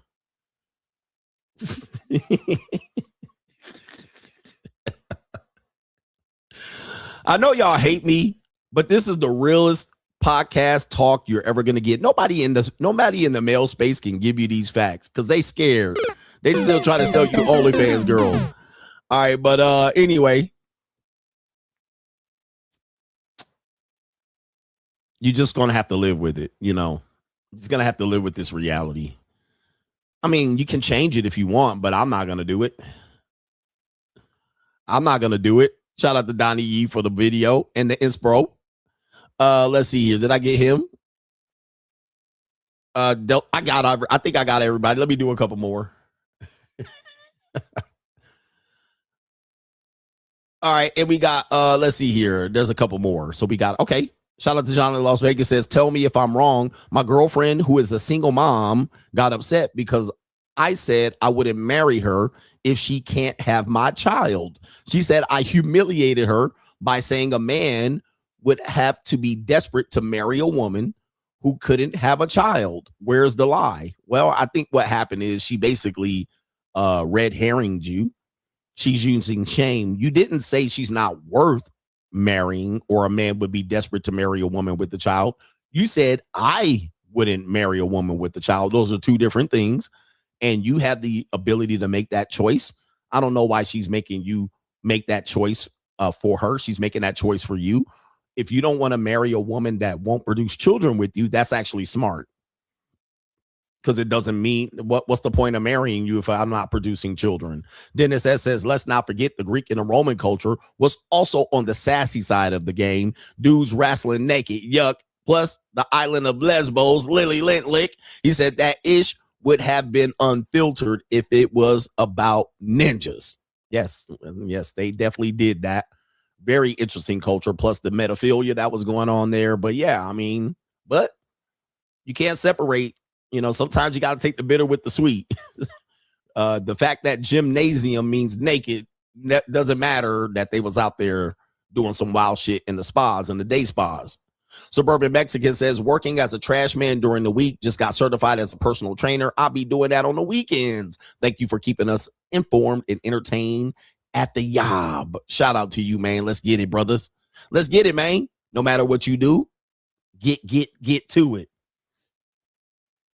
Oh, Hengies. This is he says Nitsky was a free agent. He wrote about two types of morality. Master morality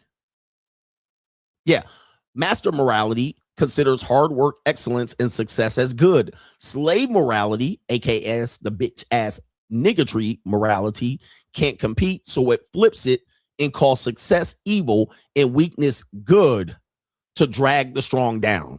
So this is Nitsky, I think you said here, master morality versus slave morality. What people want to engage in is that if you're successful, you're evil. Money is evil. Promotion of money is evil.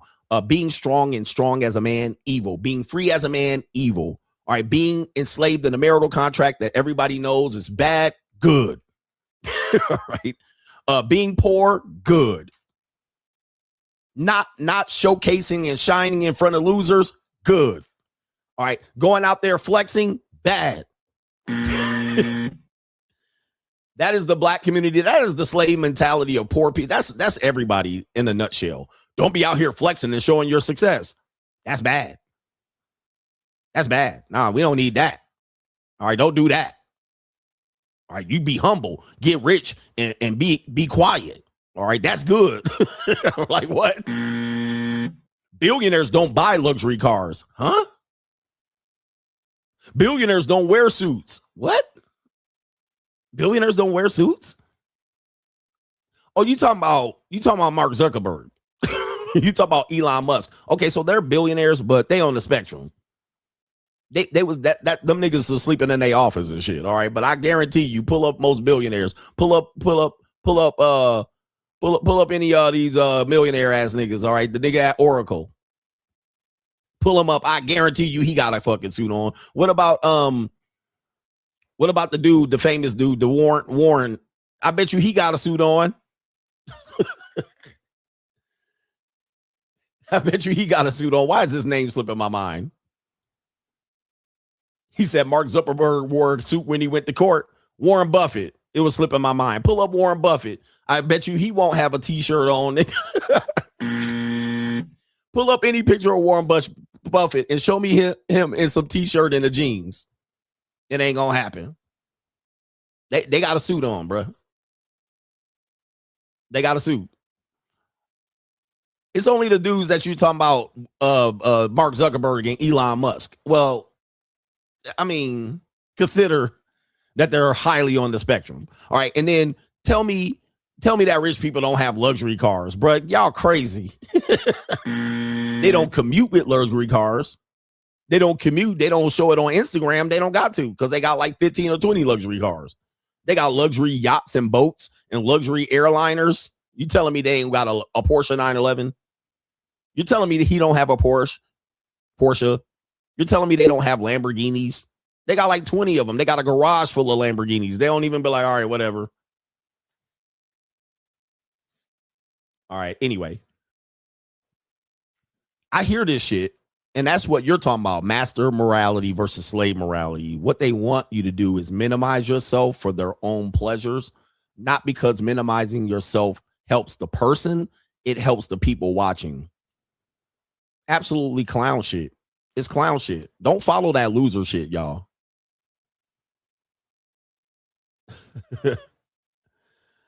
Somebody says, so Latinos not included in that location piece. Can I tell y'all something about Latinos? All right, black people, I know y'all want to include the Mexicans in this shit. Let me tell y'all, and this is where the black community can learn, because I know y'all want to make this racial shit. Having Mexicans close to you is a dub.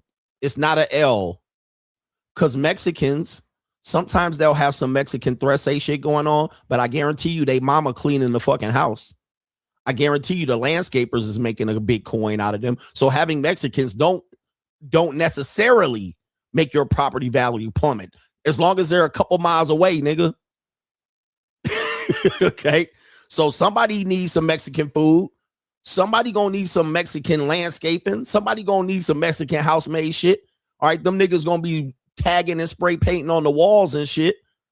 But somebody need to bust some kids out so we can have some future goddamn nigga walking around with a cart full of ice, making ices. Somebody, bruh, don't at me, nigga. Somebody needs some fucking basements rebuilt and some baseboards. Nigga, Jesus was a carpenter, so was Jesus.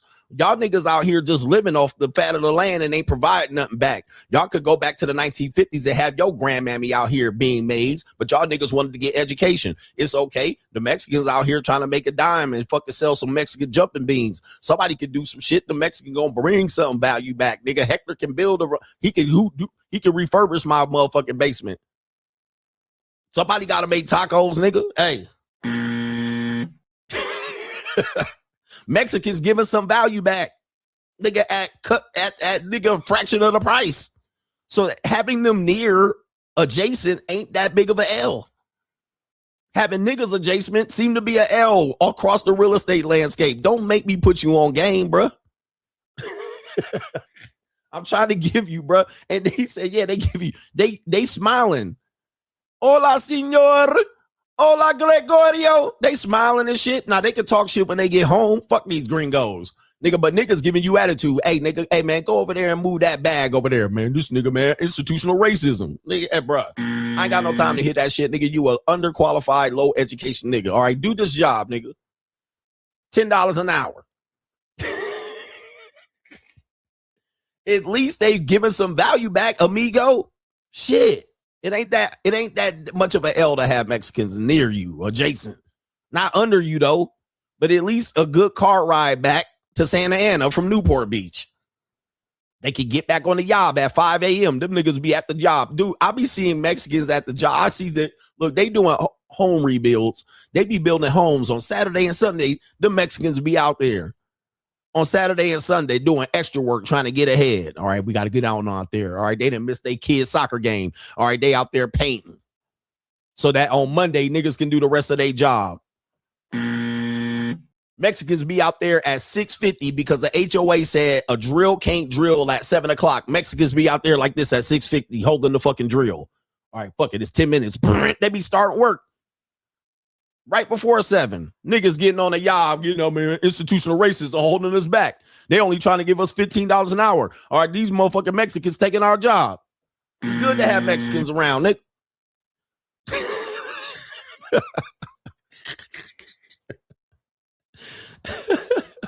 And guess what? You know what is also good? Mexican women. All right, let's go. At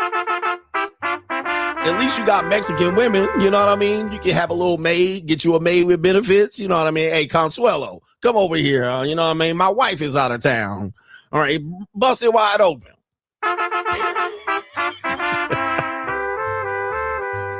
Oh, my Lord Jesus. You know what I mean? A Mexican woman will, you know what I mean? Hey, you need some extra motherfucking sour cream on your fucking torta real quick? Let's make a fast buck. All right, let's go back into the back room real quick. Niggas would be trying to rob your house and shit if I had a black maid. Niggas would be like, man, hey, man, case the joint so we can bust up in there when he go on vacation.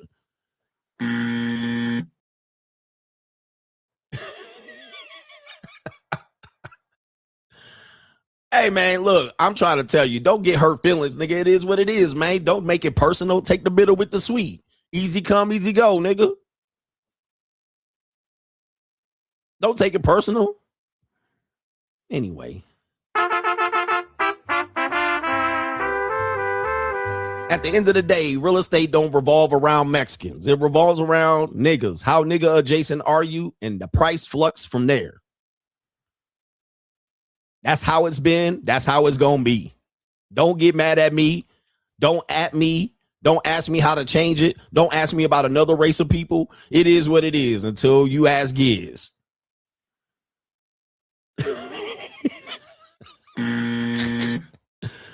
All right. And guess what? Donald Trump trying to sweep these niggas up with ICE. It is what it is. All right. Anyway, let me stop. Last one. Everett says, Paul Pierce is an idiot, stole all your talking points, and forgot the most important one. Protect your seed. Child support in your 70s? Diabolical. Let's get to it, brothers. Diabolical. Gentlemen, the free agent lifestyle won't make sense until you see how life unfolds for free agents. A lot of people make decisions assuming that the immediate result is what is intended because they don't have vision. The free agent lifestyle said to me when I and I'm gonna repeat this. When I made the free agent lifestyle, the reason why I made it, and as I said, when I was 37, 38, 39, I looked at my life and I said, my kids are a certain age. Once my kids reach the age of majority, I will be off the system, meaning I can't get taken back to court. I can't get another child support. I can't get child support increase modifications. I can't get divorced. I'm off the system, AKA free. Now, I had been divorced already and I was working my way out of the divorce. And I said, at this time in my life, 10 years from now, I was 38, 39. 10 years from now, I'll be off the system. So I can't get dragged back into court. I can't get divorced again. I don't have to pay alimony, child support. I can't I'm off the system. All I have to do is avoid marriage. If I can avoid remarrying, if I can avoid procreating again in America, I avoid the system, aka what people call the matrix. And this is a Furious style point. You got to think ahead. So I said, I'm going to not get remarried again because that seems to be a source of frustration for me. Just maintaining the marriage. I don't have to maintain a woman. I don't have to live happily ever after with a woman. I don't have to provide. I don't have to do all this gesture maxing, provide and help the community and do all of this shit. Coach the soccer team. I don't have to do all of this shit no more. I'm good. And I said, at the tender age of 49, I will be completely off the system. I can go completely off the grid, especially if I'm an entrepreneur. I could go off the grid. Therefore, I can live out the next few decades, God willing, without being on the system. I don't have to get Yaga back in with the bullshit. I don't have to get Yaga back in with the church reverend and telling people what I need to do with my wife. Yaga back in court, divorce. I don't have to do it. I can literally be free to do what I want to do. And I said, when my kids both kids reach the age of majority, I will be 49 years old. 49. I was like, dude, that is a blessing. Because if I live to 69, 70, 79, 80, 89, that means I can live free from the system. That's the free agent lifestyle. I said, I can be free from all of that. A lot of men's source of frustration and pain is that they're attached to it for a long time. They're attached to it. They're married till 70. They're married to 80. They're paying child support in their 60s. They got divorced in their 60s and 50s. And I said, I can avoid a second divorce at 49. I can avoid having more kids in America and having to get put on child support. I can avoid all that and just be able to make decisions on my own. Will it be lonely? No. All right. But every now and then, maybe. But those days are minimal. Those days are very minimal for me. In fact, I just like to be alone. All right. But I can come and go as I please. I don't have to report to anybody. I can just head out of the country without asking anyone. I don't have to ask my boss. I don't have to ask the wife. I don't have to drag the wife with me. Or if you're going to go to the Philippines, I need to go. I'm literally free. Now, I did all of that. I paid my debt to society. I had a wife. I had 2 kids. I was a father. I was a father of the year at my school, at my kids' school. I can avoid all that. I'm free. But what people want to do is that, and I can also trick. I can also have relationships with women how I want to have it. But what people want me to do is they want me to go back to that, which I don't understand. I'm like, why? Why do you want me to go back to that? Why? Because now I'm not free. I'm attached to a wife. I have to ask her permission. I can't freely come and go. Then more than likely, I'm taking care of her kids from a previous marriage. If I'm marrying one of these old skeezers that they want me to marry instead of a young tenderoni. But if I marry a young tenderoni, I'm having kids again. Now I'm back attached. I'm back on the plantation. I'm back slave. All because of their morality. Now, when she stops fucking me or wants to divorce me, they ain't got no answers. And I'm like, why would I do that? I literally paid my debt to society. I'm semi-retired. I could just do what I want to do. Case in point. Case in point. My man says, I agree with everything minus the tricking. Can I talk about that? Can I talk about that? This is what I don't get. So what you would rather me do is to go to the women who want relationships and manipulate them out of sex, lead them on, lead them astray, go to the so-called good generation, good women, the so-called good women, and play them for pussy? That's not fair to them. That's not fair to them. I don't understand why you would want me to do that. Because I'm going to fuck something. I'm somebody getting fucked out here. Why would you want me to go out here with women who intend to have relationships and try to finesse them out of pussy and give them false sense of relationships, or fuck around with the general population of younger women and corrupt them and make them traumatized when I have no intentions of being in a relationship with them? Why do you think that that's healthier? Remember, somebody getting fucked out here. I'm not going out here not fucking nobody. So somebody getting fucked. Some young women are getting fucked. Why would I corrupt those generations of women? Why would I do that? It doesn't make sense for me to do that. So I have no intentions of misleading women. I have no intentions of leading women on. I have no intentions of faking relationships when I'm going to pump and dump them. And these women are going to be out here traumatized because I'm putting that on them. Why would I do that? For your pleasure, to make you feel good. That only makes you feel good. That doesn't make the women feel good. It certainly doesn't make me feel good. That's too much work. That's too much work. Why would I do that? That's not fair to them. It's not fair to the generations of women or general population of good women who don't want that done. That's not fair to your daughter. That's not fair to your niece. That's not fair to your auntie. Just because you don't want me to give these women money. That's you don't want me to give them money, so you can't fuck them.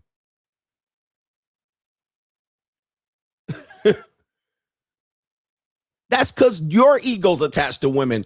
Don't try to make me corrupt women or myself because you don't want to be priced out and have me participating in it. Make it make sense. You want me out here playing these hoes? Is that what you want me to do? I don't get why y'all prefer me to do that.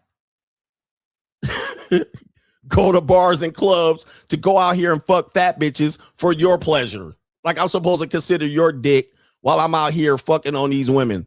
Somebody getting fucked out here. I'm not going to be out here not fucking no women. Just to let you know. I'm not going out here not doing that. You could do it, but I'm not. All right, but y'all want to entertain old skeezers and fat bitches and shit like this, go for it. But I'm here to tell you, it makes no sense for me out here to play that game. Why have a bitch out here burning my cars and flattening my tires because I'm trying to fuck on her and not give her what she wants? Now she out here spray painting the G-Wagon. Right? Now she out here spray painting the G-Wagon talking about this bitch ass nigga done lied. Now I wake up in the morning looking like this and shit. I wake up in the morning. Look what she did to my car. What the this bitch did to my car? I can't stand this hoe. I can't stand this bitch. Fuck this bitch. At some point, you're going to play with fire. At some point, you're going to pay. I'd rather pay on the front end than to have the bitch out here with black spray paint spraying the G-Wagon up because I done finesse the bitch off some pussy. Right? I realize I'm going to pay on the front end or the back end. I'd rather have my G-Wagon intact and have these women go ahead and drop that shit off and go home happy than to have them out here getting fucking misled and now they toxic towards you. Bruh, I'm not going to do it. I'm not doing it to make it better for you. So let me do me, nigga, in peace. Like I said, the free agent lifestyle doesn't include the JUCO. You could do the JUCO with the free agent lifestyle. You could do the JUCO without the free agent lifestyle. You could do the free agent lifestyle and the JUCO. But don't have me out here playing the game and the ism just to make you happy, nigga, and to make it affordable for you. My job is to price you the fuck out. I don't give a fuck about you and how you deal with women. I don't care. I'm not trying to make it easy for you, nigga. It is what it is. All right. If you think I'm messing up the dating marketplace, nigga, y'all fucked it up 20 years before I even got to this point. So don't add me. Anyway, it's pay either way. I'd rather not have my shit ruined and niggas out here casing my joint, trying to have some woman up in my house because she think I love her. Anyway, let's get back to it. Crime and Law CGA Part 2. Crime and Law CGA Part 2. Speaking of, I was making sense, but now you got shit out of context. I was cooking, but you niggas need to always have a reset. Paul Pierce found out the hard way. Paul Pierce admits, okay, before this, Paul Pierce admits he's the father of the 2-month-old baby. He asks for joint custody. As you guys know, I've criticized Paul Pierce for basically swagger jacking the whole manosphere for a couple of podcasts. Straight jacking. All right, and to go viral for a couple of minutes, but his heart ain't in it. He recently been out here doing a little bit of having sex with the women. As I say, all men gonna pay. He having that free pussy out here. And he done fucked around and found the wrong one. You fucked around and went raw, nutted in the wrong woman. Now your ass gotta pay. let's break this down. Instead of the tricking, he went out here to try to finesse one of these little skeezers. He's 48, 49 years old, and now he done got hit with a paternity lawsuit and demands for child support of in the amount of, let's scroll down. There's the woman. There's the woman. This is what happens. There's the baby. This is what happened when y'all ain't about the tricking. Okay, y'all out here trying to ecclesiastically lead these women on, and all men pay. Back end payment looking crazy than a motherfucker, bruh. Looking crazy as hell. There she is. There she is right there. Oh, I ain't paying, coach. Fuck all that. Hey, man, all men pay. And I would have went nut raw up in her too, bruh. Okay. I would have went up in no guts raw too and nothing. But you thought it was for free, huh? Niggas thought it was for free. It ain't. There's always a payment. So what happened? We have this woman named Princess Santiago. All right. Puerto Rican, Dominican, Mexican. We don't know. Demands in California $29,000 a month.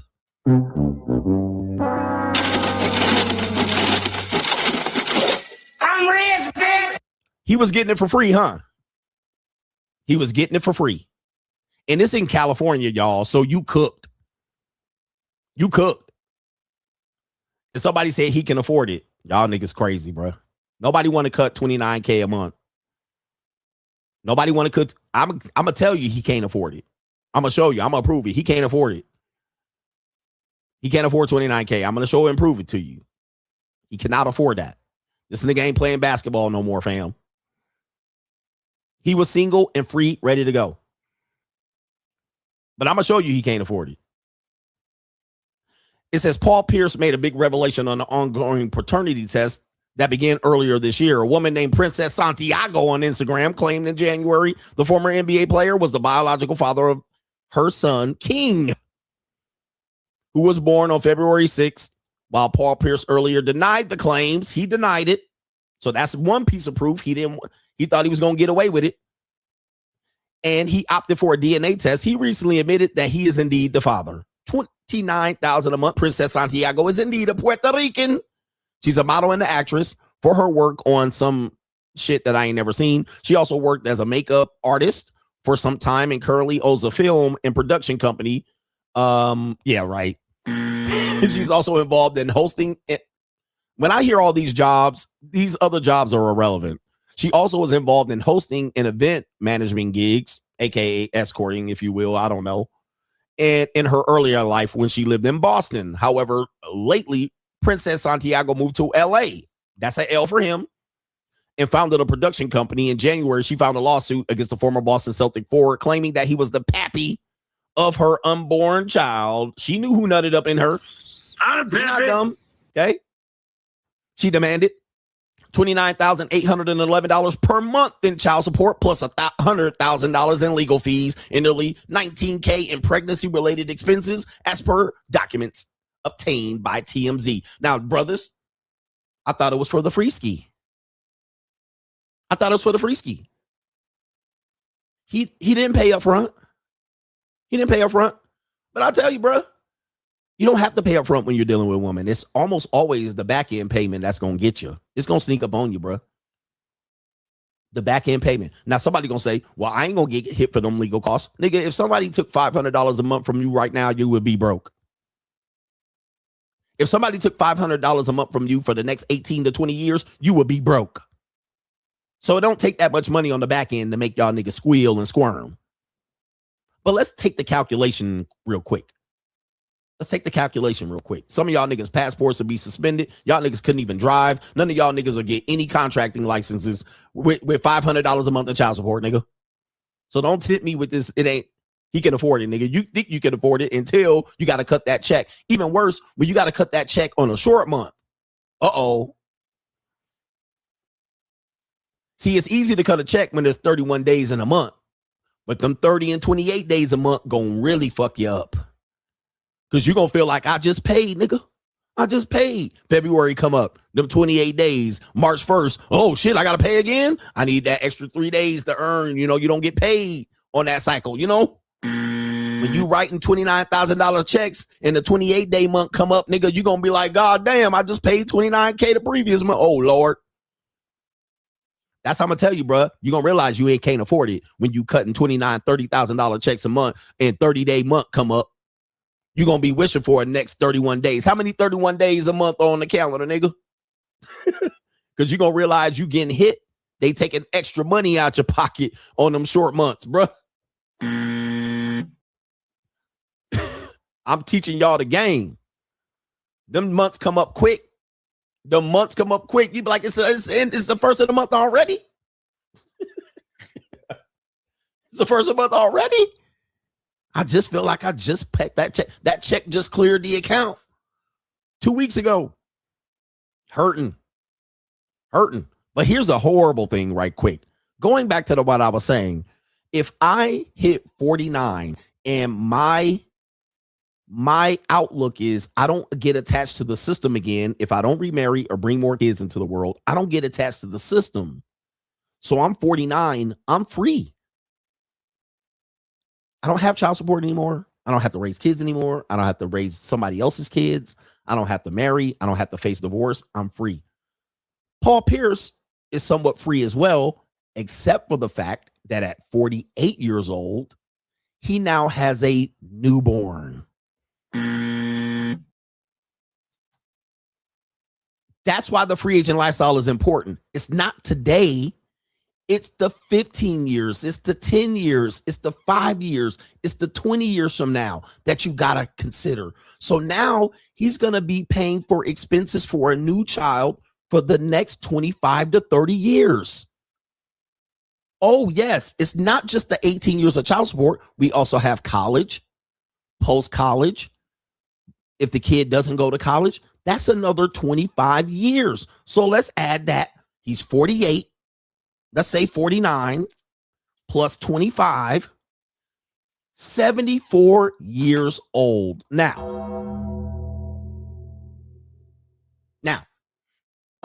tell me that at 49 and living free for the next 25 years don't sound better than that.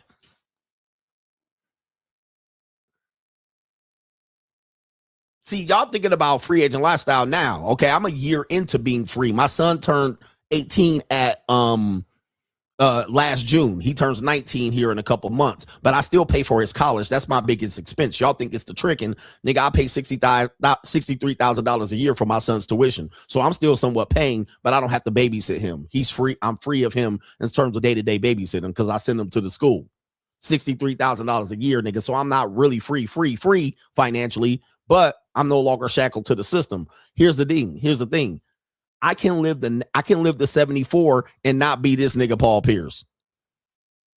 Not getting child support mail, not getting divorce mail, not having to hire an attorney, not having to do any of this shit. You see what I'm saying? I don't have to do any of this. I'm free. I don't have to report. I don't have to get my passport fucking jacked. I don't have to get my driver's license suspended. I don't have to write $30,000 a month checks. I don't have to write the check to the system. When I tell you the free agent lifestyle was a good decision for me for a long-term, not short-term, long-term decision making, I'm now free to say I can live in the Philippines half the year and Nevada half the year. If you're on child support, you can't do that. If you have kids that you need to raise and be a part of their life, you can't do that. Now you're going to say, well, he could just cut the check and not deal with her. Listen to me. Watch this. Instead, you said he can afford it. Watch this. He can't afford it because he said, well, despite the fact I didn't believe I was the baby daddy, but I am. Despite the fact that I don't want to be with this woman and I should just pay her off and I could just ignore her. He said, I ain't paying no goddamn $29,000 a month. He said, I want joint custody. Now, this is an L for Paul Pierce because you previously denied it was your baby. Then you were forced to take a damn paternity test. So you tried to deny it. Then you got on your own paternity test. Then you saw that $29K a month and you said, no, now you asking for joint custody. So now, either way you slice it, the nigga's not free. until age what? 70, 69. Now he out here with joint custody at 69, 68. Bruh, this is what I'm telling you. I'm trying to avoid joint custody at 68.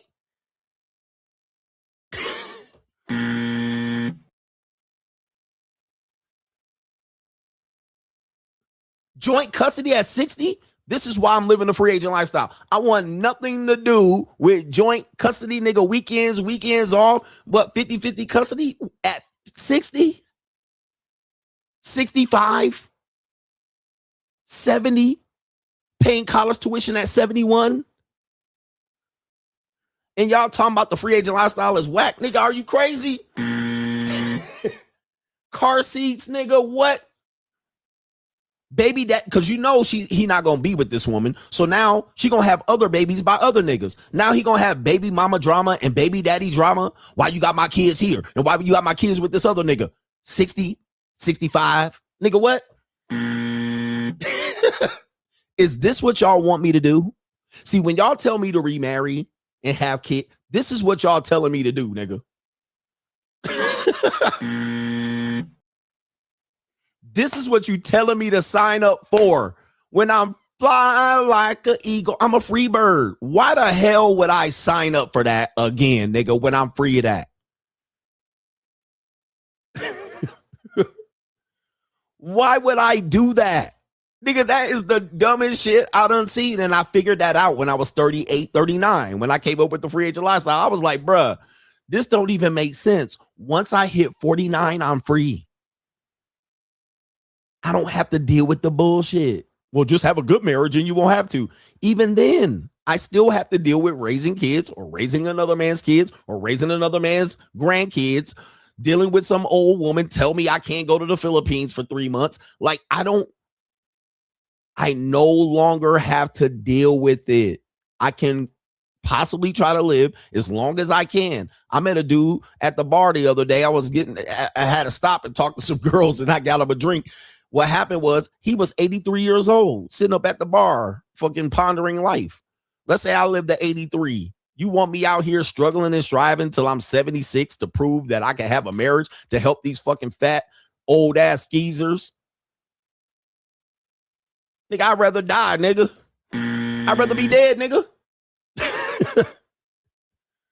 I'd rather be dead, nigga, early, motherfucker. Hey, check out time. I had my fun. I'd rather be dead as a doorknob, nigga. You gonna die early. Okay, cool.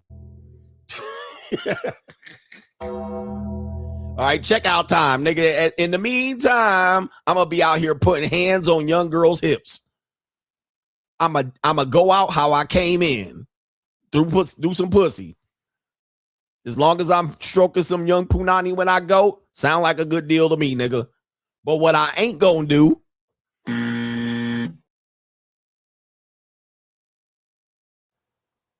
I'm gonna be up there with Easy and Uncle Charlie. I'm gonna be up there with Easy and Uncle Charlie. And a group of guys got them, and I'm gonna miss everybody. Instead of sign up for this, oh, nigga, this is death. Nigga, this is walking death. They're gonna be holding this nigga, trying to keep his ass alive. The fuck? So I don't get it, man. Like, what do y'all want from me? What do y'all want from me? All because I'm paying some young girl a couple of shekels for her to grab her ankles? Y'all find this so offensive? Y'all would rather me do this, nigga? You would rather me do this and then claim I'm getting some free pussy? Paul Piercy got all this free pussy and he gonna trick off more money than I can ever imagine tricking off. Why don't y'all count his pockets and tell me how much money he paying in tricking? Let me add it up for you if you want to count pockets and pocket watch real quick. Let's add it up, nigga, because he ain't getting joint custody, brother. He might get joint custody, but he gonna try to do joint. First of all, if you know how this works, the courts typically, especially if you've already tried to say the baby ain't yours, he fucking cooked. All right, so he can forget joint custody. Number one, he does have parental rights, but the fact that he tried to mush her off, that's gonna work against him. Number two, he don't got the schedule to do joint custody. Number three, if you look at when kids are younger, especially you weren't married to her, the kid is young, the kid got to eat out the mom's titty. This is called the age of somebody type it in here because it slips on my mind. But the British court calls this a specific age.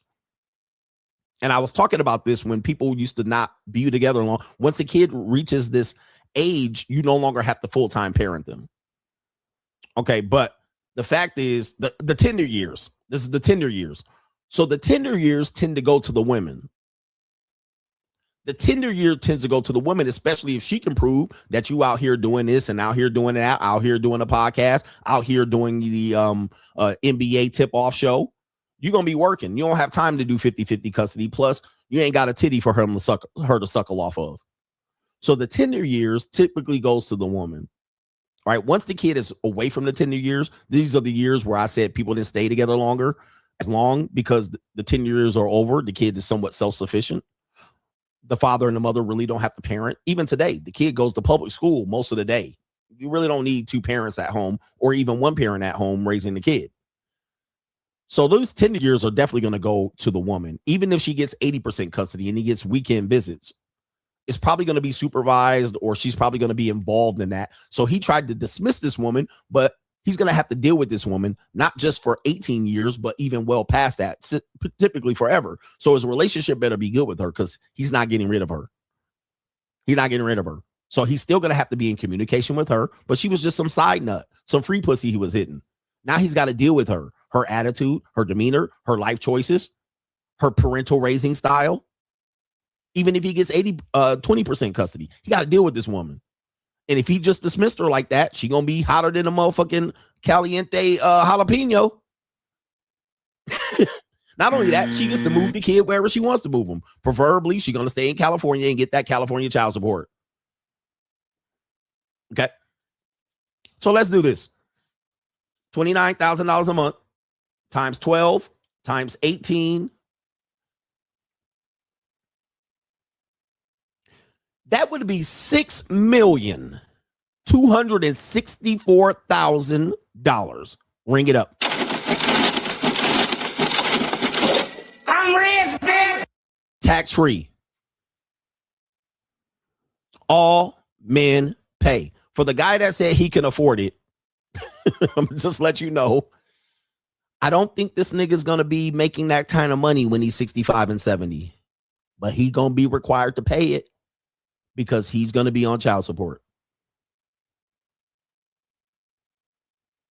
How many balls he gonna be dunking, pause, at 60 years old? How many layups he gonna be out here doing at 69? How many jump shots he gonna be hitting from the mid-range at 71? None. That means he made the bulk of his money already. He's made all of his money already. I don't know what his pockets look like now. I'm not the pocket watching type. I'm just saying he made his money already. The majority of his money, 80-90% of his money, he's already made.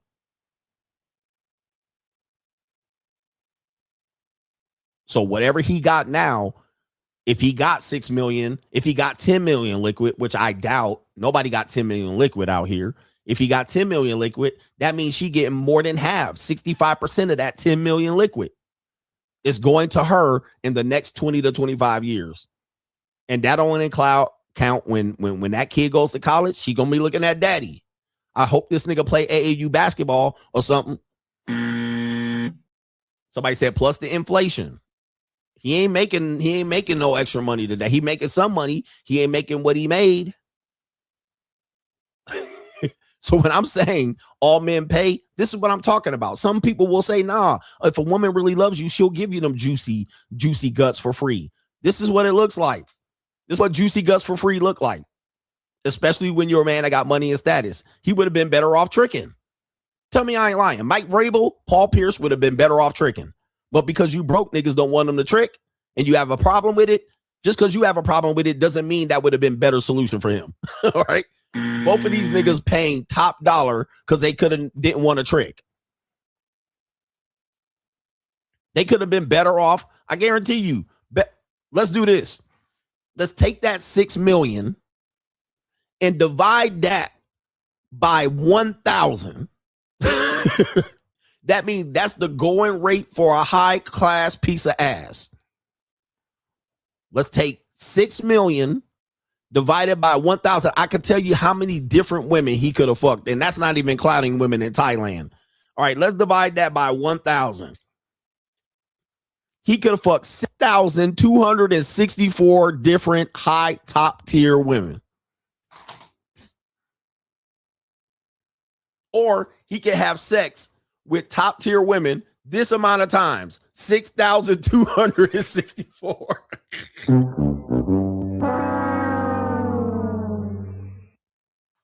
Tricking sounds terrible, doesn't it?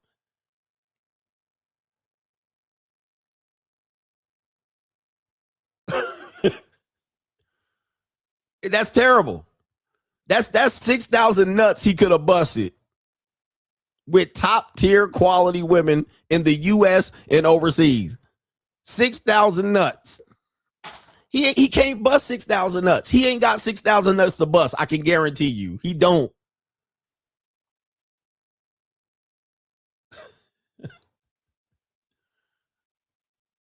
His net worth is 80 mil. Okay. That's his net worth. That don't mean he got $6 million to lend to somebody. By your assertion, that means if you make $80,000, you willing to part way with a good what? $6,000-$7,000 for nothing? Because your 80K is your lifestyle is literally tailored to 80K. You can't part ways with that amount of money just walking. Right? It's an L across the board. Especially he's busting no nuts on this woman. He gets no additional sex from this woman. All right. He gets no additional sex. Like he's getting nothing more. He gets no more pussy from this woman. So he paying, getting no sex going forward. So all his payments go to no additional vagina. That means any other vagina he has sex with, he got to pay on top of that. What?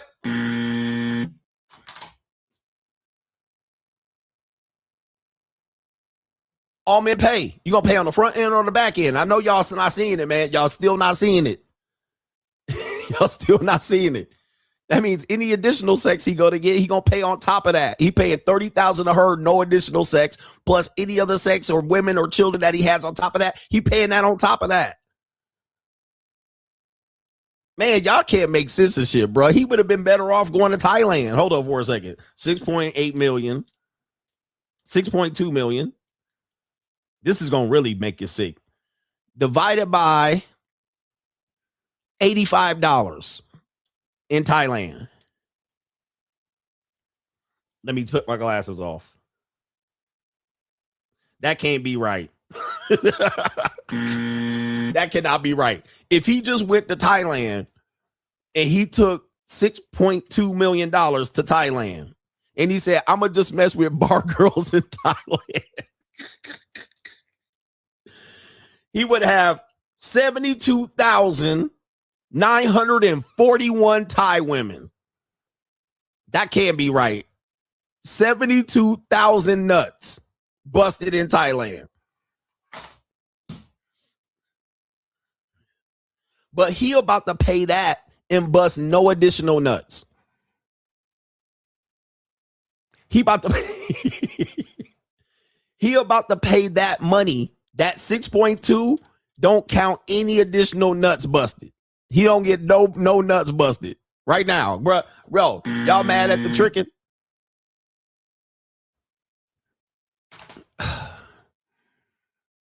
I mean, 72,000 different time women. Oh my Lordy Jesus. Y'all man, golly. All right, we at the 4-hour mark. Listen, we got to do this last one. Man. All right, I guess that, man, there's so many more crime laws here. Let's get to this one right here. This is really the main event. Gosh. Let's do it. Main event status.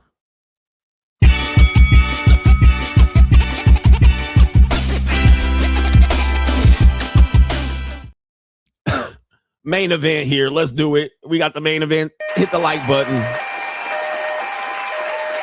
It's almost 1 o'clock. This show is going on way too long. Sorry for holding you hostage here, but of course, the main event here, we have a sugar baby being exposed in Washington, D.C. Y'all gonna learn at the end of the day, a lot of dudes try to separate and segment women into these categories. These are the good women. These are the bad women. These are the women that sell pussy. These are the women that don't.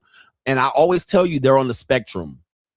They're on the spectrum. You pay a certain way, and they actually get paid in a certain way. Always say all women can get paid. All women can get paid. And this is a prime example here. This is a woman that works in government. She works in government. She works for the Department of Homeland Security. And she is a deputy assistant secretary for counterterrorism. I don't know how she got the job, but I can take a few guesses out here. She has been accused of picking up men on a sugar daddy website. Not a surprise to me. It's going to be a surprise to you. But this is a woman that I tell you, man, they're all monetized. They're going to either think about doing it, or they're going to do it, or they're going to dip their toe into it, or they're going to actually perfect it. They're going to do it part-time or full-time. Y'all won't believe me, but it is what it is. These aren't just girls that do it full-time and out here in a bind and they ain't got no employment and they're desperate. No. These are women that realize they got an ATM between their legs. They're either going to date a certain way or mate a certain way. I looked at it as I have an ATM between my legs and I'm just using it. All I got to do is put my card in and that's it. And put the PIN number and boom, money just comes right. All right. Out. And just because you toss money at them don't mean they ain't going to double dip. All right. So you can give her a whole lifestyle. She's still going to work in the morning. Trust me.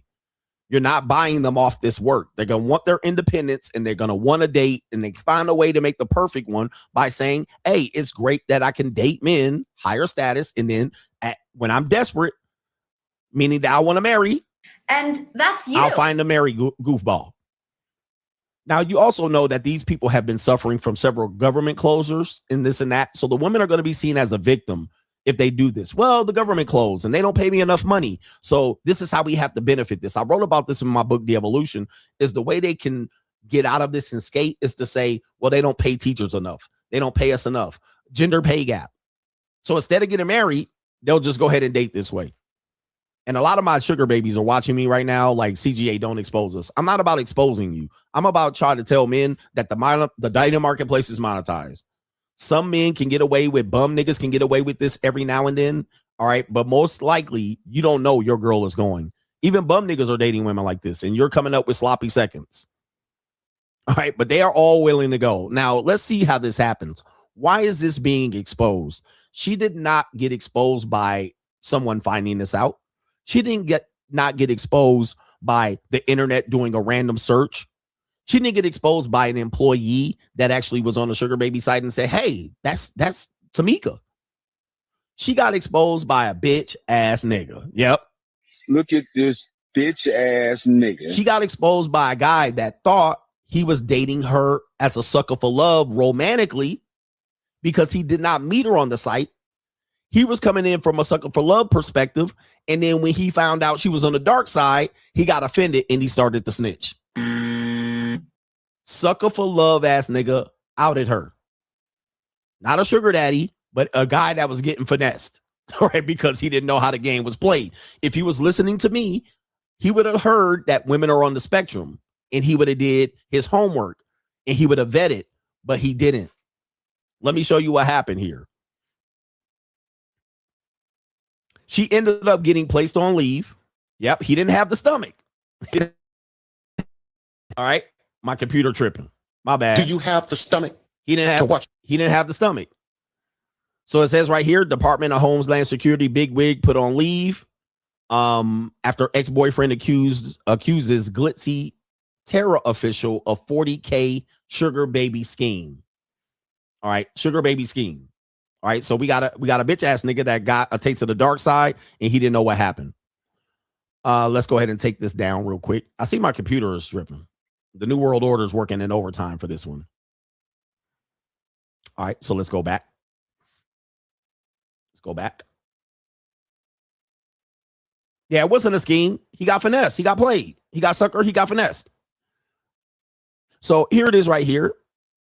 we already know. It says right here, government official with high-level security clearance, which does make her suspect because you can't have high-level security clearance and then be out here doing this. It makes you basically a risk. It puts your country at risk. You never know. You can get honeypotted. You can be a spy. And it says right here, she cannot accept cannot accept as much as a cup of coffee without reporting it. This week, a senior Trump counterterrorism official for the Department of Homeland Security has been placed on administrative leave amid internal investigation into her personal finances and relationships and allegations that she misused her government authority. Her name is Julia Bavaro, age 29. Hello. I always tell you, all women in their 20s, you got to watch out. You got to investigate them. Gen Z women be on that shit. It says she served as a deputy assistant secretary for counterterrorism since 2025, is facing scrutiny following a complaint filed with the DHS inspector general by a man she had a relationship with, alleging she engaged in sugar daddy relationships to fund a luxury lifestyle. He provided private text messages. The complaint, first reported by the Daily Mail, includes claims that the former partner, who says he spent up to $40,000 on travel, jewelry, and gifts during a brief relationship, and alleges Vivaro previously relied on similar arrangements to pay for expenses, including her education. So that goes back to whenever she got her degree, which could go back 10 years. 10 years. That's college all the way through now. He's saying because he found out the dark side was here. I'll show you the dark Oh, she's side. been doing this for a decade. As I've been told you. Yep. They be out here, bro. And he says the man claimed Vivaro allegedly flexed her DHS clout by having a TSA supervisor meet them at the airport and whisk them away through security at Dulles Airport. Why you snitching, nigga? He also said she violated the rules of her job by using illegal drugs. Brothers, look at this bitch ass nigga. These are the men I've been telling you about. It's not the women. We know the women are going. It's the men that are sucking for love. They come out here, they get hit over the head, and they come out here trying to snitch on these women. And what they're going to find out is nobody gives a fuck, bro. Vivaro denies the wrongdoing, calling the relationship consensual and rejecting claims she maintained a profile on the sugar daddy site, which she probably lying. Okay, the investigation is ongoing. The investigation is ongoing. Let's take a look at the guy. That's Donald Trump. That ain't him. But that doesn't mean Donald Trump didn't take her to the JUCO. All right, shout out to Donald Trump because he is sugar daddy too. He's been a sugar daddy for a long time. That's her and Christy, you know who? And that means, guess what? Birds of a feather flock together. At the top of the food chain, women at the top, they play the game like this. So you will have normal, regular women wonder how these women get to the top. I'm going to tell you how they get to the top. Everybody knows how this works. It's only the people the ecclesiastical people who are moral. Y'all think y'all going to get to the top being moral. Unfortunately, as we learned even in the sports industry, that all the women at the top of the sports industry in terms of reporters out there.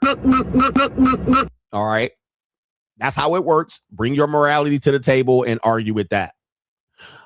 There's the guy right there. Okay. There's the guy right there. Look at this bitch ass nigga. He thought he had the love of his life. You could tell he's older.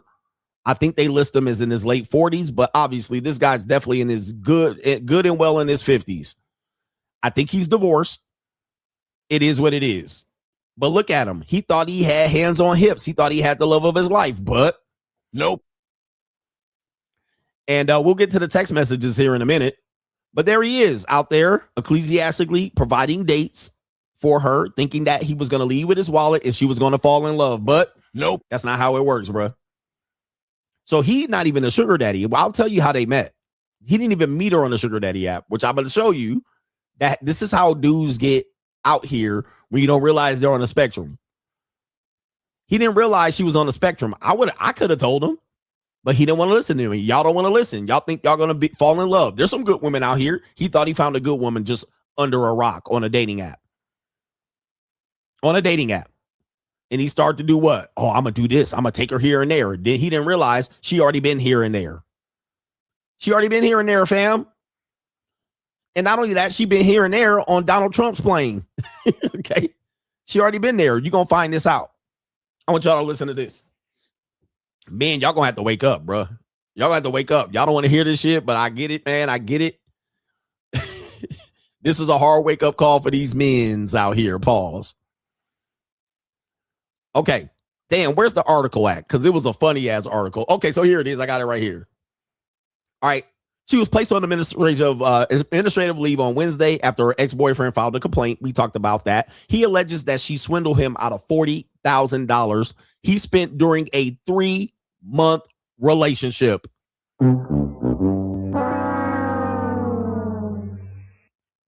I can tell you, I have not tricked off on any woman for 3 months and $40K. Right? I can tell you, I've not gotten close off of 3 months and $40K.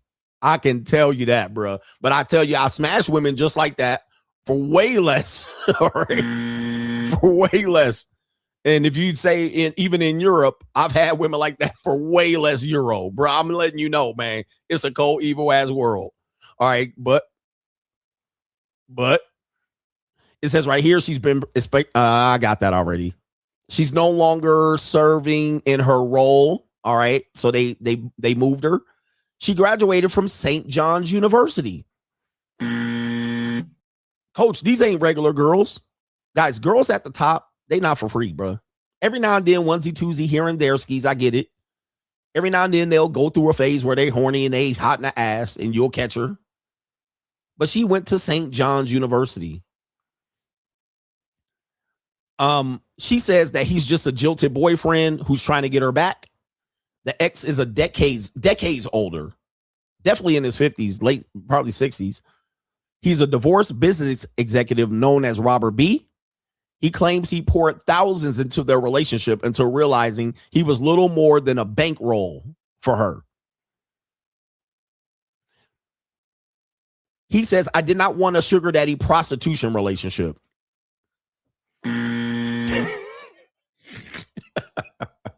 This is how you niggas sound, bro.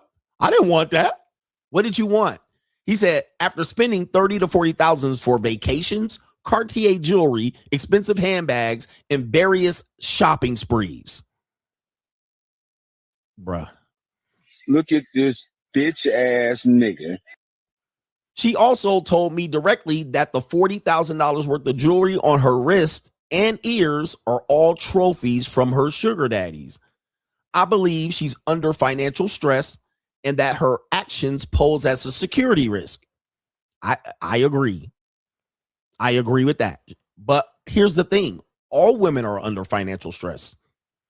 This is why I tell you the dark side is just an open lane, Highway 304, for them to play this relationship game. Okay. So if all women are under financial duress, I mean, you can look at the statistics. 60, 70, 80% of women don't have $500 to their name. If you look at the gender pay gap, they're telling you we're under financial duress. They can't afford their lifestyle. I don't care if they make $100, $30,000 a year, $80,000, $150, $200. I don't care if they're a corporate worker or not. They're all under financial duress. That's what makes the monetized dating marketplace exist. So he's trying to say that, but he's also trying to say she's posed as a security risk because she has clearance. And she demonstrated that by making this nigga avoid TSA through her security pass. So he is correct on that. But it still sounds like hate, like you hating ass niggas hating on me. She says the money allegedly went towards a high-flying life of travel, fine dining, and luxury shopping sprees, which started after the pair met on a dating app Hinged in December. This is the problem. Although he's claiming she was on a sugar daddy app, although he's claiming that she used sugar daddy relationships to get what she want, he met her on Hinge. Hinge is not a sugar daddy site. She was on the regular marketplace. She was meeting men regularly. This is what dudes be trying to say these are separate women. I'm like, no, they're not. Just because she got sugar daddy and she does monetize dating doesn't mean she doesn't date regularly. Doesn't mean you're not taking these women on dates. You're not matching with them. You're not having conversation. She meets you and treats you where she meets you. So if she meets you on the Sugar Daddy app, it's right from the beginning, right from the rip. But she met him on Hinge. She played a different game. This is called the spectrum. Listen to me. This is called the spectrum. So she played him a little bit differently, made him think it was a relationship, and got him for his dough. And now he feeling salty. Now he trying to call her a sugar baby and expose her.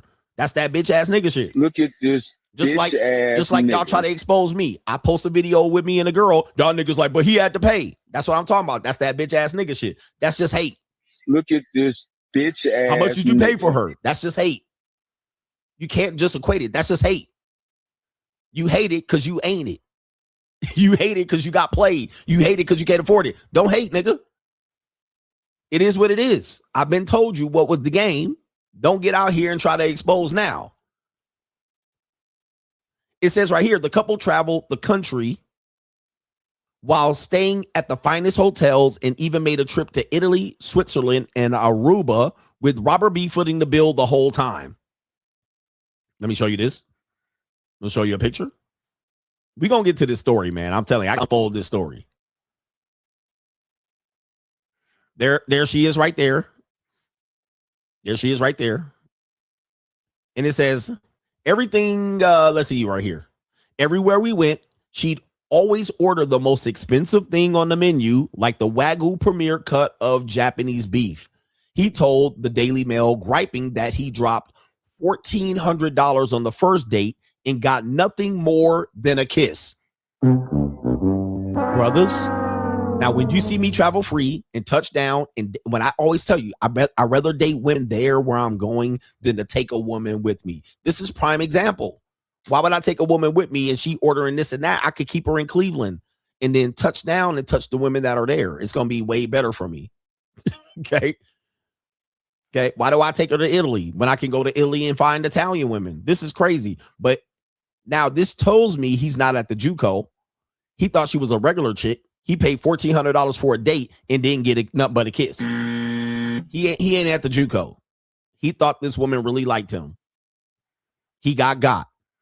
Then it says she supposedly turned up her nose at hotels that he booked for their Aruba getaway and guilted him into switching to a better resort, but not before slipping into the hotel's Cartier store to pick up a souvenir. Damn, bruh. He getting torn up. So he then went to a hotel in Aruba. She was like, I ain't staying in this shit. This 3-star. You need to book over there at the Fairmont. He did it. Then she dropped at the Cartier store and ran your credit card for a souvenir. Bruh. When I say you got to set boundaries, that was earlier this week. Men need to know how to set boundaries. Set boundaries. He had no boundaries. He was not leading. He had him a young piece I tell, and he was even now trying to get this shit. She was like, this is nice, but it's not the Ritz. And explained he caved and got them a room at an upgraded hotel to the tune of $1,700 more per night. I mean, look at this bitch ass nigga. Then they were headed to Europe. Robert B said Vivaro goaded him into buying her a $3,500 Bottega handbag and a $1,000 camera, ski gear, and a new coat. I guarantee you he only hit this twice. He barely even smashing this, bruh. She then allegedly began pressuring him to pay for her rent during the DHS shutdown, and then he finally resisted when she tried to guilt him into giving her a credit card. This nigga getting got. I can tell you, bro, I ain't never been in this position at the JUCO. Not even close, bruh. Not even close. According to her, I'm not used to having to ask like this for a simple card or help with my rent, especially being furloughed. She texted Robert. Any past relationship would have jumped up and cared for me, which is what I like. This is the JUCO basic level, mid-level JUCO, where the woman says, my past relationships always took care of me. I never had to ask. And the fact that I have to ask makes me feel like you don't want to provide for me. This happens all the time, especially with high tier women. I was like, that's not happening because I see how you like to shop. That got me the cold shoulder. So he sees the way she spends. He's not going to give her a credit card. The relationship fell apart from there, but not before he introduced Favaro to his daughter, who called her a Long Island gold digger and asked her dad, "What are you doing?" according to the Daily Mail. So even the daughter, by the way, you can tell he was not on the JUCO. You don't introduce your JUCO to your daughters or your son unless they're there and you happen to say, "This is who so-and-so." They most likely aren't going to very much engage with the child. So he introducing her to the daughter. All right. She dismissed the whole entire mess as the work of her weird, jilted ex. This is just a mad ex-boyfriend putting crap together, and it's just really weird. I thought it was a great relationship until we just didn't work, and that's it. And we made a story about, okay, I'm going to stop right there. Continuing on, let me show you this, which further tells me he was not at the JUCO. He thought that he was in love. Okay, he thought that he was in love, and then I'm going to also show you that people, specifically women, care about what you think they care about. So here's a text messages. We're not going to talk about this. We talked about it last night, but that's where she said, "You're not caring for me. I like to feel cared." Then he talks about this, where he's trying to plead to her, where he's going to tell her how much he spent on her. "This is what I spent on her." Guys, women don't care about this. They don't care. And in fact, telling her what you spent only means that you have access to. Oh, you have access to that? You already spent that? That means you can spend extra. So he's already gave her $4,000 for rent, $2,000 for M-Sculpt, which is some sort of body shit that you do. I don't know. $1,000 for sandals. That's probably at the Cartier. Give you a credit card. And he says, "I haven't gotten to the weekend yet. I've seen you once in the last week, and you're blowing off our commitment tonight." So he ain't even getting no sex from her, and she's making all these demands. He hasn't seen her but once this last week. And now she's canceling and flaking on him, pulling this, "You need to pay." Then he says right here, "I told you I'm not paying your bills until we are engaged." Guys, this dude thought this was a romantic relationship. He knew her for 3 months. He's already telling her, "I wouldn't pay your bills until we're engaged." 3 months in, bro. He was getting cooked. Trust me, I've never engaged in this type of trickery. This is simpery. This is what happens. Y'all think this is tricking. He had no clue. He had no clue. If he would have watched my show, he would have known she was dark side.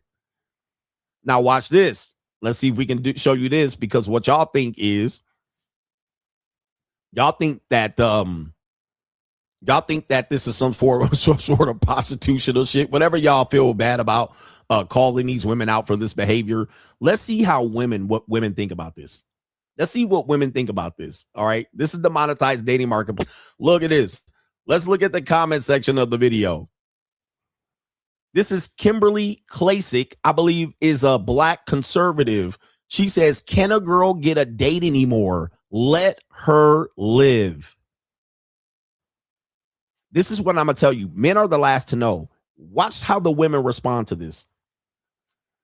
This woman says, "Leave her alone."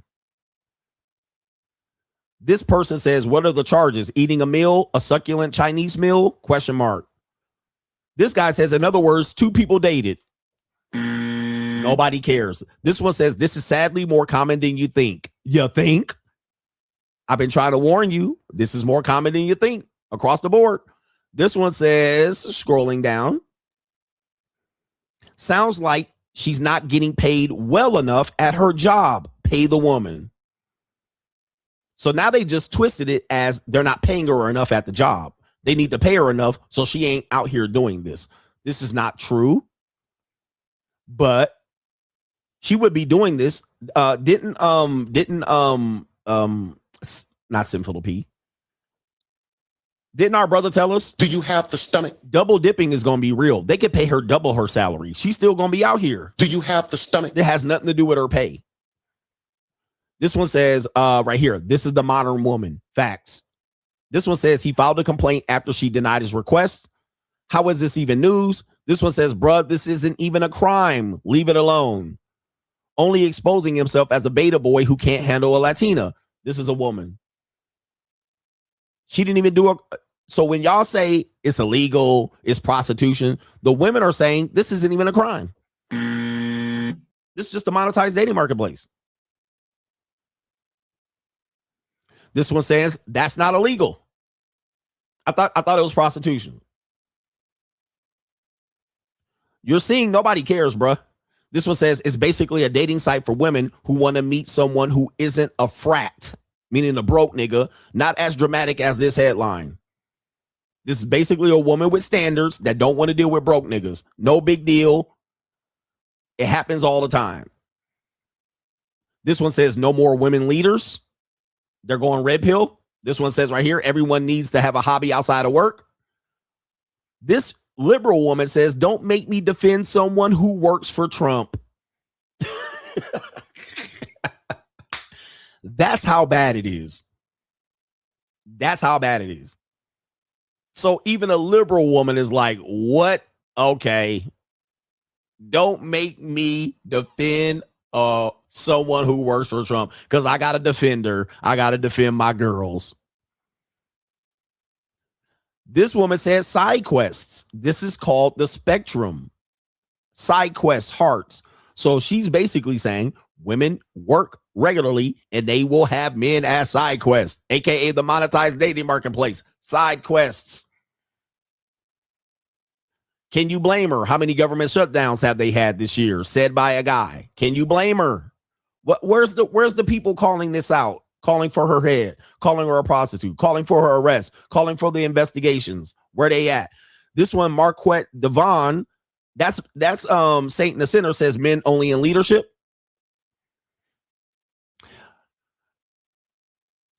Why is this woman in a position of power? Okay. Let's catch up. Is the website legal? Is what she's doing legal? Who cares? And let's do a couple more. DHS ain't paying her enough. Pay her more. Okay, let me see if we can find another one right here. So she is on a valid website, confused to the issue. Men subscribe to OnlyFans is okay, but a woman on a valid dating app where people voluntarily sign up is the problem. Ring the bell, y'all. Ring the bell. Y'all don't want her. Wait, y'all don't want her on it, then raise her salary. Raise her salary. We don't care. Hey, man, this is what I'm going to tell you. I'm going to tell you again. The monetized dating marketplace is here. You can see nobody really cares about it. They don't care about her double dipping. They don't care about her using man for her money, his money. They don't care about him getting finessed out of 40K. Nobody cares. They don't care about the simp marketplace. They don't care about men losing their money. They don't care about the tricking. They don't care about sugar daddy, sugar baby. They don't care about women prostituting themselves in regular jobs. They don't care, bro. They don't care. Now, let's just say I was out here and I did the same to her. Now I'm the Tinder swindler. Let's just say I was out here doing the tricking. All right. And I was out here running a whole scheme to get these women out here. I was doing the pimping. All right. Now they gonna care. Now, if I got women out here doing this, working for me, and I'm taking the money, they gonna care. They gonna care. So it's just the whole idea where men don't realize. They don't realize that this is what you got ahead of you. This is what you got ahead of you. You think that people gonna care. And they're going to start prosecuting these hoes. And they're going to start taking the tricks to jail. Because they don't see it as illegal. Even if you lose your life savings, they don't see it as that. They're like, whatever. Sounds like you guys were dating. Anyway, golly, man. Good luck out here, gentlemen. Do your best. The monetized dating marketplace is here. If you guys want to go ahead and take advantage of our course, since we're talking about this shit, crime and law, go ahead right there. It should be 1 or 2 courses left. at that 50% discount. You can get on top of it. But if you want to learn more at a basic level, go ahead and join us on CoachGreg.locals.com. I'd have been warned you that we were going to be here, and we're here, gentlemen. We're here. Do me a favor, hit that like button. Strike that like button. We'll do the super chats on the way out. Ecclesiastically, ain't no repairing this. We're at the point of no return and the moment of truth. We ain't going back, okay? What I got off of her for $40K, nigga, would have been unimaginable. I'd have been squeezing them guts 3 times a week. Rawski, all of that. All right, shout out to our brother Jay Terrible says, not only will Paul Pierce get no more punani from her, she will be able to get piped down by other men the whole time while he pays, basically getting cucked. But tricking is where the problem is. Shaking my head. That is the truth. Speaking of the truth, he's going to be paying $30,000 a month while she getting piped by other dudes. Shit. And he ain't getting no more punani from her. Why? Because he dismissed her. Now, Paul George was in this position. What did Paul George do? Paul George was in this exact same position. What did Paul George do? He saw the writing on the wall. Paul George married this woman. Okay. Paul George married the woman. He did this exact same thing. He tried to call her bluff. He tried to pay for her to get a termination of pregnancy. And he said, fuck it. It's cheaper to marry her. Sorry, it was Paul George. Yeah, Paul George. The link works. Paul George. Paul George was in the exact same position. He did the exact same thing. She got pregnant. She was a stripper.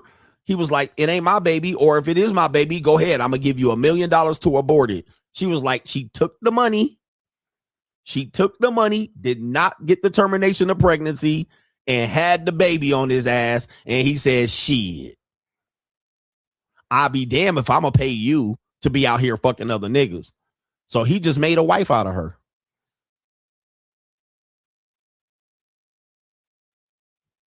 Okay. He just made a wife out of her. It's an evil world we live in. Because he said, I'm not about to be paying you X amount of dollars in child support and you gonna be out here having another nigga baby and shit. Then I ain't paying for I'm gonna pay and still get access to that poon. He said, I'm gonna just go ahead and marry her. Y'all think it's a game out here, bruh. I'm gonna just go ahead and marry her. Yeah. Ooh, typical love story. The love story, bruh. Y'all don't want no part of this game, bruh. When I tell you, men be like, women don't have game. See, what men think, this is what men think. Sorry for going long here. Men think women don't, y'all always think the present. So y'all always only think pay means what I put down today. Y'all never think about 5-10 years down the line. That's why y'all get Me Too'd and shit. Men think women don't have game. Yeah, they don't got conversation game, but boy, they got some game, bruh. They got that long-term game. They got that inchworm game. They got that 10-yard fight game. They got that motherfucking Alabama 10 yards in a cloud of dust. They got that conservative game. Women got game. Oh, they got some game, bruh. All they need you to do is drop DNA, drop seed, marry them, engage, court of public. They got some game, nigga. They got game. Just need the right sucker MC, nigga. They got some game, bruh. All right, they got some game for your ass. Niggas be like, they ain't got game. I'm like, man, please, bruh. All you had to do is be in the wrong place, wrong time, nigga. Wrong slippage past the goalie, wrong time of the month, nigga, and cream pie her. Watch the game. Watch the game. All right, these men gonna get a lesson. They might not got no mouthpiece or no approach game, but they got some game, bruh. They'll have your ass crying in the corner, nigga. They have your ass in jail, serving 7 years. Like, what the fuck? Like, what the fuck? What had happened, nigga? They have your ass calling your car insurance company talking about, man, I don't know how this motherfucking tree fell on my car and burned my shit up. Shout out to Lamont James. He says game ninjas think that paying part is the least important part. It's actually the most important part. They're mad because they are claiming stake in these women that feel should be theirs. It's not your pussy, even if you pay. It ain't yours. So I get girls you get for free. I get her to show up before she goes over there and let you hit. Shout out to Kevin Sullivan says there are billionaires with many yachts that follow bigger yachts, and that's just for extra supplies. People in Tupelo don't see that. Billionaires don't even buy supercars. They don't buy a Louis Vuitton. Okay. He said they got many yachts that follow bigger yachts. The game is to be sold, not told. We got Cash App Love, and we almost done with the show. The Empire Podcast says, Coach, that extra $60K after son graduates right to the pocket. It's going to go down year by year because, you know, living expenses go down. It's going to go, yeah, but as soon as I get done that, bruh, what I'm going to do with it? Trick? Whoop that trick. Whoop that trick, man. I be trying to teach y'all the game the way these broke niggas can't teach you, man, because they never see the world. Broke niggas never see the world. They only see it from Tupelo. Never listen to a man that only sees the world through Tupelo, Mississippi, that only sees it to a narrow lens. Even broke women that deal with broke niggas, never listen to them, bro. I'm trying to tell you, man, listen to a little bit higher up. I've been around the world without being around broke people. The way people do it is different than they do it in fucking Birmingham. Them niggas don't see the world. Them people are local. They only deal with each other.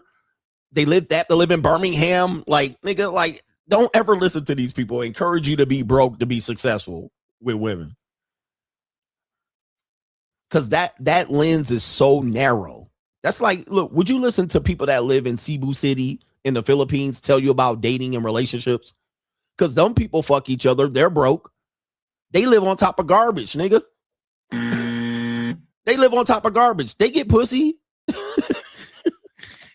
They have babies. They have babies like crazy. But would you listen to them tell you how to get women?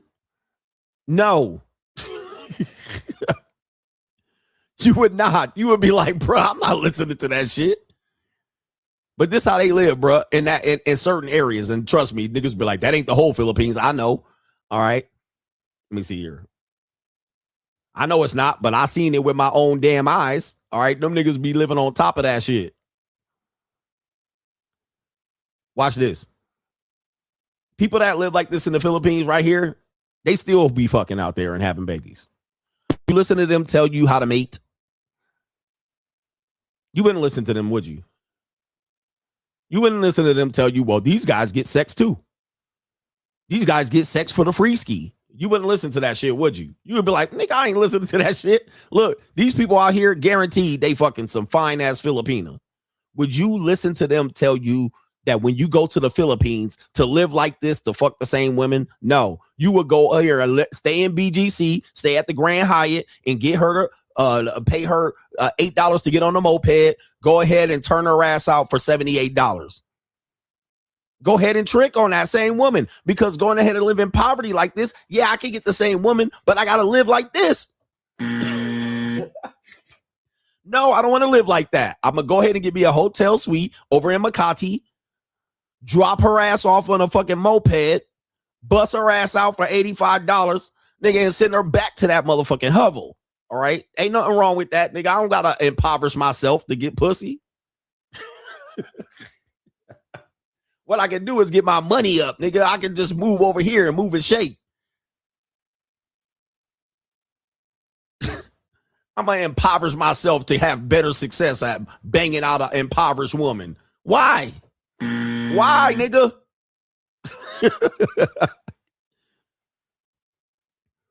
Why? They don't make no sense. That's a horrible strategy. Well, broke guys can have success too. Why? Why would I broke myself? Why would I just go get some fucking money in my pocket, nigga, and not worry about the bullshit? All right, anyway. But that ain't right, Coach.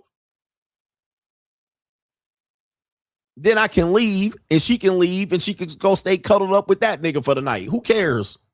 It ain't his, it ain't mine.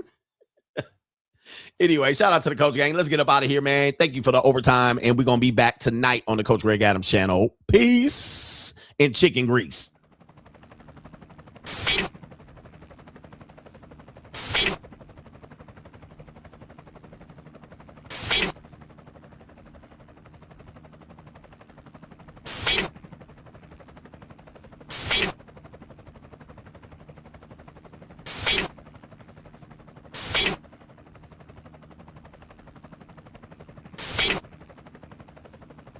And you're in the Desert Storm bunker with Hollywood CGA. Yeah. Legends ain't born, they built from the grind. From benches to banners, we sharpen the mind. We sharpen the sword and promise and swore that we going hard and leaving it all on the floor. Hey, yeah, we going hard and leaving it all on the floor. Hey, yeah, we going hard and leaving it all on the floor. Legends ain't born, they built from the grind. From benches to banners, we sharpen the mind. We sharpen the sword and promise and swore that we going hard and leaving it all on the floor.